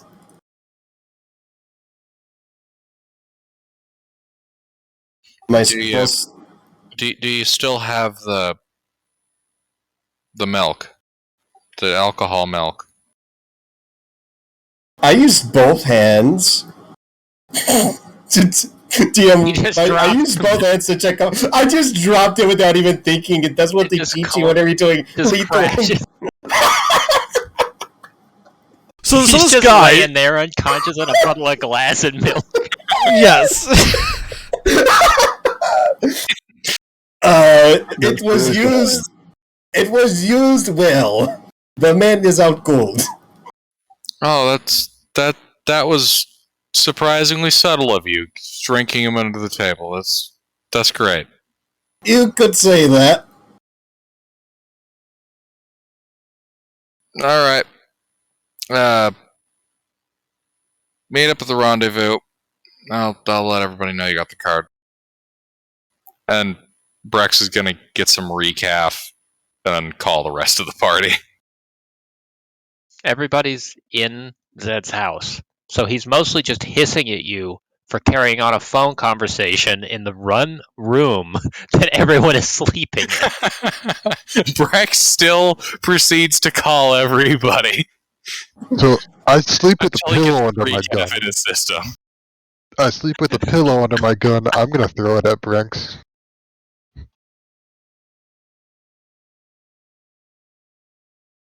You all wake Breck's up and gonna- I'm over there messing with the oven again. You know, just in case we need to make a rapid exit. Joke's on you, I don't have an oven. Yeah, Brex is gonna look around the room again. You have an oven now. I built you one. This place No is one so creepy. can blow it up. Dude, what did you expect? I don't know why I slept at the Trandoshan's house. We're in the slums of Coruscant. This isn't even that bad. That's true. Who wants recaf? I'll take your entire stock. Alright, you guys keep doing that. I gotta go grab something. Hey, AGR, does Zed have recaf in his house?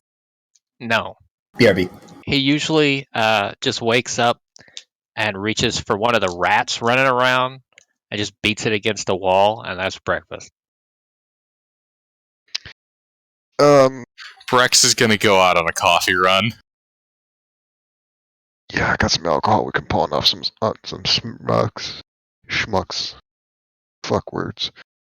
Zed is a simple man. Zed is a fucking lizard. He is a simple lizard. Fucking Trandoshans. He has simple tastes.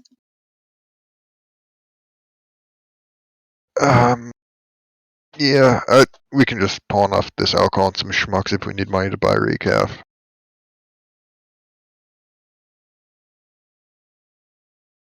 Or we can just knock them out, take their money, and run. Brex goes to buy recaf, not knock people out. Quitter.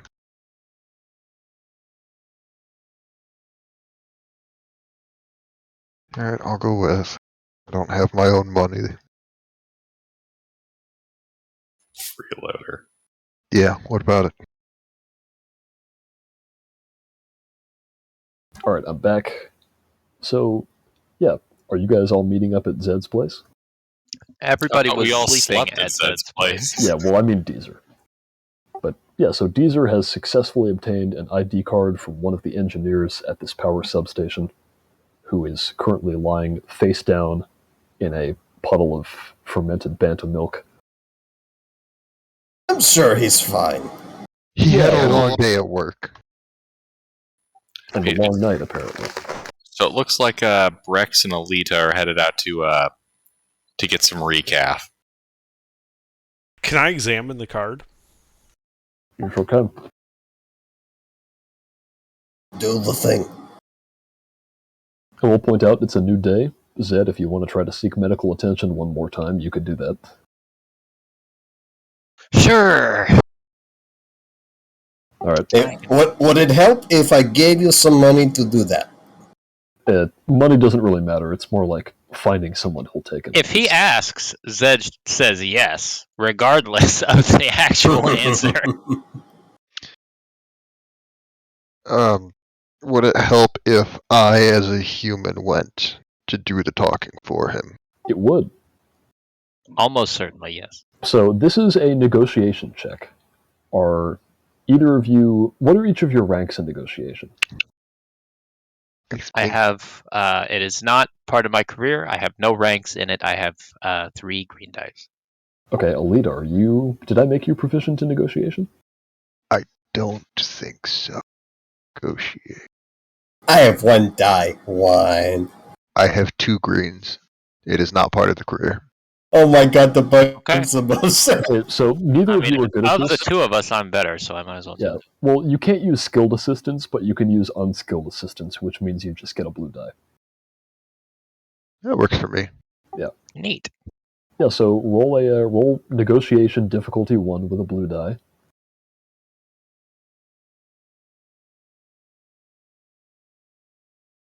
You finally managed to get some medical attention.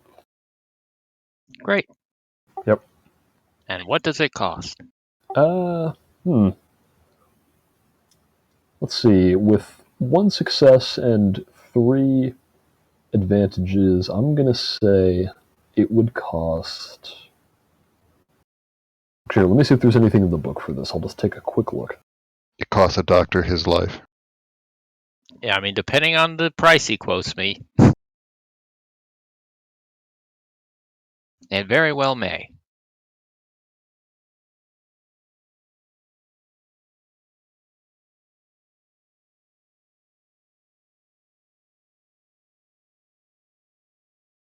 I'm gonna say it's like an even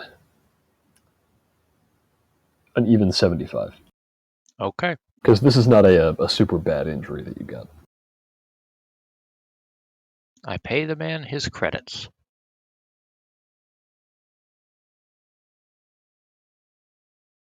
And I make a note of his face. Yeah, you managed to track down like a back alley doctor who's willing to take you. I'm a smuggler. I know a guy. You do know a guy. Don't worry, I have a plan. It's the worst words anybody could hear from me. The plan is to look like you have a plan and claim. No, there's that actually there's a talent in this game called Know a Guy that you can use, or that you could have used to make that cheaper. But none of you have it. That's neat. Yeah, so Zed, you can remove that critical injury from yourself. You have 1 more day until the job has to happen. Okay, so when I was examining the ID card, is it like a generic ID card? Like, anyone who, like, they just have a stack of these things, just give it out to everybody? Or is this, like, linked to a person? Is it a personalized one? Yeah, so this appears to be it is personalized. It's got the equivalent of like an RFID in there. All right. So yeah, we just need to acquire some hard hats, some jackets with that reflective tape on it, and a clipboard. And with this tag, we can basically get in and walk around, and no one will bother us. Yep. I will note that it was mostly humans and a few aliens. I didn't see any robots. So it might be a problem. I'm sure if we put a hard hat on you, they won't pay attention. Actually, if we get some paint, we might just need to paint the droid to look like a utility service droid. Put some hazard lines on, Bit of orange paint on the torso. Fits right in. Unless there's a spare Wookiee onesie. Oh God. It's more like a sleeping bag than anything else. It's not very. Okay, well, They're very Deidre, baggy. you're a droid, so you remember the exact work outfit that guy was wearing, that all of those engineers were wearing. And yes, they do have the coveralls and the reflective jacket and the hard hat and the goggles. Yeah, so we probably acquire some of those for everybody as disguises. Yeah, so you could acquire those. Acquiring clothing like that would normally be so easy I wouldn't even make you roll for it. But with Deezer's droid memory, I think you could potentially try to be even more specific and get like the exact brand even. Cool. So, but you would have to roll for that because you're trying to find like, oh, I need this specific brand of high visibility vest. Right. Okay. The coveralls and this type of hard hat. Okay. We got an entire day. We can go window shopping. You have an entire day.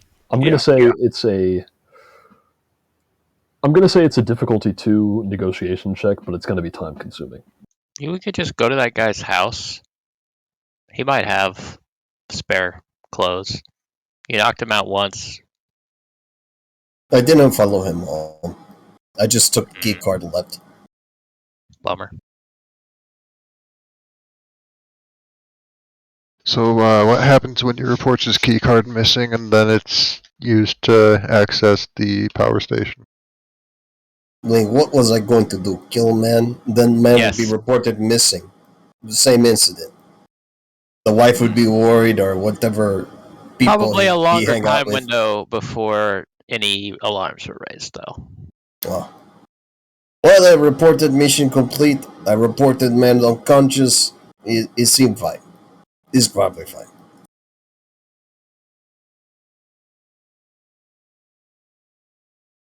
The scorekeeper would be very disappointed in you. Yeah, but you don't want me to be doing like negotiating type stuff. Speaking of negotiating, are you guys going to try to buy the specific type of PPE or just generic PPE?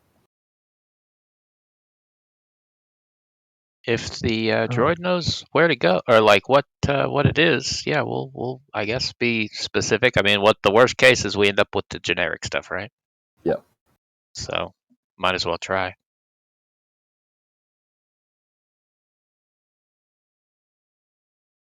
Well, so if you want the exact brand, someone is going to have to roll it. All right, what is the roll? It is negotiation difficulty 2. However, I'm going to make it 3 with a destiny point. Am I able to give him untrained assistance with this? Yes, you can go window shopping with him and give him a blue die. Are multiple people able to do that? No, only one. And that's not me. That's like untrained assistance is a limit of 1 blue die. So you're telling me that Trandoshan is the most like skilled negotiator in the party? I kind of had a feeling this would happen because you picked all of the combat focused characters. I could coerce the person. I don't think that would work. This is fine. I could choke them out and then we just drop everything. I could shoot the person and take everything. Okay, so here you go. Hey, look at that. Wonderful.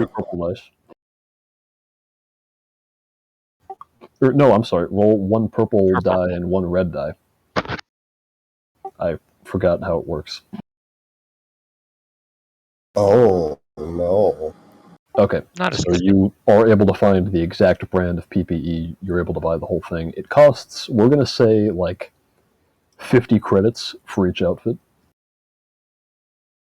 I'm sure if you guys pool your money, you have enough for that. Are mine cheaper because I don't have to buy boots?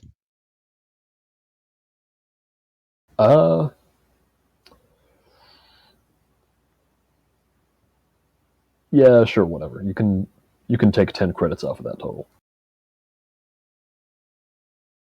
So I don't have money, but I have booze I can con people into buying off me.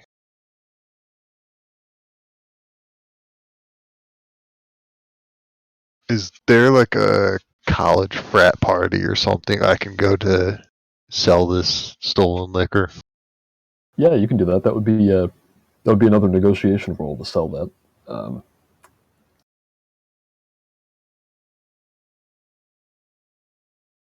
So for me to blend in, I would require paint, like a paint job. What would that run me?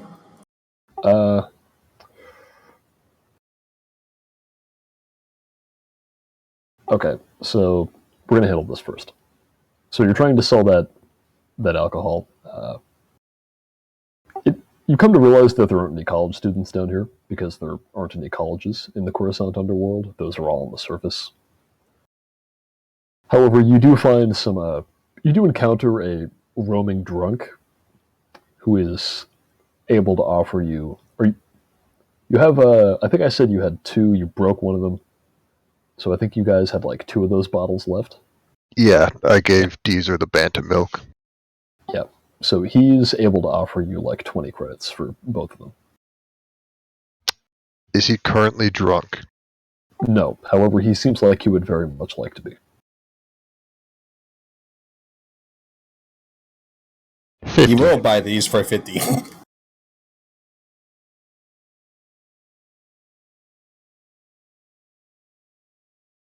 I'm taking the convenience of a bar right to you, friend. 50. 30. And I'll believe that you didn't spit in them. 40. They haven't even been opened. 35. 37 and a half. I'm not giving you a half credit. I'll give you 38. You drive a hard bargain. I'll have the bottles. All right. You successfully managed to negotiate him to give you 38 credits for both of these bottles of liquor. It occurs to you that this is actually kind of a steal for him, but You Yeah. know, But I want to we steal money. we should have just you should have just gone back down. I mean, he opened the door to people spitting in the bottle, so we should have just taken the price down and everybody spit in the bottle. Fuck that guy. How hard is it to knock somebody out without being noticed? you're trying to knock out this roving drunk man. I want my alcohol back. Oh my god. So it would be brawl. Shit. Yeah. How loud is a blaster pistol? Yes. Yes. Yes. The Especially when you're on you're in like an alley off a somewhat crowded city street. Okay, but how long has it been since we last heard a blaster go off? It's like 15 minutes.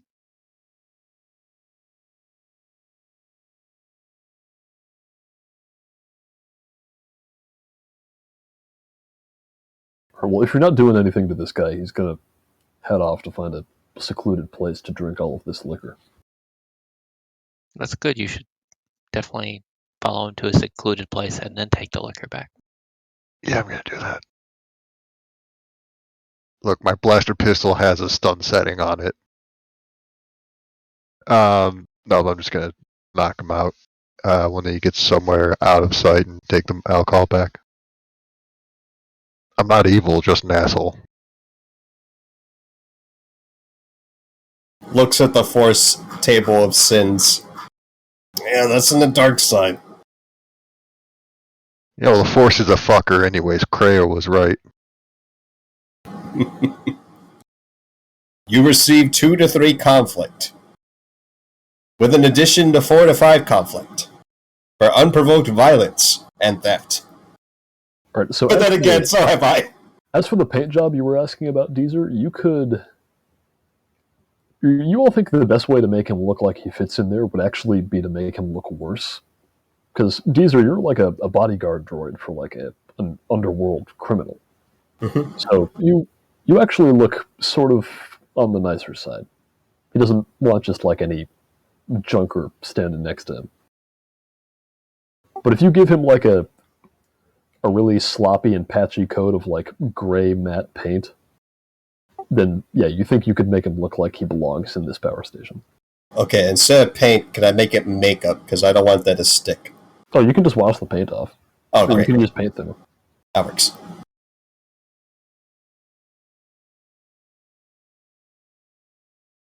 Also, the paint job will run you like 5 credits for Perfect. a bottle of spray paint at the store.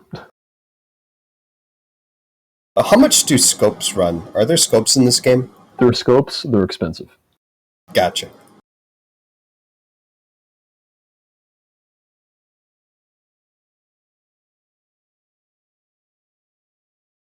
Yeah, let me see here. Let's see. Can I buy 2 cans of spray paint in case I just want to like spray someone's face as an improvised attack for the memes? So you could. I don't. I think I like loaded up your inventory so that you don't have any spare. Yeah. Yeah, you have 7 out of 7 encumbrance right now, I believe, with all of that stuff I gave you.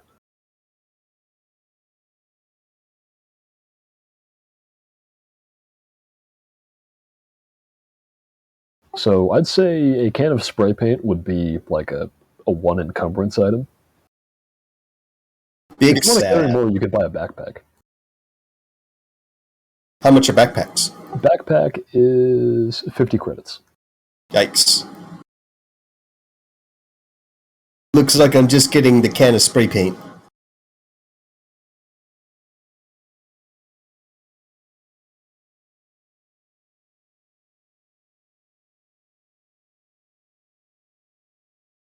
All right. So are the rest of you doing anything? You have the rest of this day and tomorrow before the job has to happen. Scooter, is there any way to change ID and make new ones or something? That was my next question. Is there a way to duplicate or alter this ID? I'm sorry, what are you trying to do? The access card to the power plant. Is there a way to duplicate it or alter it so that it matches our descriptions? Yeah, well, so the important thing is the information inside of it. You think you could, you would have to buy ID cards, which would, and they can't just be any ID cards. They have to be like the same type that this whole system uses. So those would be difficult to find, and they might be on the more expensive side. And I'm going to say that you already used most of today doing shopping. You still have tomorrow until midnight before the job has to happen. You might not want to change them because if they have to authenticate to that person and it has to match someone in their system, then. Well, I'm thinking we go in now before the card gets deactivated because it's been reported stolen. We set up the remote access device on the trip circuit, and then tomorrow we just remotely trigger it. Seems like a good plan. Yeah, there's not a lot of in or out activity. In fact, I only saw them go out at like 5. There was nothing going on concerning the elevator itself until then. And we should hurry up and get up there so that we can filter in when the crowds filter in. Yeah, Skidder, so duplicating the ID card would not be easy. However, using your skills, you think you could sort of spoof its authentication, now knowing all of the information that's on it, using the data pad and your. Actually, did I give you a toolkit? No. Okay, yeah, you're gonna want one of those. Okay. You know that you would need that. Yeah. Can we spend one of those doohickeys to get the Deus Ex Machina? Okay, so you can do that, but you still have to pay for it. Right, how much is it? It's 350 credits. Oh, fuck. I guess we're gonna do a night of looting and murdering. It's amazing how much is free if you have a gun. We'll just keep giving booze to drunks and beating them up and taking the booze back until he has 350 gold. There might be other things that you guys have that might be easier to pawn. Let me check here. One oven slightly used?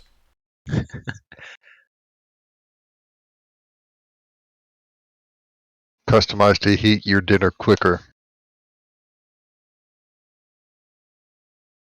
Alright, well, it's not the end of the world. In fact, you think that once you get inside, you might be able to find that at the power substation.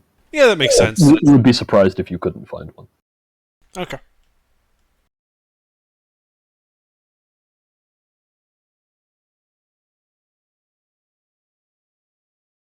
So, question.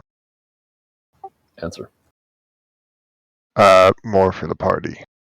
We took this off a human male, You did. and Do we Is have any anyone going- humans in the party?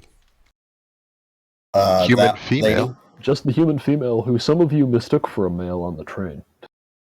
And She was wearing a coat and she ran away from us. Did not really see her. Branks is human male. Humans all look the same to me. Oh yeah, that's true. Branks is a human male. Okay. So, Brinks, I guess, will have to be the one using the card. Branks, what exactly do you look like?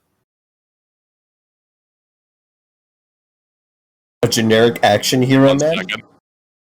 I'll find an image.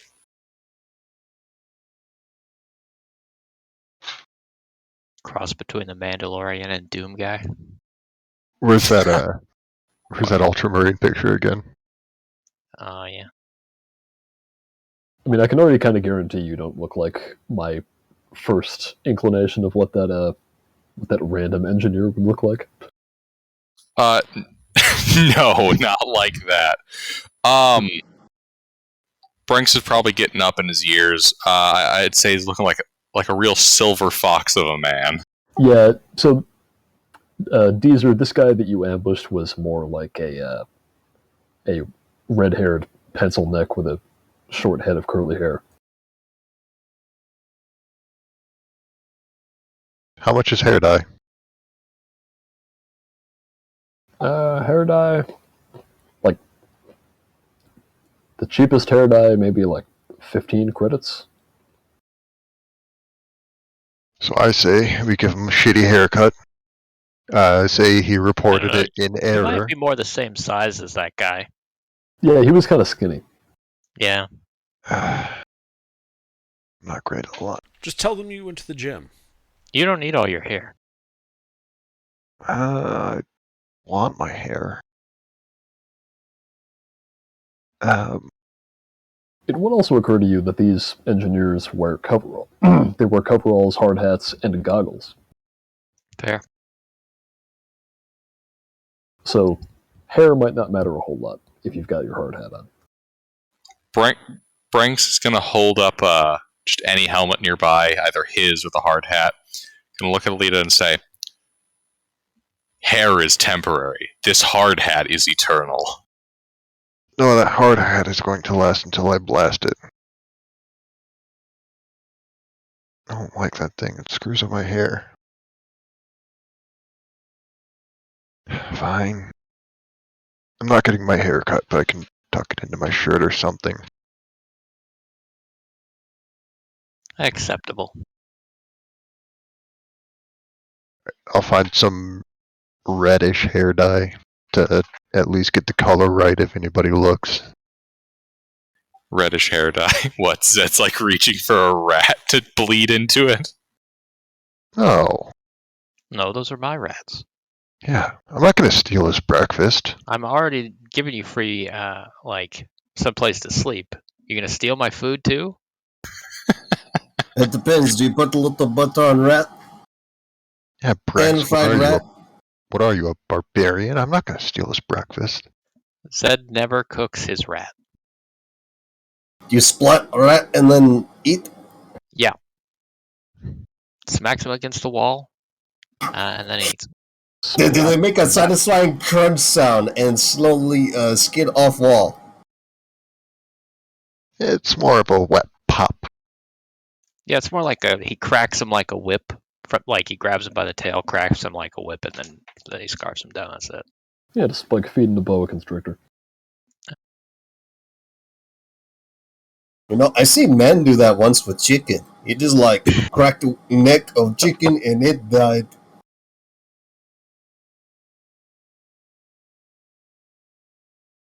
Alright, well, unless there's anything else you guys want to do for the day, it's getting towards the end. I wish to splat a rat Zed. Well, I think we were saying that we want at the next shift change to go in with everybody. Oh yeah. Okay.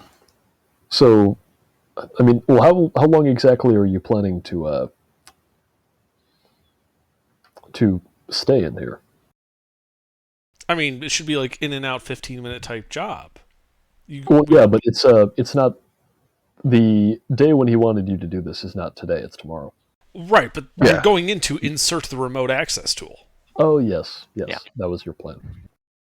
We will splat it with rat, a remote access tool. Well, so That's Deezer, the plan. you saw when these guys came out, you did not see what time they went in. This is true. They came out around 5 a.m. They probably go in at 9 or 10. Well, it is getting late. Yeah, we need to hurry up. Alright, I'll get dressed up and ready to go, and just wait at the elevator for everyone to start showing up. I get dressed, and I think we head out. All right, you head up. You're all in uniform. Are you carrying your original clothes on you? They're only one encumbrance, believe it or not. Sure. Yep. Yeah, so you're all got your PPE on. You've got your maintenance droid, with air quotes.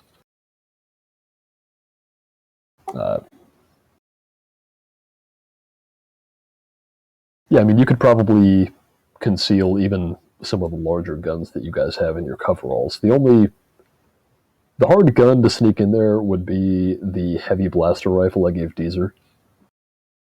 That's not integrated in me as a bodyguard and hired gun. No, that is a rifle. Oh. No collapsible rifle for Deezer. No collapsible rifle for Deezer. He has a big, scary gun that he gets to hold when he's standing next to the boss to make sure people don't fuck with him. Yeah, people Okay. have to see it. That's part of the thing. Yeah. Okay.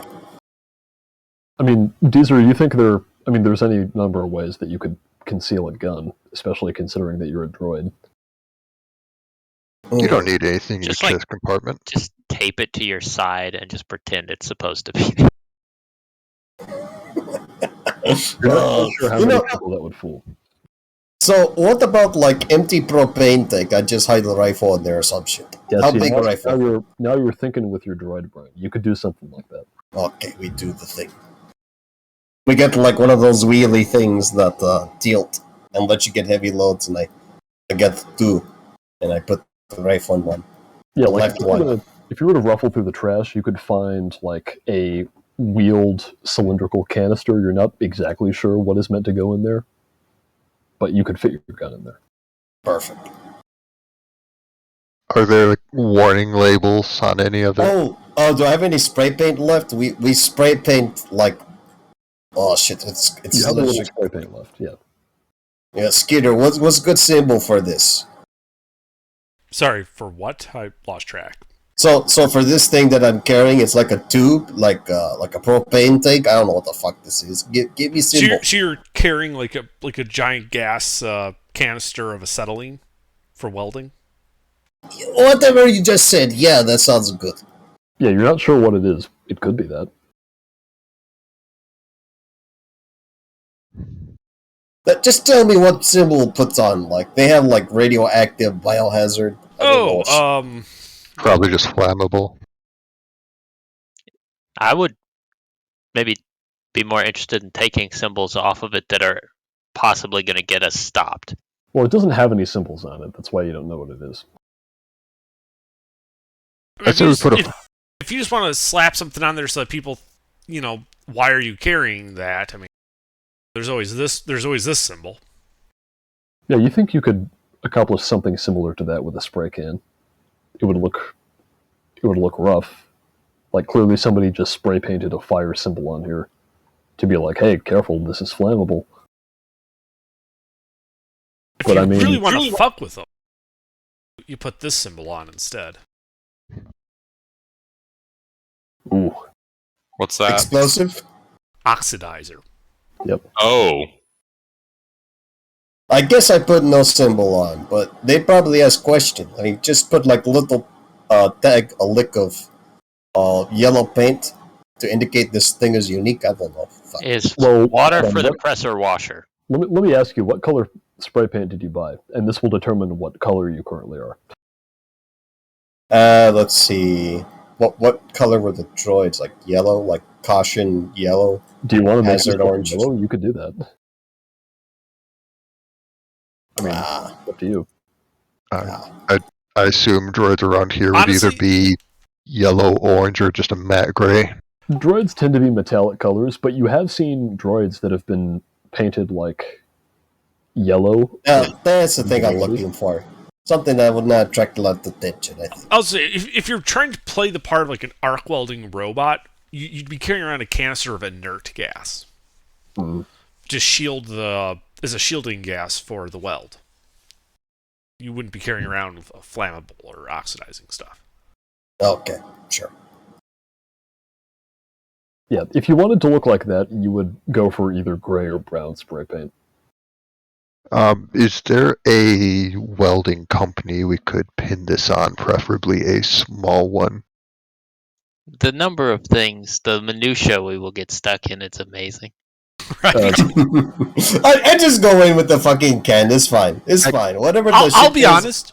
Most canisters are not going to have like a company's label. Here, let me show you a picture of what they're going to look like. No, but if they ask where we got this weird droid and this crew that's not our employees from, are we just blaming it on Mac Welding? Yeah, because there's fuckloads of welding companies, and they all have canisters that look like that. Yeah. Alright.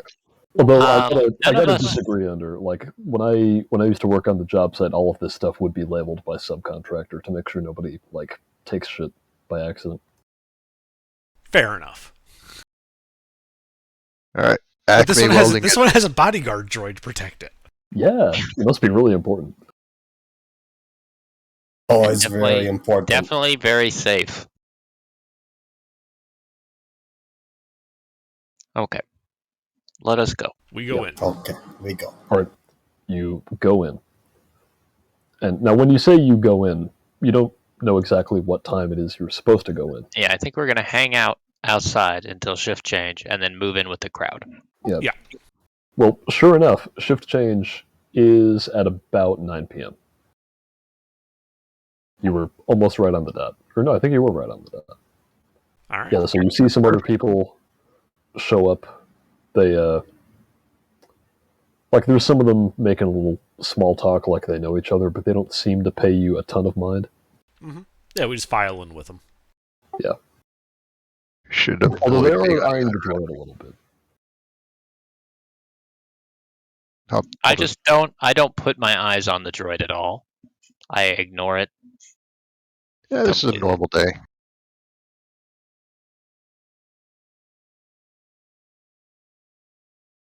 What was this guy's name? I'm just gonna double check his ID.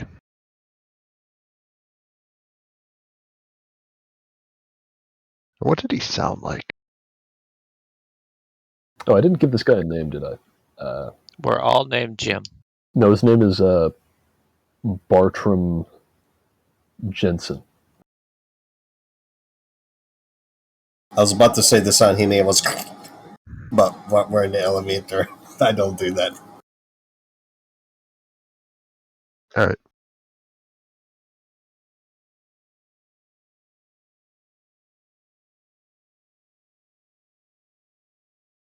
Onwards and upwards. Yeah, so you guys all show up, the elevator gets called, the elevator comes, you all get in, the elevator closes, it goes up and up. You're going like all the way up through this big cavern level that you all live on, up to level 5000. And eventually the elevator opens, and I have a picture of this. Although before we continue, it's 1:30 a.m. here on the East Coast, and you guys are about to go into like an adventure location. I can keep going if you want, but if you guys want to continue this at a later date, we could do that. I'm fine either way. I napped all day, but I don't want to push anybody who doesn't want to continue. I'm willing to I'll keep going stop. under you're in my time zone. You think you can keep going? Yeah, I probably got another hour or two in me. All right, we'll I'm keep going. down.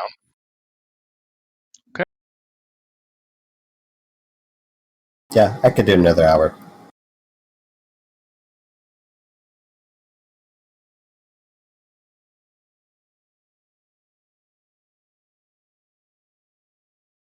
So this is not exactly what it looks like. This is a picture of level 5000 of Coruscant from the Clone Wars TV show. But this is the general vibe.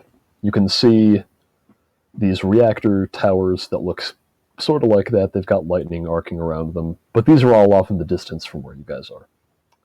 They give off this red glow that like permeates the whole place. It's just full of this like red haze everywhere. I imagine the air smells like burning. It doesn't just smell like burning, it actually smells acrid. There's like an ozone smell permeating the whole place. Ooh, that smells nice. No, it doesn't. No. It smells like a busted battery. I love the smell of fire hazards in the morning. Yeah. So you can see those on the horizon, and this level is also like pretty cavernous. This is a big place. So this elevator lets you off. There's like a walkway stretching out ahead of you, and at the other end you can see this big column stretching up from the bottom of level 5000 to the top, and sort of clinging to the bottom is like this whole industrial-looking structure, which, based on the diagrams, Skidder, you would obviously recognize to be the power substation. Mm-hmm. And everybody is all heading towards it. Yep, we follow along. Yep. So you follow along. There's a little ID card checkpoint at the front entrance. Everybody taps their card before they go in. Mm-hmm. I will tap the card.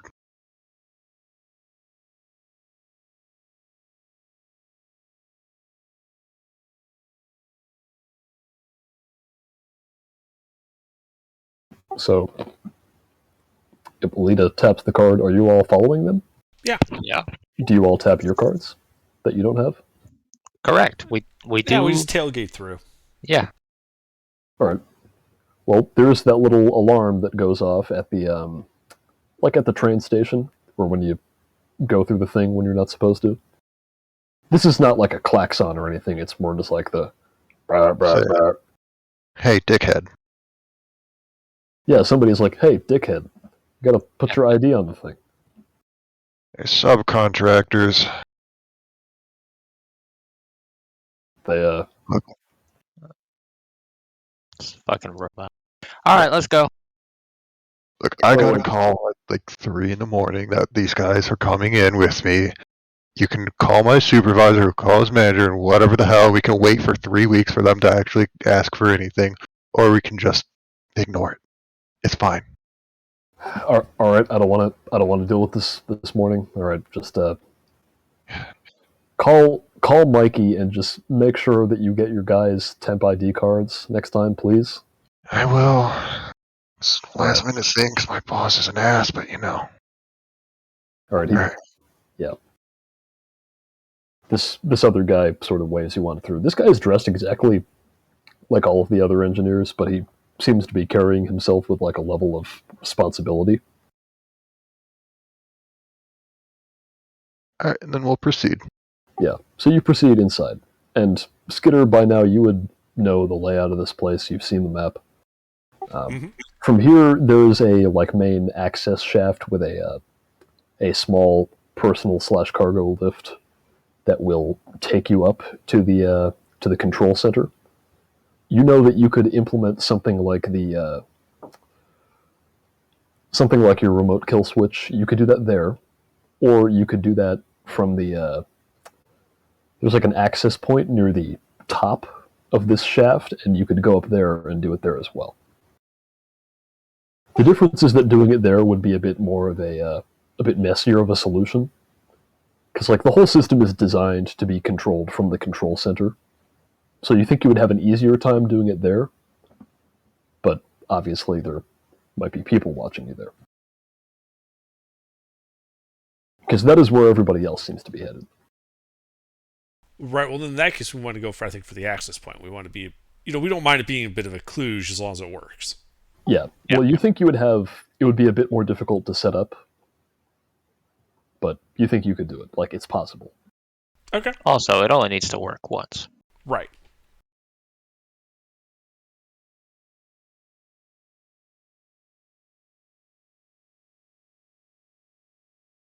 All right. Yep. So you head up to the top of this access shaft. Do we need to get you a thing before we, Oh, like a tool. Yes. That's right. Oh, Just yeah, keep that's their- right. You would need that. Yeah, so yeah, I think we would just like swing by like the requisitions office. no. We No. go, So you we go would near know the on break the- room. And, Paperwork. yeah, we should go near the break room and just grab one that's laying around. Yeah, well, you would know on the way to the control center. There is a there's like a supply closet where you think you could find one. Okay, yeah, we just hit that. Yeah, you hit that. You yeah, I mean, I'm not sure exactly how you do it, but you could waltz in there, simple as you please. Open the door, grab a toolkit. As long as you look like you know that you should be there, and as long as you act like you belong there, most people won't bother you about stuff like that. Yep. Well, you're the one retrieving the toolkit, Skitter. So Yeah, so I just walk in there, see a cabinet that looks like it would hold a toolkit, just open it up, grab the toolkit, walk away like I should be doing that. yeah, makes sense to me. All right, this is going to involve a roll of some kind, though, just to make sure you can do it naturally, Oh, and it's going to be cool. Cool. Okay. And we're going to say it's difficulty 2, because these are all like a really casual bunch. I mean, you know how tradespeople are. Yeah. How many points things do we got? So I think you are not proficient in cool, and you only have 1 presence, so it's just 1 green die. Right. I was asking how many of the light side, dark side things we got, Oh, good question. Let me scroll up. because I think we might want to burn one on this. Now might be a good time. I used 1 so that you guys could use 1. Okay. So you have 1. Okay. I'd like to use one, so that would upgrade that green to a yellow It would upgrade that green to a yellow. and 2 purples. Can I assist in any way? You know what? You can actually. You can be walking with him. You can have like a bit of a casual conversation if you want to. Great. Actually, although Zed, you're did I give you ranks in cool? No, but I do get 3 dice. You do get 3 dice. So I have a rank in cool, but only Oh, maybe 2 you should- dice.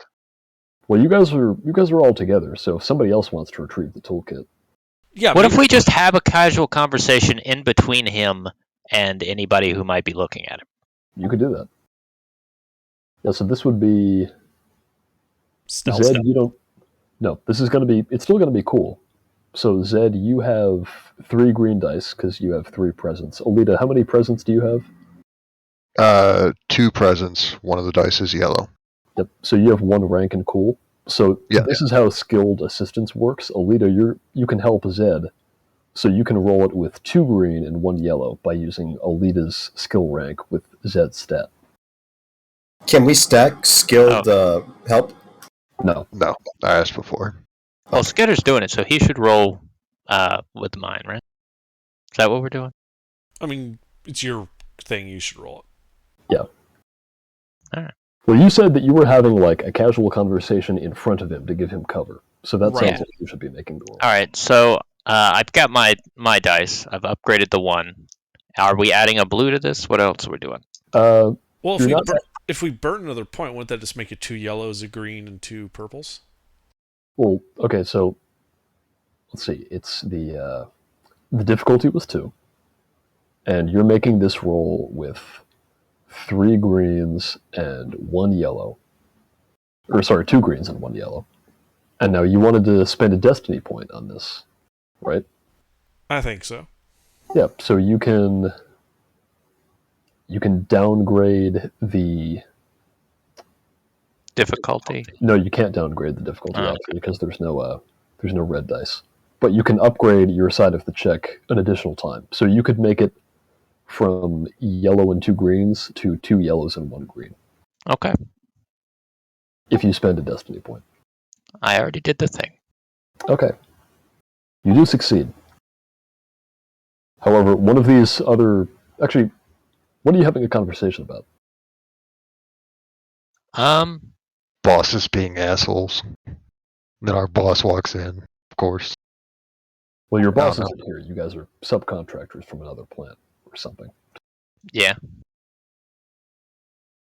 Yeah, but anyway, I'm going to talk about how Alita got me fired from the last job.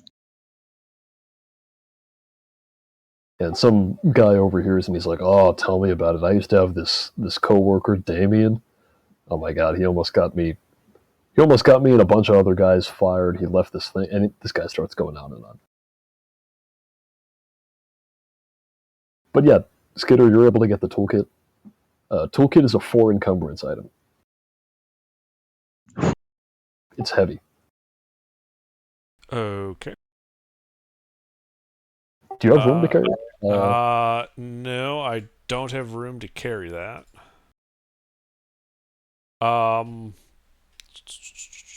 You don't have room Can to we carry just it. put it on? You don't Can have room to carry it in your inventory. You could carry it in your hands. Okay, yeah, I'll do that. Yeah. Well, I do have this. Was it a forklift? Is that what you call it? The thing that like goes up and it's on an angle. You don't have that. You have it's like a canister on wheels. Ah, there's no platform. Yeah, it's at the fine. If bottom. I can just see. carry it in my hands, I'll just carry it in my hands. Yeah, you can just carry it in your hands. Mhm. I mean, that's going to be a problem if you want to shoot people. But I can just drop it. yeah, you just drop it. All right. We got to. You have the toolkit. I think you said you wanted to go up to the access point. Yeah. All right, you can do that.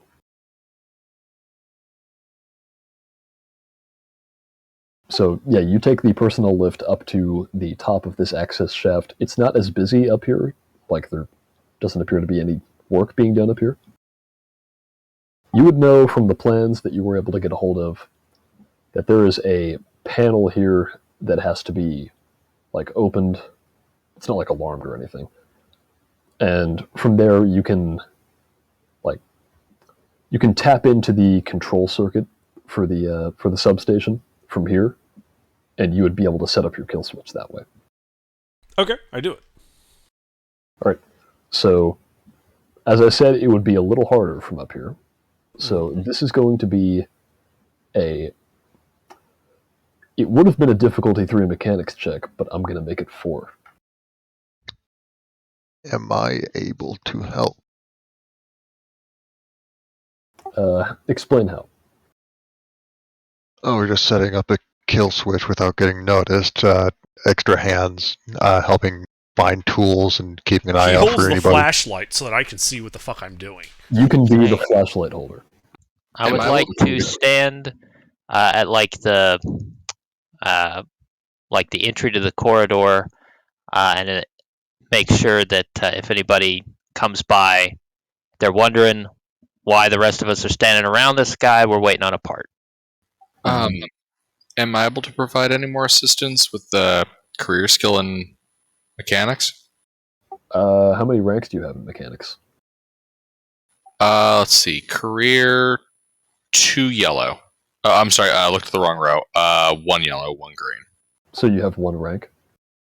Yes. I think Skidder has 2. Correct. Yeah, so you can't... Yeah, I mean, Skidder is better at mechanics than any of you, so there's no skilled assistance benefit here, and Alita is giving him unskilled assistance, which is limited to 1. That'll work. Okay, and what's the difficulty? So the difficulty is 3, but I'm upgrading it once, so it's 1 red and 2 purple. And you get a boost die from Alita. Right, so I think that's what I'm rolling. Yep, that's right. Okay, so you don't fail, but you don't succeed either. And you don't generate any threats or advantages. So literally, I just sit there and it's like, yeah, it's not working. I need more time. Yes, you need more time. All right. And then I try again. We'll continue to buy you time. Same roll? Yep. No, not same roll, because actually, yes, same roll.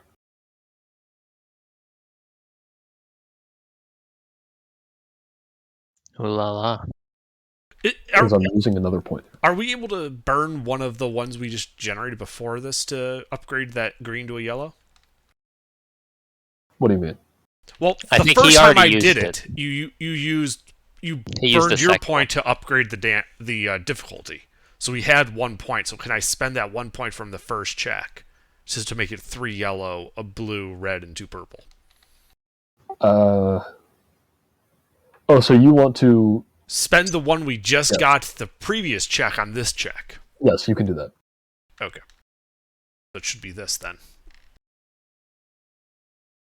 Okay, so Huzzah. this is an interesting result. A success, a triumph, and a Despair. Okay. So, you think you managed to get it set up correctly. And you do... Let's see. Actually, I'll tell you what. What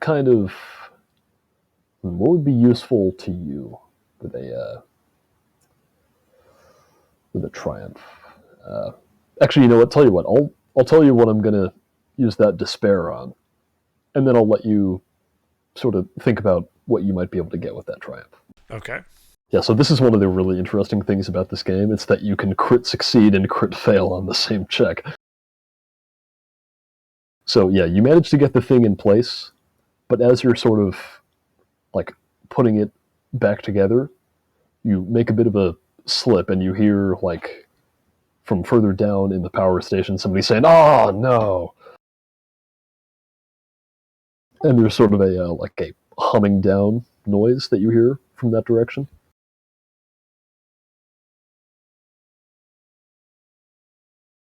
Okay, I'm not sure what you're trying to convey with that.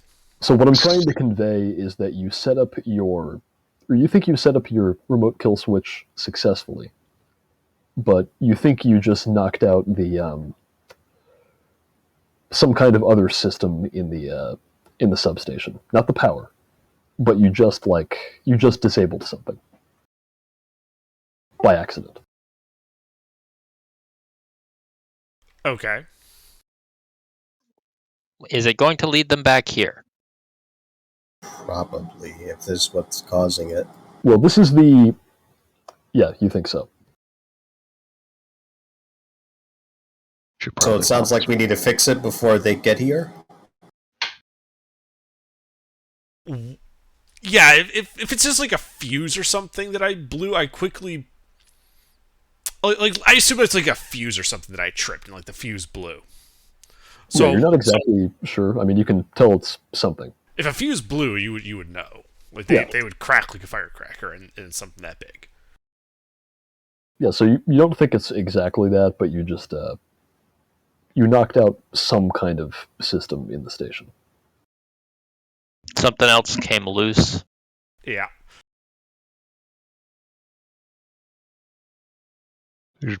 Probably just figure out what that is, undo whatever damaged it, unless it would involve taking out our little package. No, you don't think that would be necessary. You do have that triumph to spend, and that could get you like some real nice narrative benefit. So if you can think of something like that.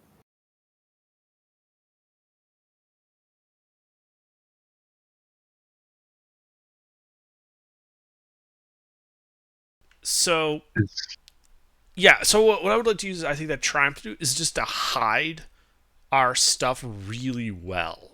Yes, so that when they come in here to fix it, it's like indistinguishable from how it should be. Yeah, you, Skidder, you know, like I mean, you haven't worked with this particular kind of equipment before, but when you open up a panel like this to go and look in the guts of whatever system you're working on, you know the first places that people will look. And so you're able to like hide it somewhere where somebody would really have to be searching for it to find it. Right, and whatever else we just broke wouldn't be related at all. They would never look here from that problem. Yeah, no, this is more like you failed at operation. You hit the bit of metal next to the funny bone, and the guy's nose lit up. Right. Yeah, no, but you don't think anybody would find that unless they were expressly looking for it. Yep. Great, let's get the hell out of here. Yeah, and then I think I just is the floor here like a raised floor? Up here, it's like... So this whole access shaft that you're in kind of comes to it tapers inward at the top, so there's sort of like a slanted ceiling above you. And you're on... Actually, yeah, we'll say that you're on top of one of those... you know, like those elevated work surfaces they have at construction sites for doing like facade. A scaffold? Yeah, that's it. You're on a scaffold. Thank you. Yeah, you're on top of a scaffold. It's got like a big platform on it. Right. Yeah, I basically take like the toolkit and like spread it all around and make it look like we are like the world's messiest, most incompetent contractors, and then we just leave. You can do that. Yeah. However, as you leave, that guy who was giving you a hassle at the gate, Mhm. he comes like right towards you, and he's all in a huff. Like, what the hell did you guys do up there? Look, we barely got started and everything went sideways. Your damn plant's all broken, and now I look down at my empty wrist. Now it's time for our coffee break. Union rule, so we're headed out. See ya. This guy is like Livid. Yeah, it's like your boss is going to be hearing about this. Yeah, go ahead. If you keep hassling me, I'll be filing a union grievance. Mm-hmm.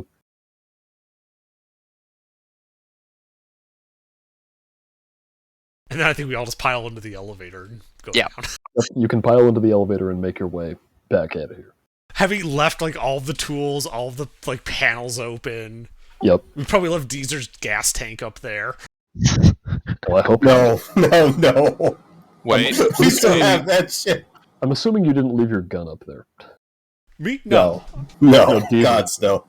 That gas tank had Deezer's gun in it. Yeah, I'm not leaving the Okay, so gas we tank. still have that. We still have that. Hey, I came in with that gas tank. I am leaving with the gas tank. Pete, Yeah. Got the thing out of the garbage. Just One of the wheels probably maximize- popped off. We probably drag it out of there. just to maximize the inconvenience, I'm gonna take the hydro spanner with me. Oh, yeah. What a The fuck. hydro spinner. What a dude. They're gonna find their toolkit, they're gonna reassemble it, and then the fucking hydro spanner's gone. While you're at it, you can also remove the 10mm socket. And we'll snap the 3mm drill. Is there an unattended toolkit as we pass through the break room or wherever the hell we're going? The one you were able to find was in a supply closet. If you wanted to stop on the way out at there's like a locker room, you think you might be able to find one in there. But that might be crowded. How far out of the way would it be? Like more than a 30-second stop? It's so before you get back in the elevator, you would have to go there first instead. Like how much time would it put on? I only want to spend like 20 seconds finding an unsupervised No, toolkit on the way there. This place is not that big. You think you could do it? The trouble would be finding one that's unsupervised. Yeah, I'll just look as we're walking. I'm not going to stop, but if there's nothing, then there's nothing. Tell you what, why don't you make a skullduggery check, because what you're trying to do is steal, and that's skullduggery. And we'll make it, we'll say difficulty 2, and I'm going to upgrade it once.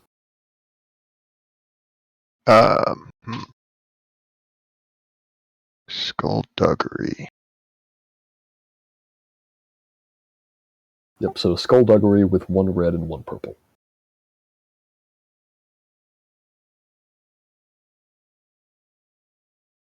Hey, Yeah, you don't find anything, and these guys start eyeing you a little suspiciously.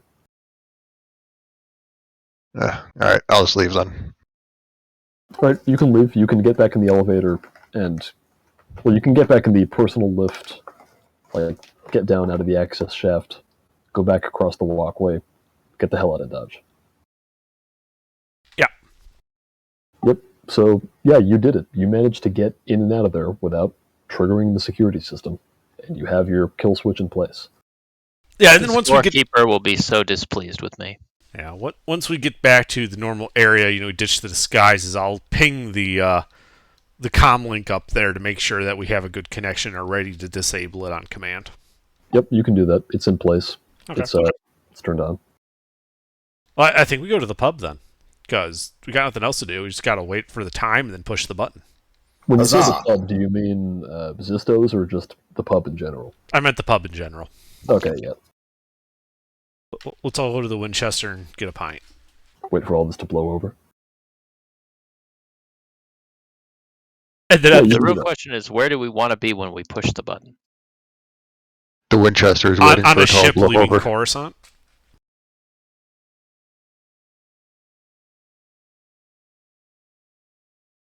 Actually, that's true. Because I don't really trust these guys, I think we should push the button in Zippy's pub. You could do that.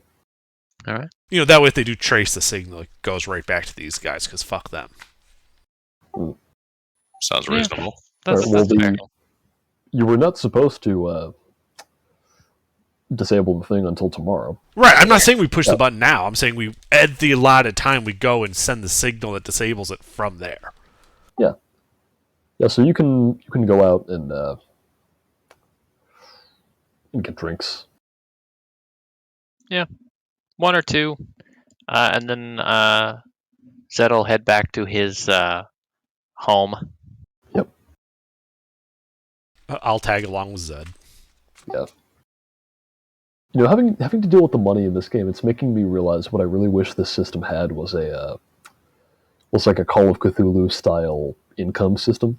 Where you can just spend small amounts of money here and there without really having to worry about it, and it's only big purchases where it matters.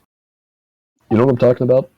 I mean, This sounds familiar. I did Call like of a Cthulhu whole has wealth that. score in Red Hill. Yeah. Or like that. No, but anyway, yeah. So we'll say you can go out, you can get a few drinks. Don't worry about the money for that. The wealth score was pretty cool. I might if we play this again, I might mod something like that into the game. We'll have to see. I think we should play it again. I think this is a blast. It is fun. It is. Oh, I definitely want to play it again. So yeah, the next day comes, you recover from any strain that you've incurred, though I don't think you have. Right, yeah, and I think we go to Zippy's pub at 11:30 at night. Yep. Is that guy there? Or The guy is not there. The Gamoran is there, and he recognizes all of you. He doesn't say anything. Yeah, I think we just get a table and 12 on the dot, I push the button. And all the lights go out. I definitely ditched the paint by them, by the way. Yeah. The Gamorrean kicks you out at that point because he can't run the bar with the power out. Yeah, fair enough. Can Gamorreans see in the dark? Yeah, but he needs access to the little soda spray nozzle, and the power has to be on for that. Would it be possible for me in the dark to steal more alcohol? Or is it, Well, If a it's funny, if a Gamorrean catches you stealing, he's gonna snap your scrawny neck. it's funny. After 3 bottles of his liquor went missing the same night that you all showed up in his bar, he doesn't seem to be keeping any out in the open anymore. fuck. But you know what we do accidentally leave behind in the booth between a couple of cushions? What? That data pad with the battery inside of it. You can do that. What'd you say? I said you can do that. Yeah. Yep. So the power is out. I think you would have had to take the train to get to Zed's place. So for the meantime, you're gonna have to hoof it. It's not super far, but it's a pain in the ass. Wait, Yeah, we're that's my wanted point. criminals and we were able to get on the train? Oh yeah. I mean, you got to understand, Coruscant is huge. Yeah, I just figured the automated systems would have not let us. Well, no, I mean you don't need it's not like you're showing ID every time you get on the train. Fair enough. Kind of one of those cases where it's the automated systems are here. They haven't worked in 3 years, but the Empire says they'll get a repair crew out eventually. Yeah, you got to remember 2 things. 1, this is the Empire, and 2, this is a planet the size of a city. Big data is powerful. That's a Data's this really big tiny is- planet. I know what Data you is mean. big I got in it. the- All right, yeah. Yeah. Also, it's not a tiny planet. It's the size of Earth, isn't it? Well, You said you no, said a you planet the size of a city. city. Oh no. You got 70 million people in Chicago. Yeah. No, we just took Midtown Manhattan and rolled it up into a ball. No, it's a city the size of a planet. At least there are no rat goals. Yeah, there's none of those. Yet. Mm, that we know Hey. of. Yeah, but you are eventually able to get back to Zed's place after a long, uncomfortable walk, and you can go to bed. Okay. I don't see any reason why not to. Yep. Out of curiosity, does Zed's place stink? Does it? Almost. It's like rat. I mean, There's dead rat. there's literally a large brown blood spatter on the wall where Zed wakes up every day, grabs a rat, and cracks its spine against that same spot on the wall. Like it's got like juice dripping. It smells like wet fur and death. It's a leaky bullseye. There's Is there corpse bile? There's skulls from a couple of creatures that he's kept as trophies. Some of them human, some of them not. There's definitely got to be some corpse bile there, all black and icky. He doesn't actively keep any like viscera in his home, no. But there are spots where things have been like cleaned, and he has not cleaned up well. Yeah, I think Brex is going to sleep with his helmet on. Alright. Well, your sleep is once again not interrupted. And when you wake up, there is a card that has been slid under your front door, Zed. On it, it simply says, "Good job." And then there's an address. All right. I think we go to the address. Yep. So, this address points you towards a, what is colloquially called an underport. So all of Coruscant's starports are on the surface, since that's what would be convenient. However, in the cases where a large amount of goods needs to get into some part of the Undercity, particularly this big cavern layer that you're on, what they'll do is they'll have ships come down through the underworld portal, and they'll have like a port set up for them on this layer. And this is one such port. It's not big. It's like, this is basically a garage, but like for spaceships. It's like one of those, you know, those big spaceship pits that they have on like Tatooine and Mos Eisley. It's like one of those. Mm-hmm. Only huge. Yeah. So it's like that. It's like a big garage, you know. The gate is open. There's like some people mulling around. A guy drives past in like a big cargo speeder.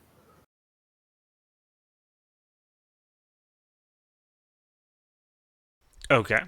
And Was there like there's a dock number on the card? No, so this whole place seems to only be one dock, and there is a large, like, there's a big sort of cargo hauler looking air speeder parked here with like a couple big shipping containers. Okay. Yeah, so as you walk in, you are walking in, right? Yeah. Yeah, so as you walk in, your old friend emerges. And he spreads out his arms, and he's like, "Oh, you did magnificent. I couldn't have orchestrated it better myself. Now I made you guys a promise, and I intend to keep it. So I hope you're all packed and ready to leave, because your ship is here." Pete? Yeah. So I need to engage in my traditional habit. What is the insight skill in this game? Oh yeah, you can do that. Let me pull up the character sheet real That's quick. very I was good. about to say, what planet are we going Because to? the trip off world can mean Prison many planet. things. I also want to use my insight cheats. I would like to sus as well. I blew up my own place to get away, so I'm getting on that ship regardless.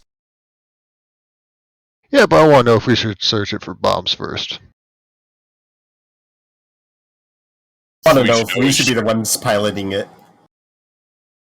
What's the destination? We're gonna say it's actually here. Let me consult the book real quick because I'm not 100% sure on this. Forest Eye is W, right? Yes. Oh, if you'd like to do that, you can. He's close enough. So we can start with that. Hey. Would you like to turn to the dark side again? Give And in I should to warn you, anger. now, doing this causes you to suffer stress, but if we continue this, like there will be long-term consequences for your character as a Force user if you keep doing this. I don't plan on making it a super constant thing, but I am going 2 for 2 right now on it. All right. Well, so far you've used dark side points exclusively. Yeah, that kind of happens with not great luck and only 1 Force rank. So Yeah, well, I mean, Uh, the force dice are fickle, which is how they're meant to be. Yeah. But yeah, you can do that. You suffer 1 point of strain, and yeah, this guy's surface thoughts. He almost seems to be legitimately proud of you. He's surprised that a bunch of randos off the street were able to pull off this job and not get caught, especially considering that they're wanted criminals. and one of them is probably still coated in No, I got rid of that. Yeah, I got rid of that. That was gross. Yeah, we'll say you got rid of it. Where is Aside from that, though, he is. See, how would he be feeling about this?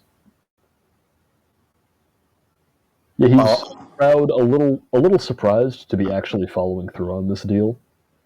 Like he's surprised at his own actions, a little bit. Like he didn't expect things to go this way. Is the impression you get? So where are we going? Great question. The furthest I can get you is. Oh my god, I forgot the name of the fucking planet. It's Manan. No, it's not Manan. It's Manan. Dantooine? Korriban. well, you know The where furthest I can get you is Brental 4. After that, you'll have to make your own way.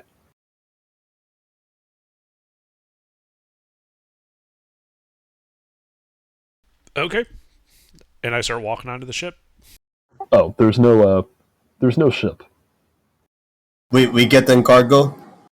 Afraid so. And he says, after me, if you will, and he leads you over to the back of one of these cargo containers, which is open. And the thing is like packed full of these big crates. Then he reaches his hand in between 2 of the crates and pulls out a secret door built like into these. Then he sort of ducks in and goes through this secret door to the other side and gestures for you all to follow it. Okay. Oh, I thought we were just staying in the crate. Very good. Helmet goes on, and I'm going in. Neat. So on the inside, the place is lit up by glow sticks. They've got like the big military glow sticks. There's a bunch of sleeping mats spread out all over the floor. There's a box full of food rations and water bottles. It's like, all right, this is going to be it for the next couple days until you get there. It's so much nicer than Zen's house. It is, believe it or not, it actually smells better than Zed's house in here. I've lived in worse. I'd suggest everybody take their first bathroom break before we depart. Mm-hmm. Is there a gutter around here? Like a drainage hole somewhere? You gotta go. You can use the bathroom in the office. And the office, P indicates, is back outside of the cargo container off the side of the garage. I'm going first. Y'all are nasty. I should have mentioned there would be like a porta potty in here. A porta potty. Yeah, a porta potty. Chemical toilet, yeah. Chemical toilet. Yeah, I'm using the office Yes. toilet. Sharing a toilet with a giant bug and a fucking Trandoshan. Yeah. A giant bug, a pissed off lizard. What could possibly go wrong?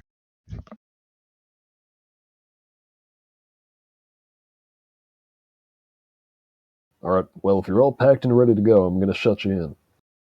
I have all 3 of my possessions and my clothes on my back. I'm set. Yep, I'm good. I left that disguise at my house. I don't give a shit Yeah. about that. I assume none of you brought them with you. Yeah, I just ripped it off in the alley and left it there. I discarded the spray paint can as soon as it was expended. Mhm. I'm going Mando armor and trash wizard robes. All right.